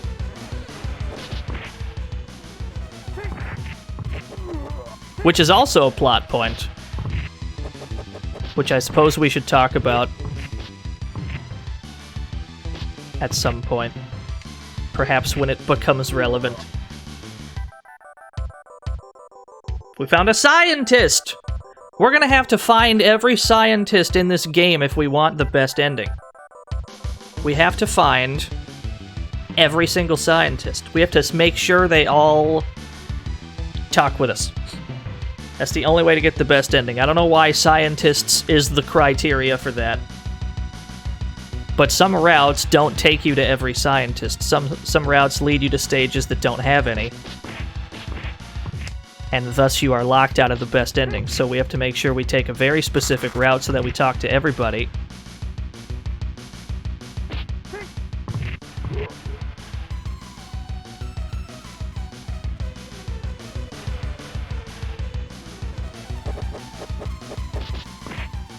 Can't believe he just walked right into that.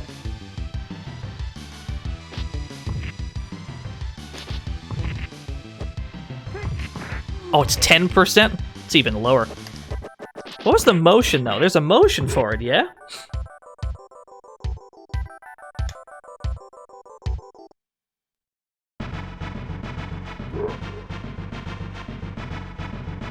Oh, he's big. So this is one of the other playable characters' friends. He was in the army with them together. And, like, his brother... The person we're talking to, his brother got, like, mutated because he was, they used him for experimentation or whatever. So this guy left the army. He's pissed.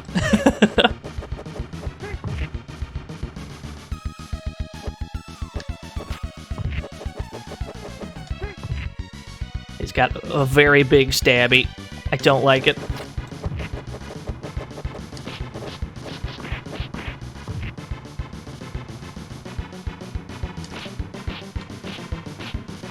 Not a whole lot of damage on that, though.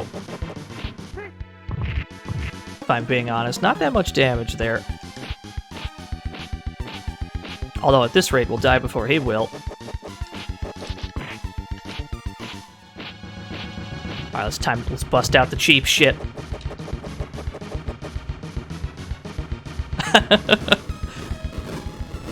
We have screen clearing special moves that we can use twice per continue.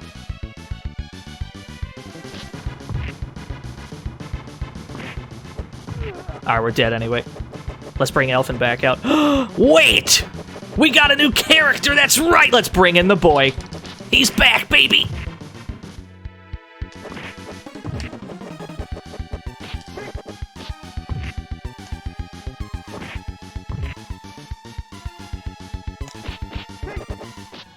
I love that goofy-ass throat. Yeah, I know, he's got some fresh-ass J's on. How does he get cooler and cooler every game? I don't get it. It's not fair.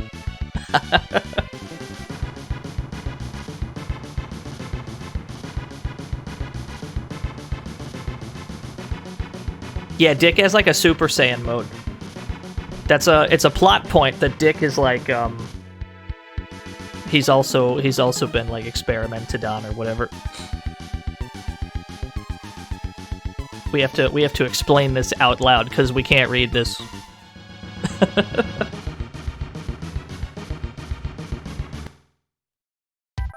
And then we're given another choice of where to go. We can take the ladder, which leads to one stage, and this door that leads to another stage.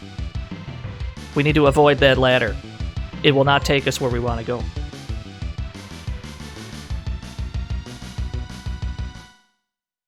Oh, I didn't change his name to Dick. It was already Dick.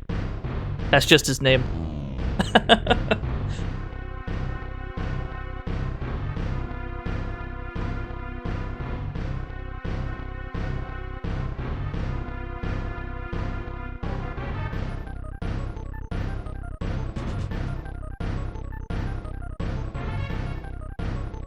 Yeah, I agree. Very strong character designs.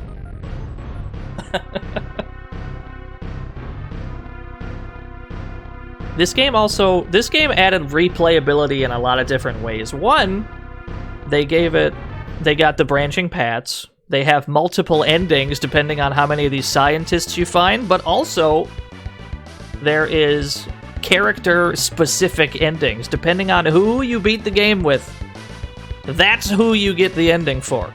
So there's a lot of replay value in that. Am I going to do the pro cop thing? I don't know what we're talking about, unfortunately. How dare you? No, sadly, Douglas is not playable in this one. He's just a background character. Presumably, he's getting too old for this shit.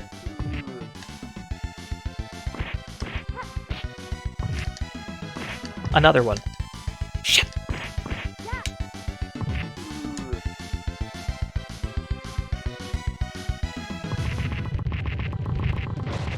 I don't feel safe. Yeah. Let's just kind of jump for joy.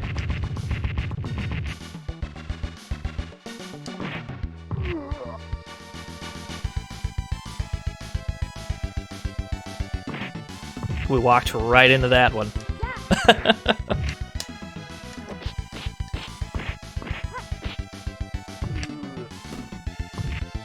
Oh no. Oh no, there's a lot of them. This knee is so good. Why is this knee so good? It doesn't do that much damage, unfortunately.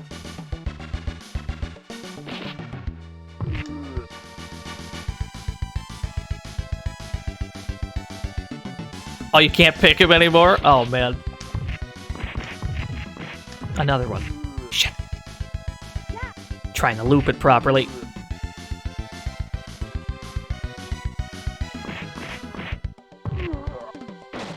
I believe this door is where we need to go.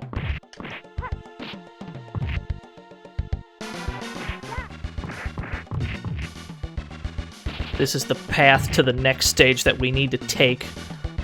We cannot go in there while there's enemies on screen, though. Shit! It's alright, we got 30 continues. For some reason, they decided that 30 is the correct amount. It seems like more than anybody would ever need. Hello, sir.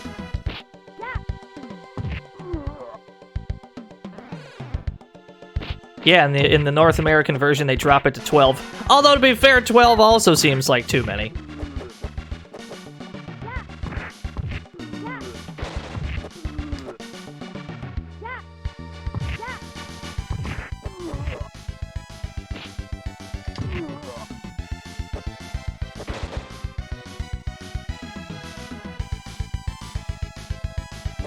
Take this with us, fuck it. Alright, it's still on screen, though. Getting cooked. If I could get less cooked, that'd be okay with me. They're called axe, and not a single one of them is holding an axe. This is Golden Axe all over again. It's Axe Battler again.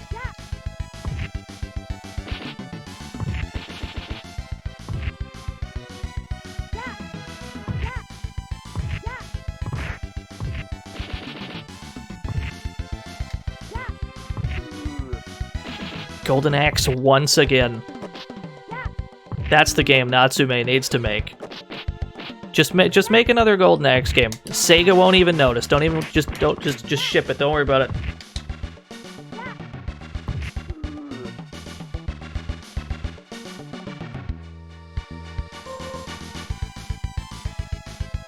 No boss on that one. We just kind of take that route, and the game keeps moving.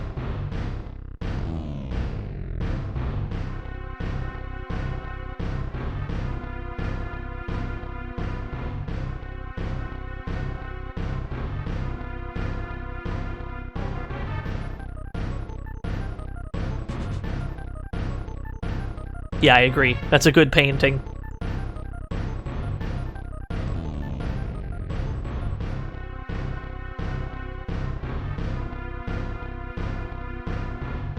How do I do that? How do I print an animated GIF? How many years is it going to be until we can start printing out GIFs?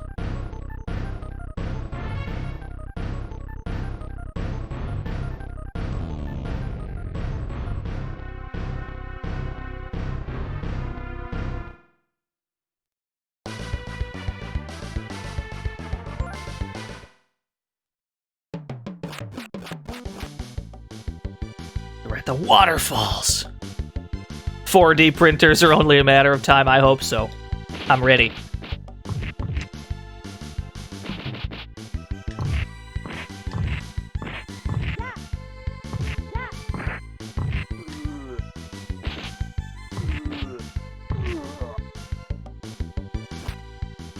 Not the spider bot!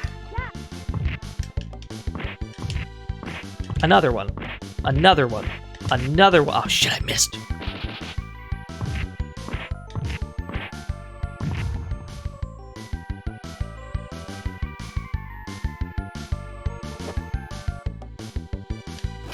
Oh, that's the tech. That's the tech, Chris.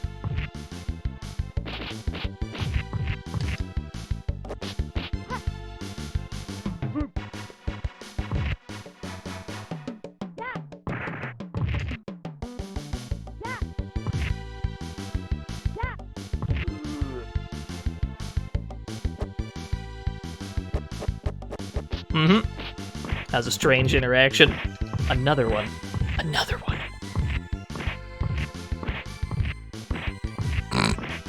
I feel like that's not supposed to work.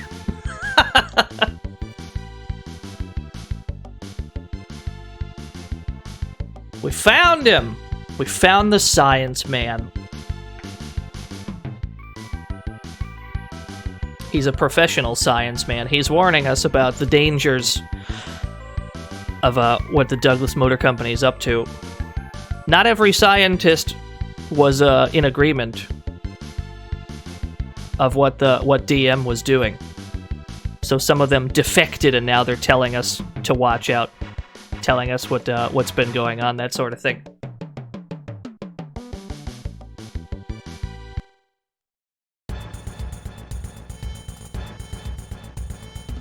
I feel unwelcome.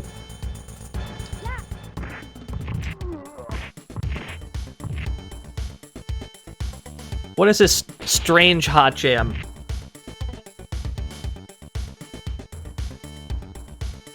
This is a weird jam, but I'm into it.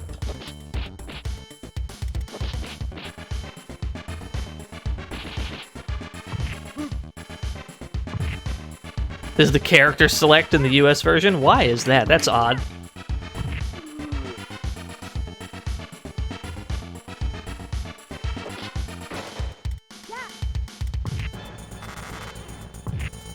Yo, approach me though.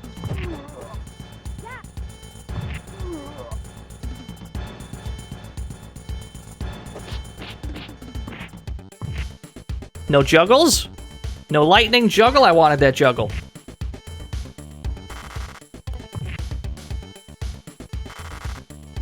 Good.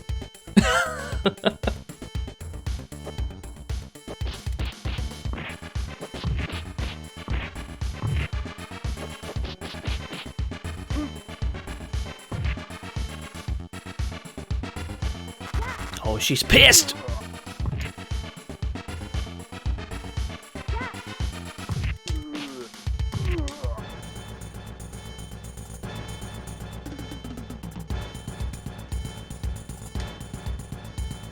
I definitely gravitate to every character. I definitely gravitate to every character in this series that has more than one jump. Kazan has 3 jumps, Elfin has 2 jumps. It feels nice. Specifically after her second jump, you can do like a cool dive kick type thing. It's the only time. You can't do it after the first jump. I wish you could.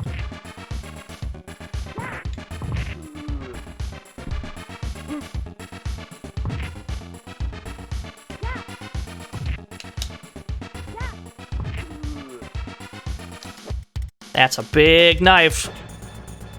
That's the biggest knife I've ever seen. Crocodile Dundee could never. This big-ass knife.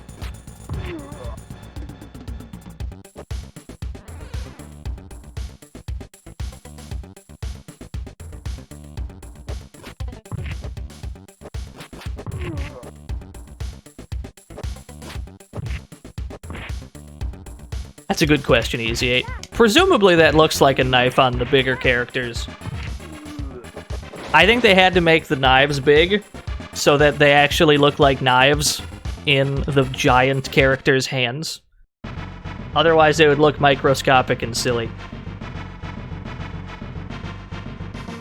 Now see, not every scientist is on our side. These two are definitely not.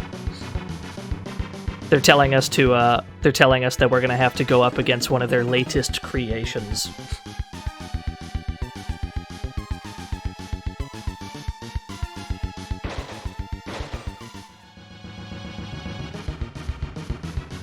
Maybe it's friendly though. You know, maybe it's friendly though.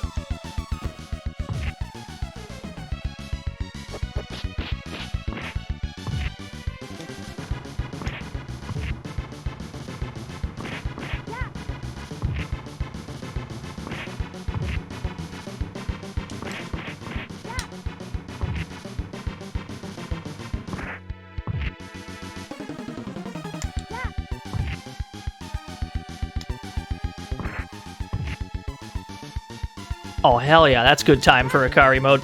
Give me another one. Yo, give me one more. Yes! We didn't deserve that win.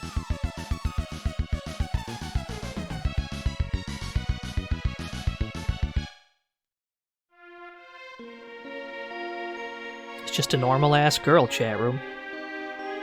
It's just a normal-ass person.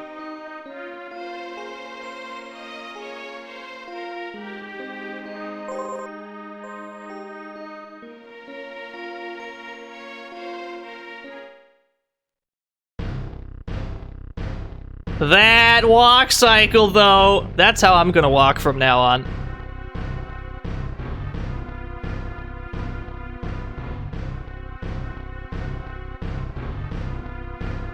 That's how I'm gonna start walking. To assert dominance.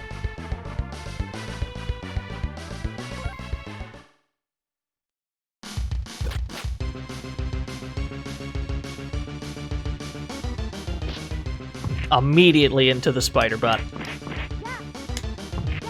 Yo, that shadow overhead of the plane flying by, that's a good touch.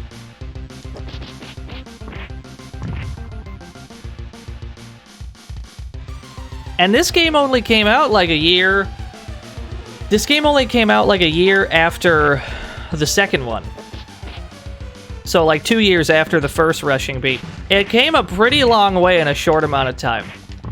Because if we're being honest, the original rushing beat is pretty much just Final Fight. And it definitely turned into something completely different by this point, which is nice to see.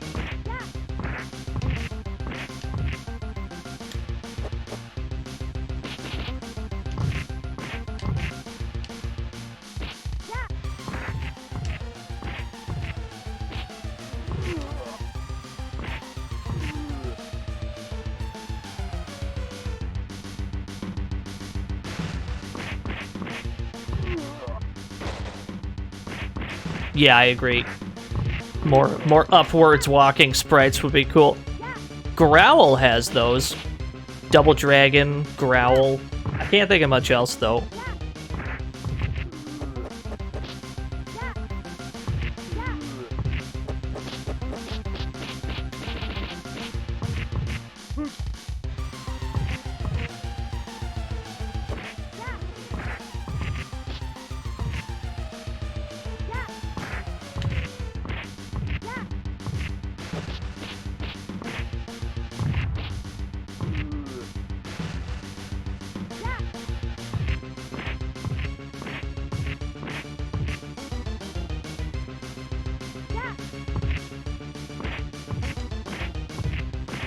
Oh yeah, you're right.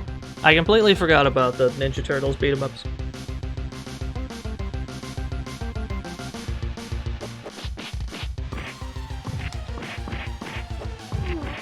How dare you?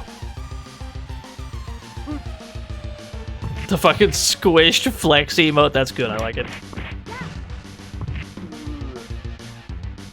Some of those are cursed, though. Like, thinking flex is cursed. That's a cursed combo.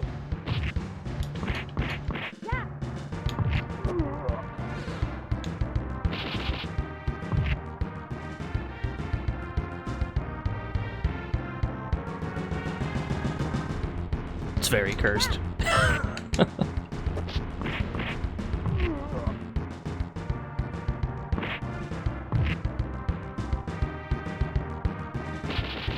There doesn't seem to be much rhyme or reason to when Akari mode pops in this game. It just happens. Just kind of happens. We're still at 90%. That seems reasonable for Akari mode. Oh no, he's got that other girl. They're gonna jump out. So this is one of the moments that determines your ending as well. We're about to be tasked with destroying something in a very short period of time, and if we don't do it, we'll end up at a different stage. So we need to make sure that we get this shit done. Yo, what's up, Ray Smash?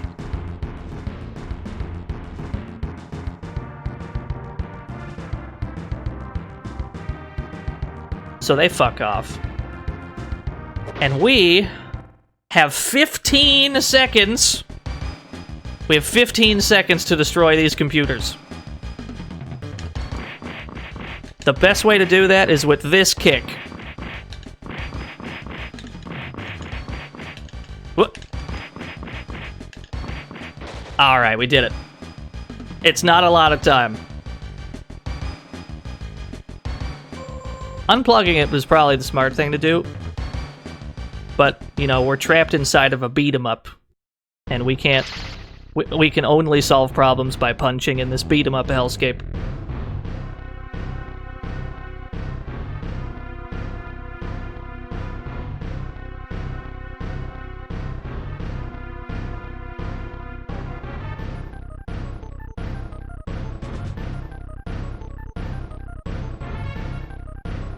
Yeah, that's how every conflict is resolved in a beat 'em up. You just punch directly towards the problem until the problem is gone.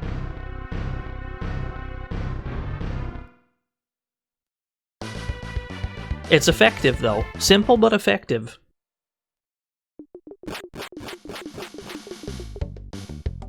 Now we're in the desert. We would have ended up at a completely different stage. Oh, hello.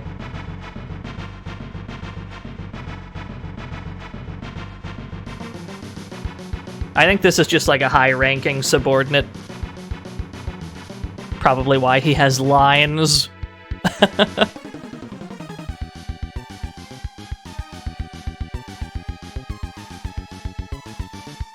Oh no! He's got good grab range. Alright, I'll take that. Oh shit, he's got a gun! He has a gun, I understand. I understand. Okay, I'm gonna need you to chill, sir. Sir, calm down.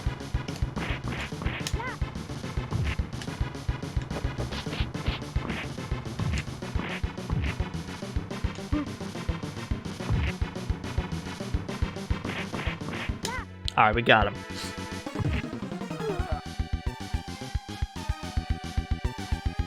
Yeah, he earned that red shirt.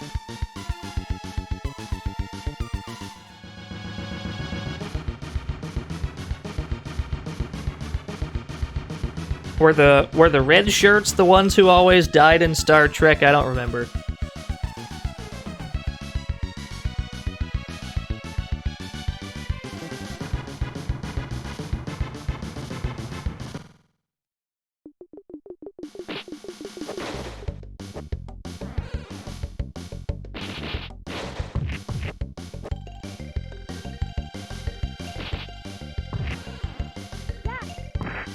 Poor bastards.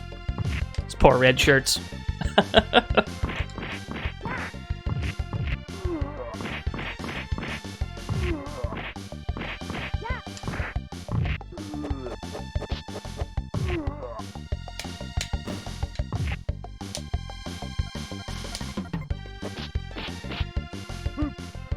I can still get grabbed out of my string. Noted.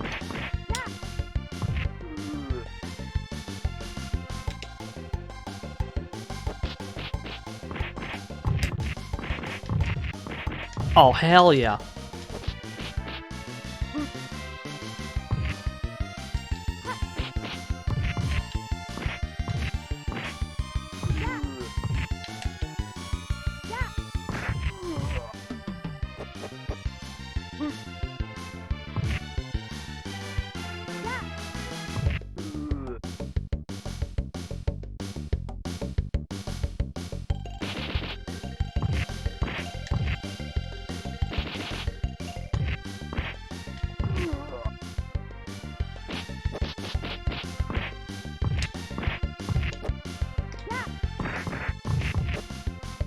Yeah, there's no ant lions in the desert, unfortunately.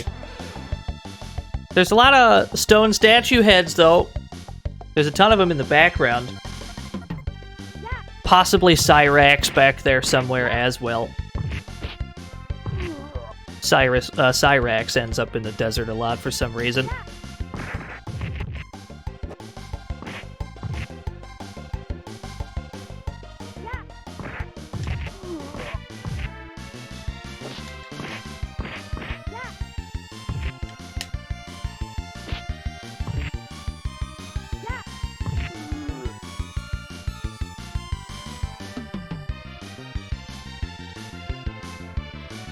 Ah, that's the reasonable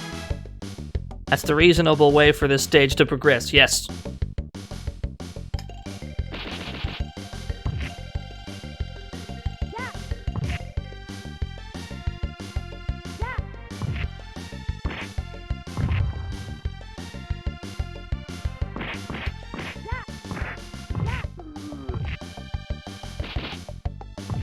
So at this stage of the game, I think there's only one more scientist left to find.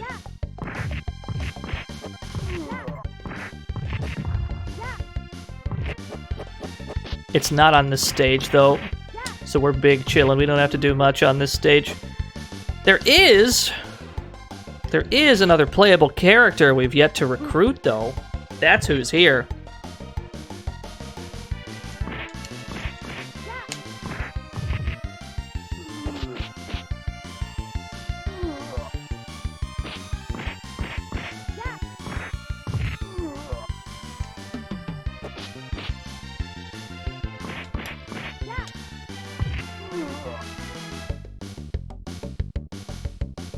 We gotta go down here. That was a weird interaction. That seems correct.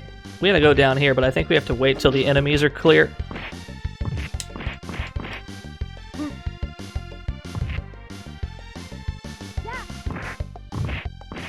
No, leave me alone.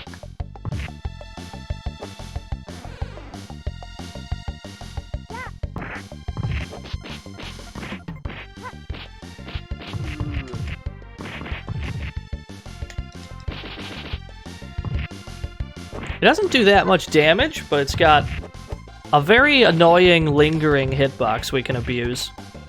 That's the upside.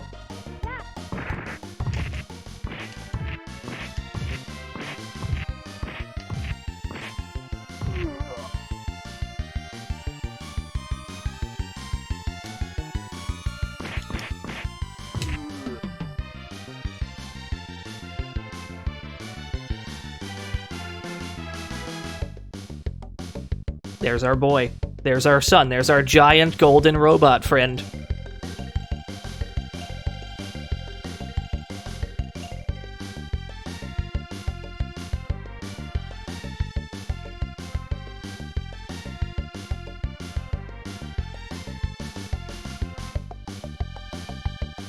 Yeah, it's Golden Silver from Gunstar Heroes. We found him. He doesn't have the cool hair, though.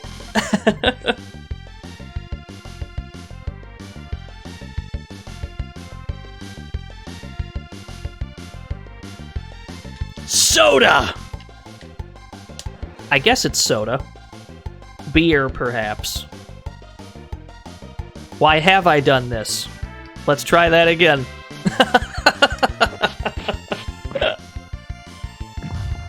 You ever just jump into a pit for absolutely no reason and only realize what you've done after the fact?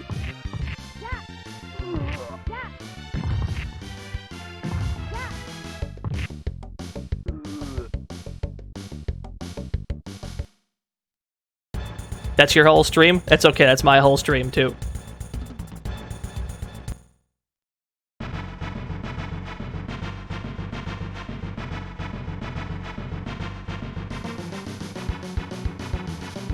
They're back again.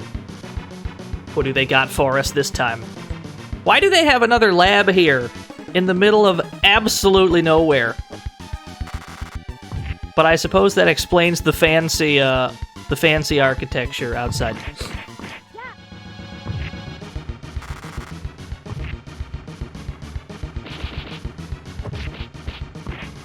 Yeah, we got 28 continues. I just can't imagine... I can't imagine why they decided that was, like, the default number. That's the most reasonable number of continues to have. Maybe they thought that because you only get one life per continue, that the game would be harder? But really, I find this game to be the easiest of the three. It might just be because Elfin is good. I'm not sure. That's true, the Konami code may have been an influence.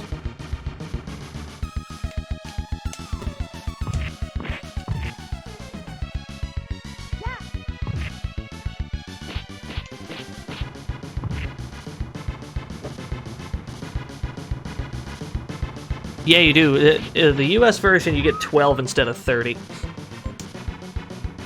Hold on, let's switch to this big boy real quick.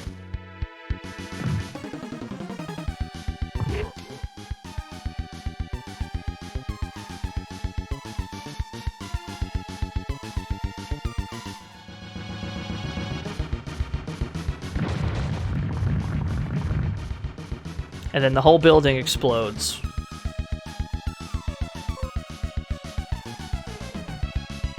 Let's use him for the next stage, I guess. Yes, it is Phantom X Death. You get a lot of ambience in the US version. You get a lot of atmospheric ambiance.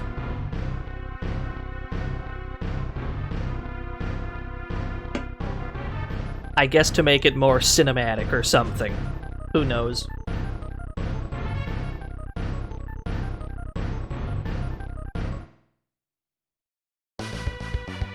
Hell yeah, we're sticking with this robot for right now. Let's use him again. We barely got to use him. I want to see him.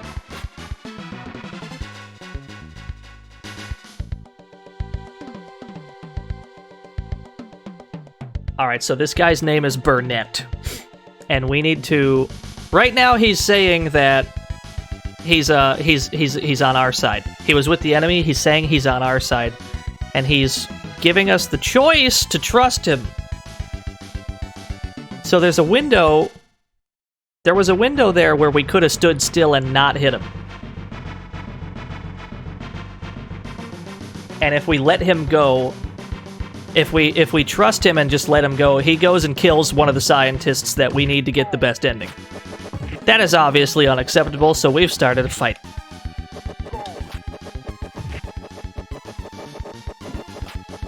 Uh-oh. Oh, he's good, though.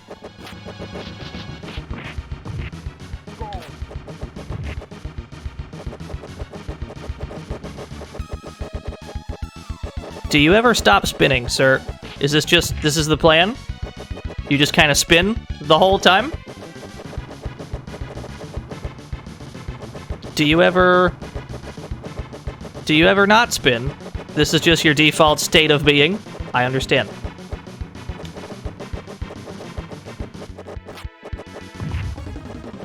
It's a good thing we've got that emote. We definitely got the right emote for this.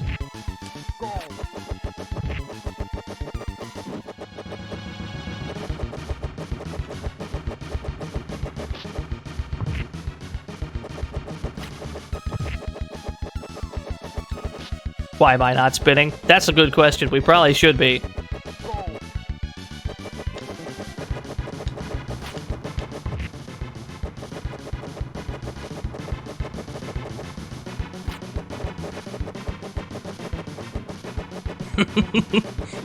This might take a while. We don't have a good... This doesn't seem to be a good matchup for this character. Hold on, let's switch to Elfin if we die again. Elfin can handle this.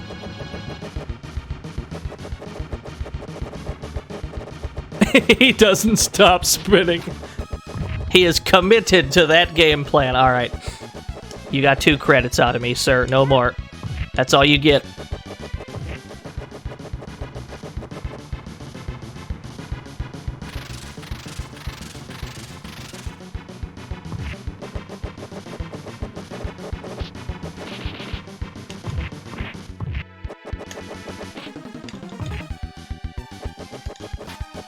Oh shit, that's got some priority to it!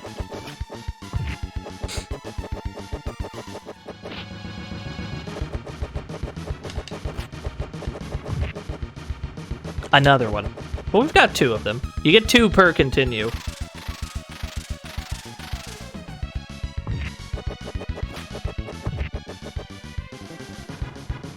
Hey, I'll take that.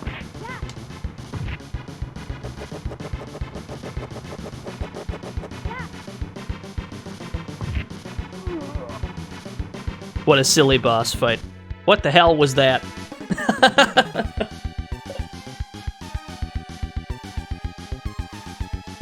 But yeah, even if you trust him, even if you decide to trust him, and he goes and kills one of the scientists, you still have to fight him.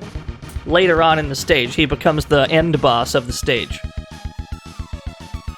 So regardless, you gotta deal with this guy.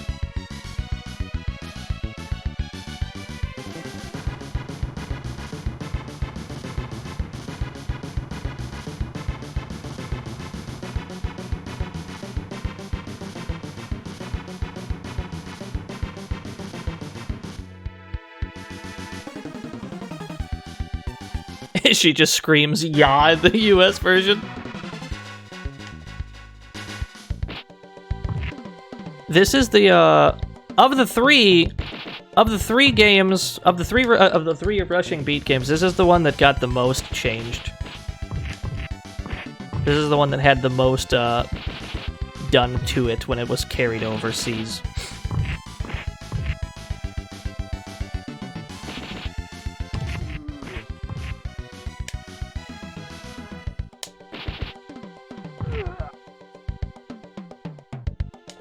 Whoop.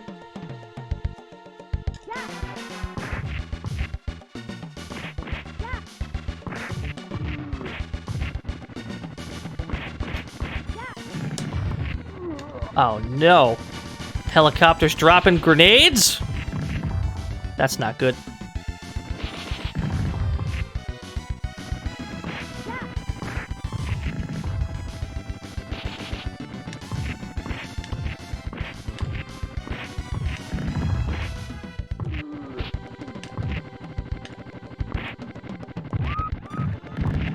You got me fair and square.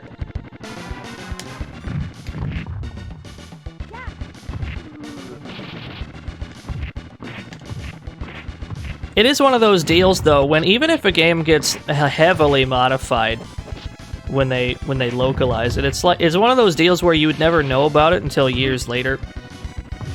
Once you have internet readily accessible.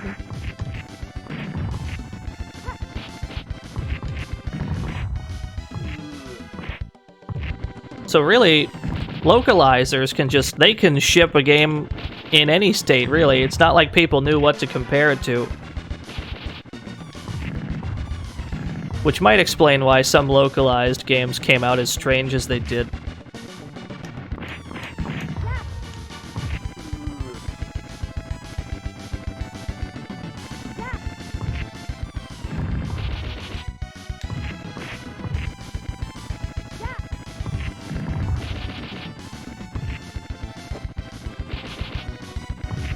What's a GameCube, Jelani? I've never heard of it. Sounds too futuristic for me.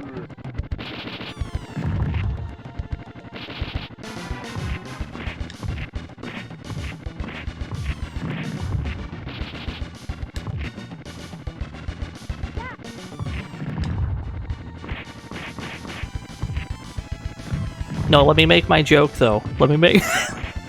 You're not supposed to call me out on that.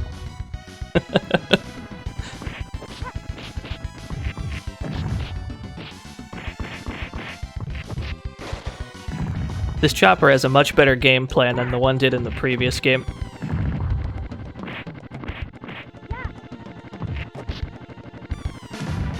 What console stops being retro? I don't know. Everybody seems to have a different opinion on where that line is. I'm more of the opinion that it's got more to do with outdated technology than it's got, like, with actual age.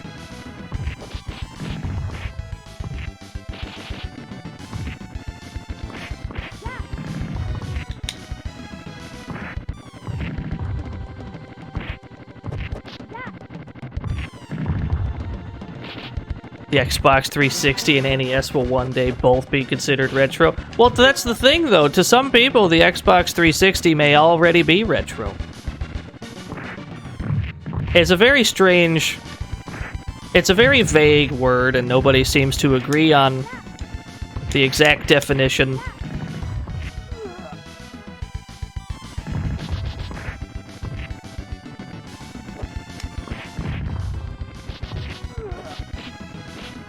Stadia is definitely retro, because it runs like retro consoles did. That's what they were going for, I think, because they nailed it.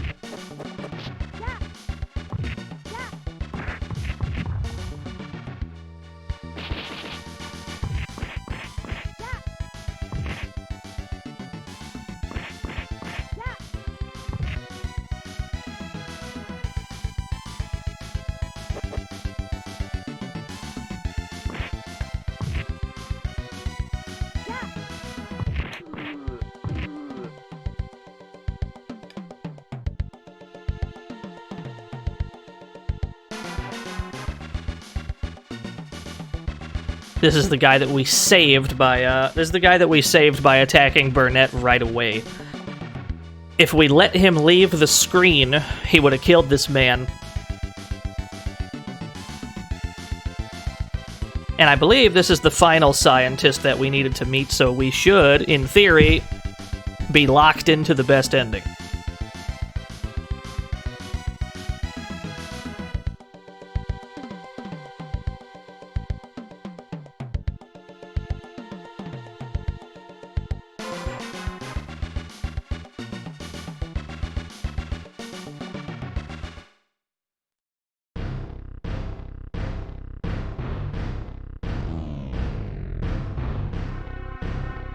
You feel so old? Well, you just mentioned AOL Instant Messenger, so...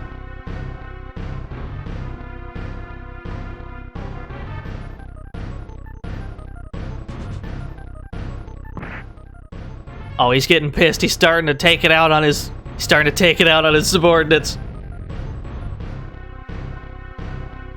When's AIM making a comeback? Wait till AIM 2 comes out. Nobody's ready for that shit. Nobody's prepared.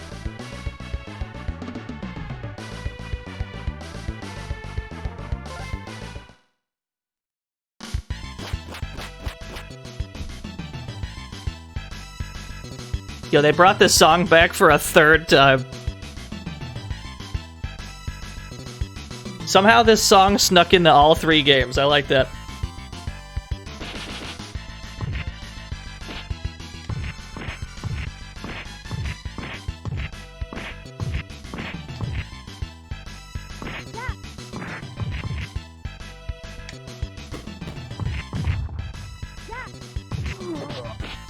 It pretty much is the main theme, because it's the stage 1 theme for the first game. It's the first song you'd hear once you started playing. Granted, it didn't sound super great in the original. It wasn't until the second game that they figured out SNES instrumentation.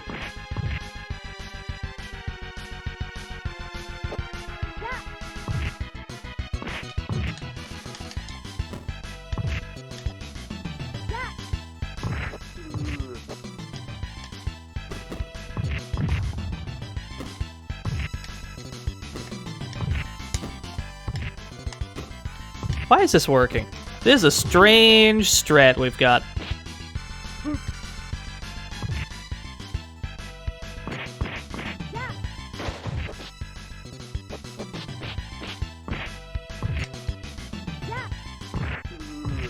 It's like Kazan's attack. It's just got like a complete lack of a hurt box for some reason.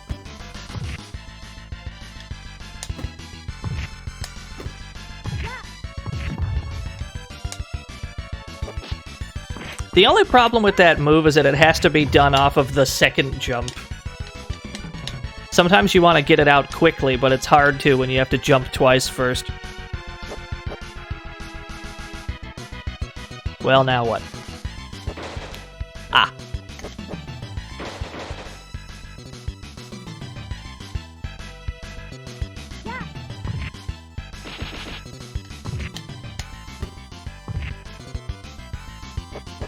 I love these goofy spider bots, though.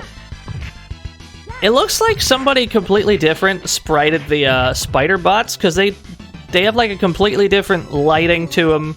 They're missing the outline that all the other enemies have. It's like somebody different made these sprites than the other enemies.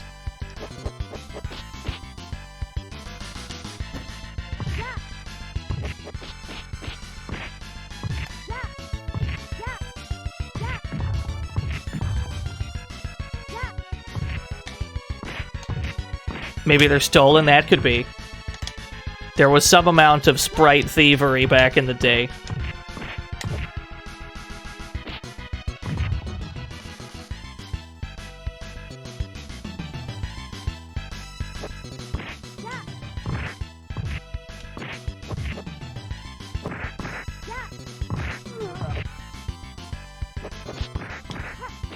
Yeah, what Draco said.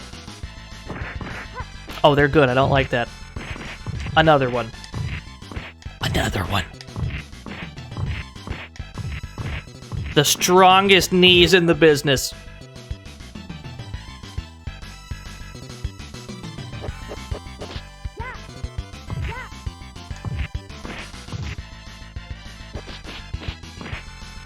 Yes. Yes, it is just that one, Pete. This is the third game in that trilogy. Rival Turf being the first one.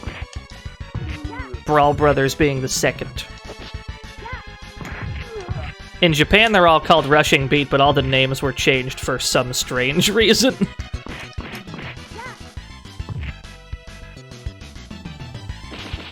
I also can't help but notice at this stage that this game is insanely letterboxed. I looked over at my OBS. Look at all that black space. All that extra space. They letterboxed the hell out of this game.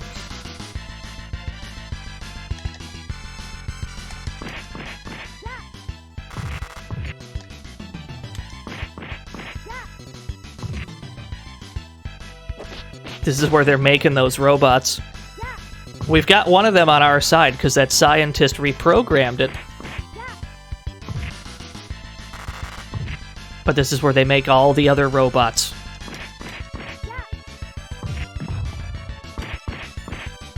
Rushing Beat doesn't have enough attitude. That's true. Well, it didn't have the box art going for it. It didn't have the Rival Turf box art.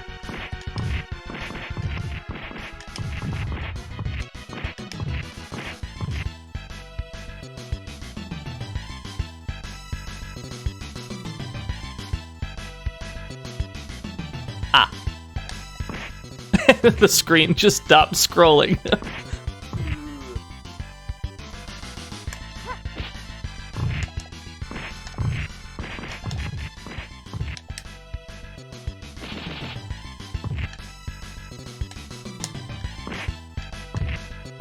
Probably one of your favorite beat-em-ups. It's pretty up there for me as well. Sengoku 3 is... I think visually it's really good. The game's gorgeous to look at.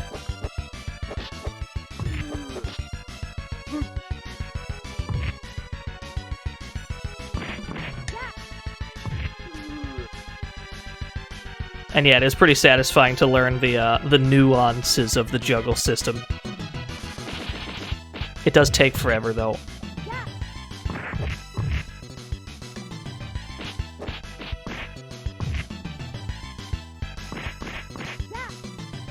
I am currently in no position to judge. We are currently 4 hours into a Rushing Beat stream. So I guess I've got no room to talk.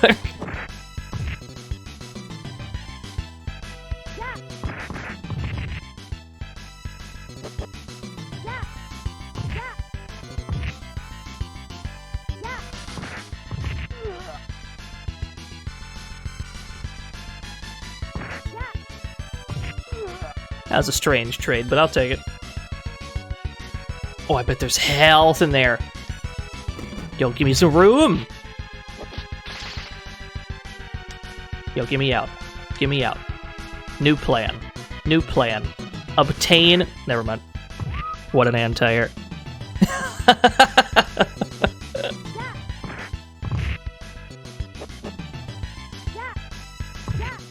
You ever have a plan not go according to plan? Have you ever create a plan in your mind, and then as soon as you set out to complete the plan, it all goes awry? Recently played a weird beat-em-up called Thunder Heroes. It does not ring a bell. I'm gonna look that up. We've located the Fat Man. He's here.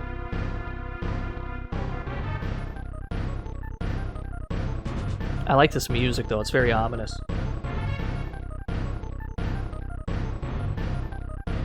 This is some fucking... This is like... this is the Shinra Company vibe that it's giving me right now.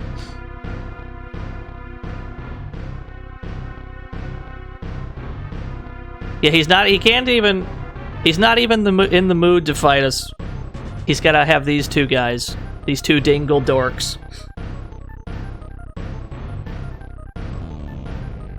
These two dingle dorks are gonna handle it, because he can't be bothered. He's too rich. He's too rich and he's too busy.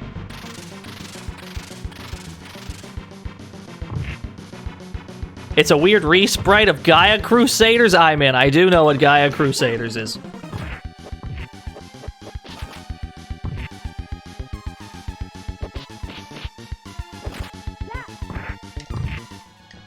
Oh, can I not knee them? Oh, no, I can. They are fast. They are too fast. I don't like how fast they are. Yeah, Gaia Crusaders is pretty cool.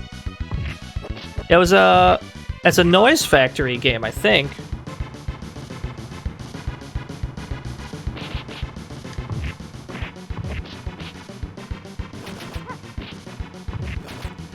They make some weird shit, but it's cool though.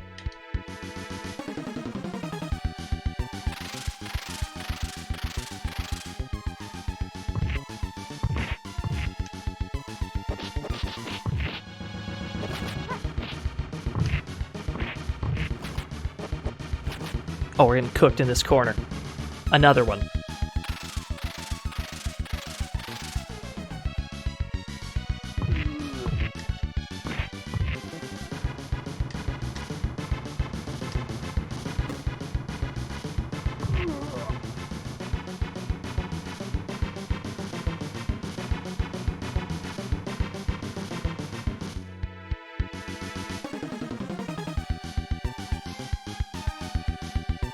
Tag and dragon.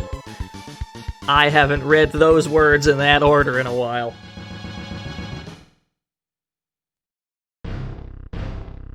All his plans are falling apart.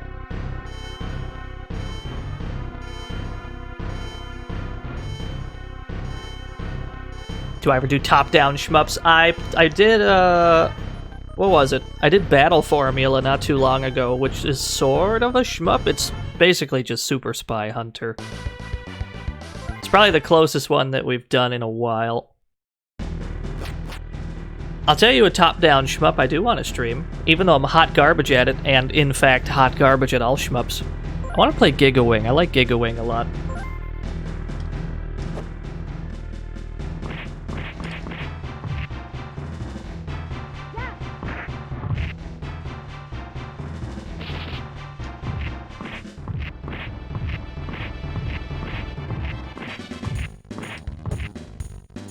I like Gigawing because it's got the most ludicrous score counter I've ever seen. It's got like 40 digits for no reason.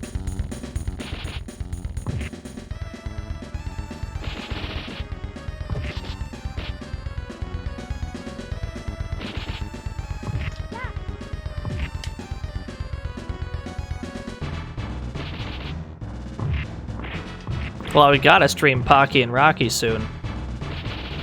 We just got those cheer modes. We have to stream Pocky and Rocky sometime soon.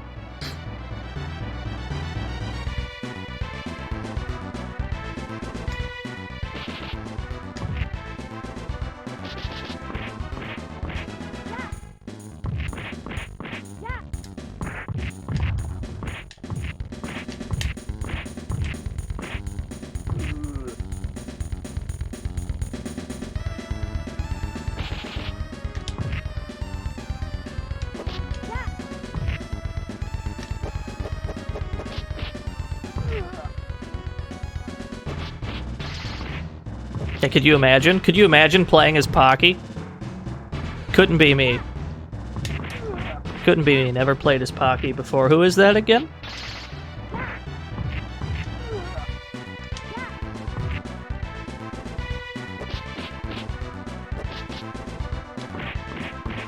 There might be some bias, though. There might be a little bit of bias in that sentence.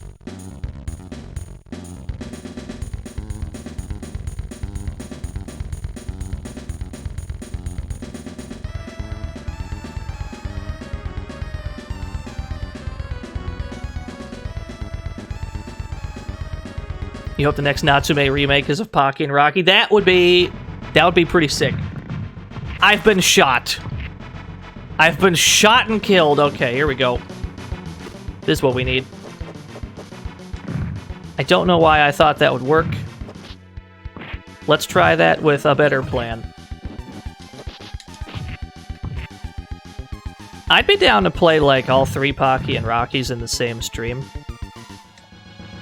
because it's to my understanding that people are really familiar with the two SNES ones, but not as many people are familiar with the, like, arcade original. So I'd be down to show that. If 4 if you count the weird PS2 one.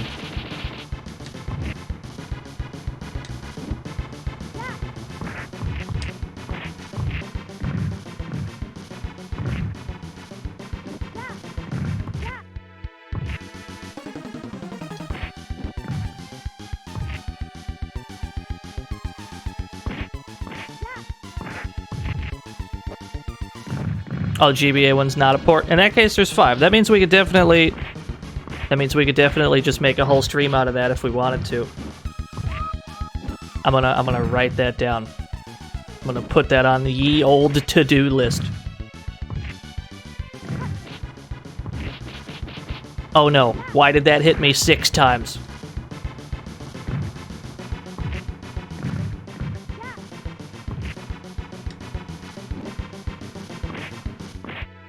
Okay, these robots are good. I don't like it.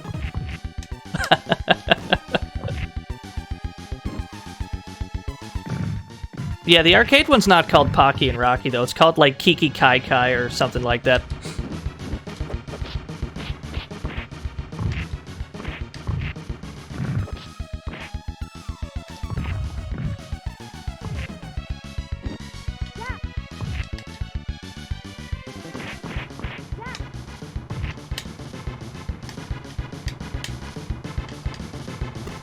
A...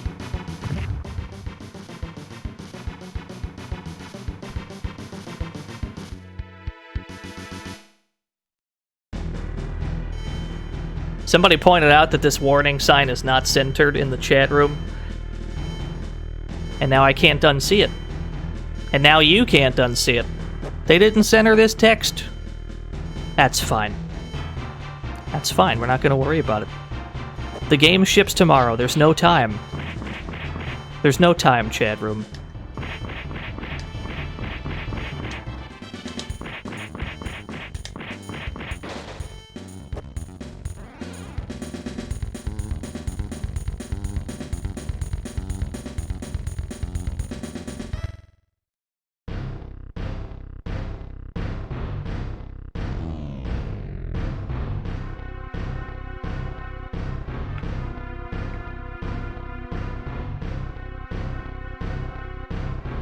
Yeah, we gotta fight the fat man.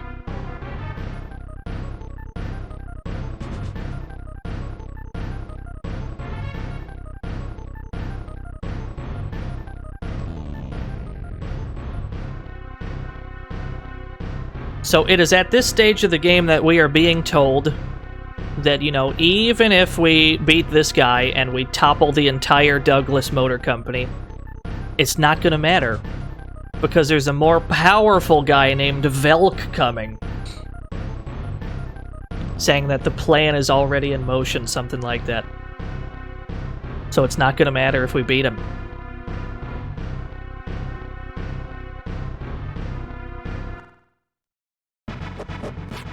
How dare you?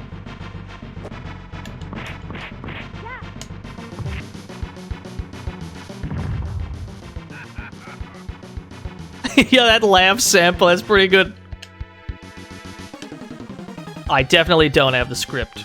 Absolutely not.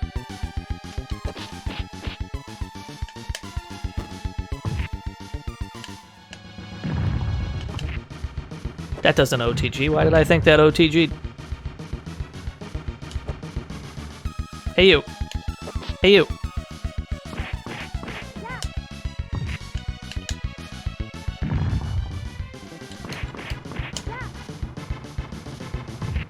Yeah, OTG means on the ground or off the ground. And OTG is when you hit somebody in a game while they are on the ground. Some games allow you to do it. Some games do not. What we've been seeing today is a lot of OTGs. There's our boy. There's Velk. Yeah, the whole Rushing Beat series. The whole Rushing Beat series has OTGs. That is one constant.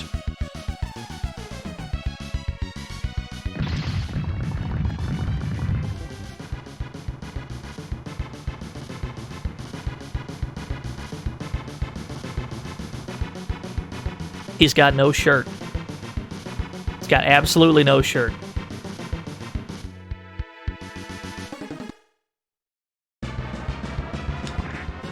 Ah, I see. You're very upset. I understand. Oh no, that's a lot of life bars, my guy. Uh-oh. Now hear me out, though.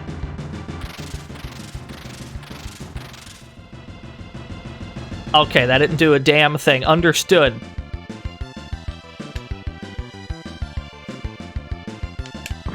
Woo! My bones. My neck, my back, my neck and my back.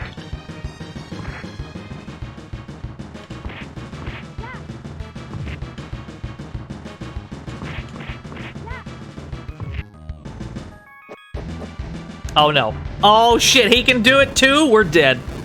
We're dead as fuck. Sure, why not? I understand.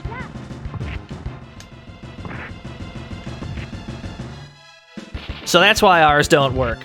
That's fair enough.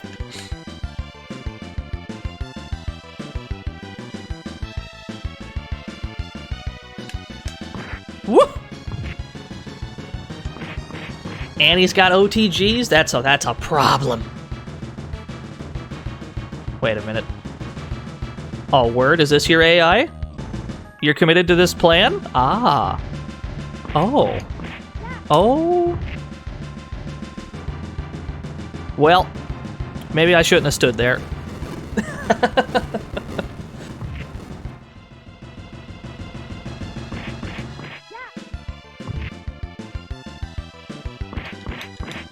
Yeah.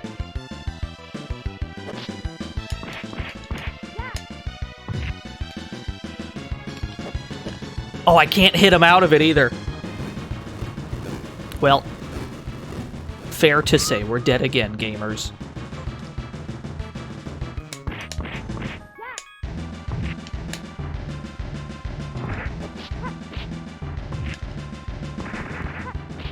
Alright, we got him.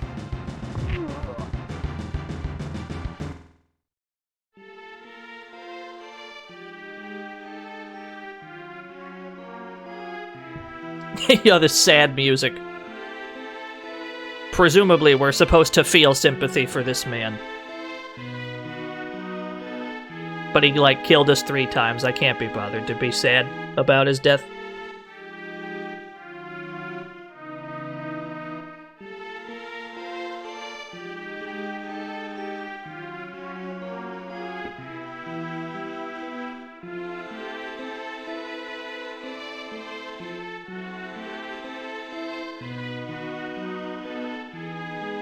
Is this how Garo ended? Yeah! Pretty much.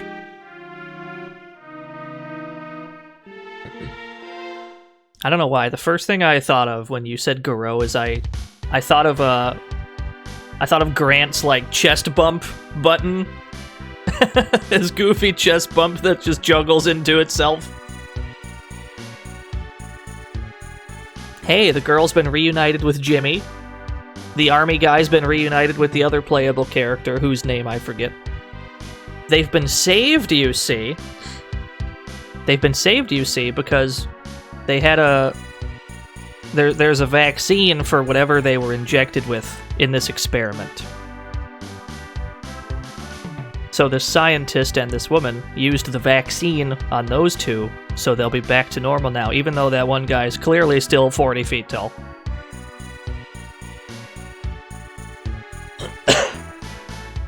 So what they're talking about here is we didn't play as Dick much during the game, but had we stuck with Dick, we would have eventually seen his like powered up mode, which is basically exactly it looks like Velk.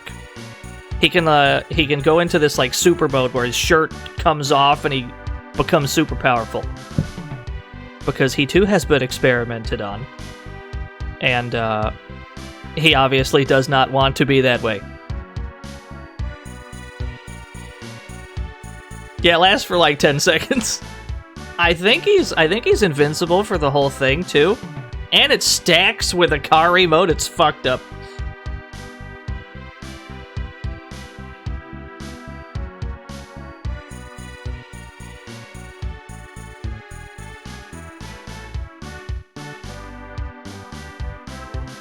So now Dick is stepping up and he's asking if there's any more of that vaccine, you know, because he's got his own problems as well. The scientists tell him there is not.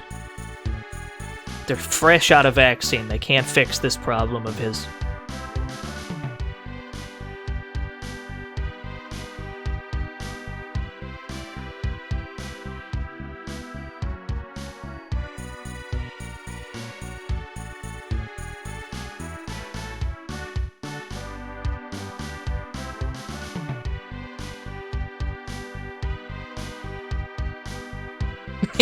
Get fucked, other guy.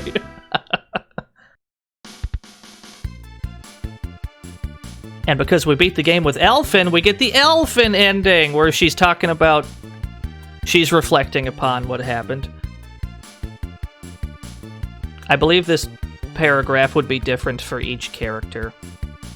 But, yeah, it's cool that there's character-specific endings in the game. It encourages you to try multiple routes, multiple characters. We pretty much just stuck with Elfin, because she's really cool. I like her a lot.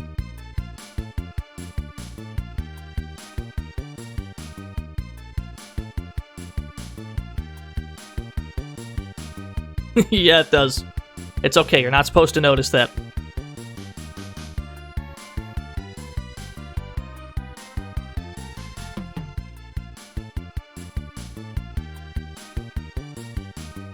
And then she becomes a scientist. Elfin becomes a scientist so she can find the cure for Dick's problem. That's the ending. That's Elfin's ending.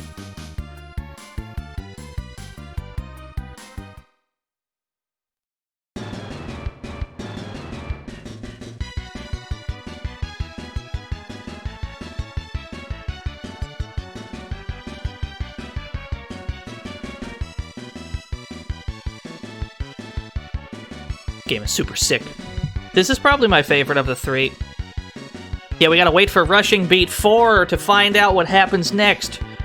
They made a Rushing Beat 4, right, chat room? Right? There is a 4, right? They made a 4th one, right?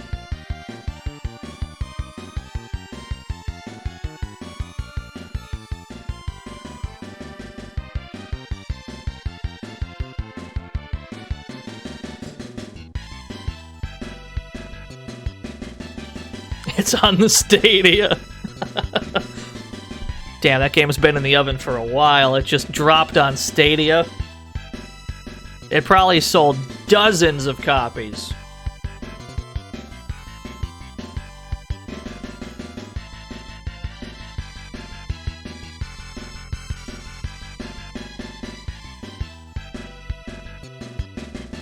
Thank you for playing. See you next game.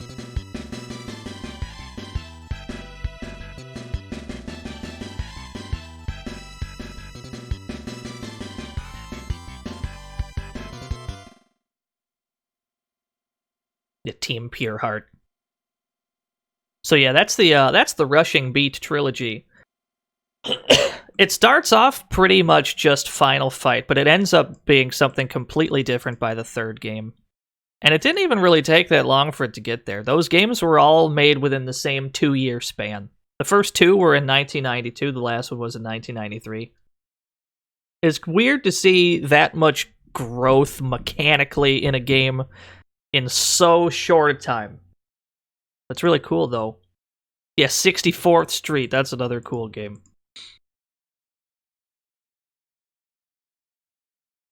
No. I'm saying mechanically it's Final Fight. They just borrowed the mechanics and they implemented them a lot worse than Final Fight did, if I'm being honest, but that's fine. SNES Final Fight's also really weird, though. The optimal version is the arcade Final Fight, obviously. But, yeah, that was those games. And that's gonna have to be all I've got the time for. Final Fight Guy stream, I got you. Well, we gotta do a bunch of Final Fight games at some point. That's gonna have to do it for me, though. I'd like to thank everybody who came out to this stream. Thanks to everyone who hosted and rated and subscribed and threw bits at me and shit. We'll be back on Monday. Yeah, obviously we gotta play Streetwise. I'm okay with that. And, yeah. Be back on Monday. I don't know what I'm doing next week. Next week might be the last week that we do Wednesday for a while, because I want to get back to my regular comfy schedule soon. But we'll still do Wednesday next week at least. And then I'll figure it out from there. Let's find out who to raid. Who the fuck? Where are we going? Let's figure out where we're going. Don't you dare. Murph is on. Yo, Q-Smash has subscribed for 10,000 years. I can't believe it. Oh, Major Havoc as well. Thank you all so much. Murph is playing No More Heroes. That's weird. I've never seen Murph play a game this new. What's he doing? Alright, yeah, fuck it. We're throwing raccoons at Murph. Here we go. Boom. I think I did that correctly.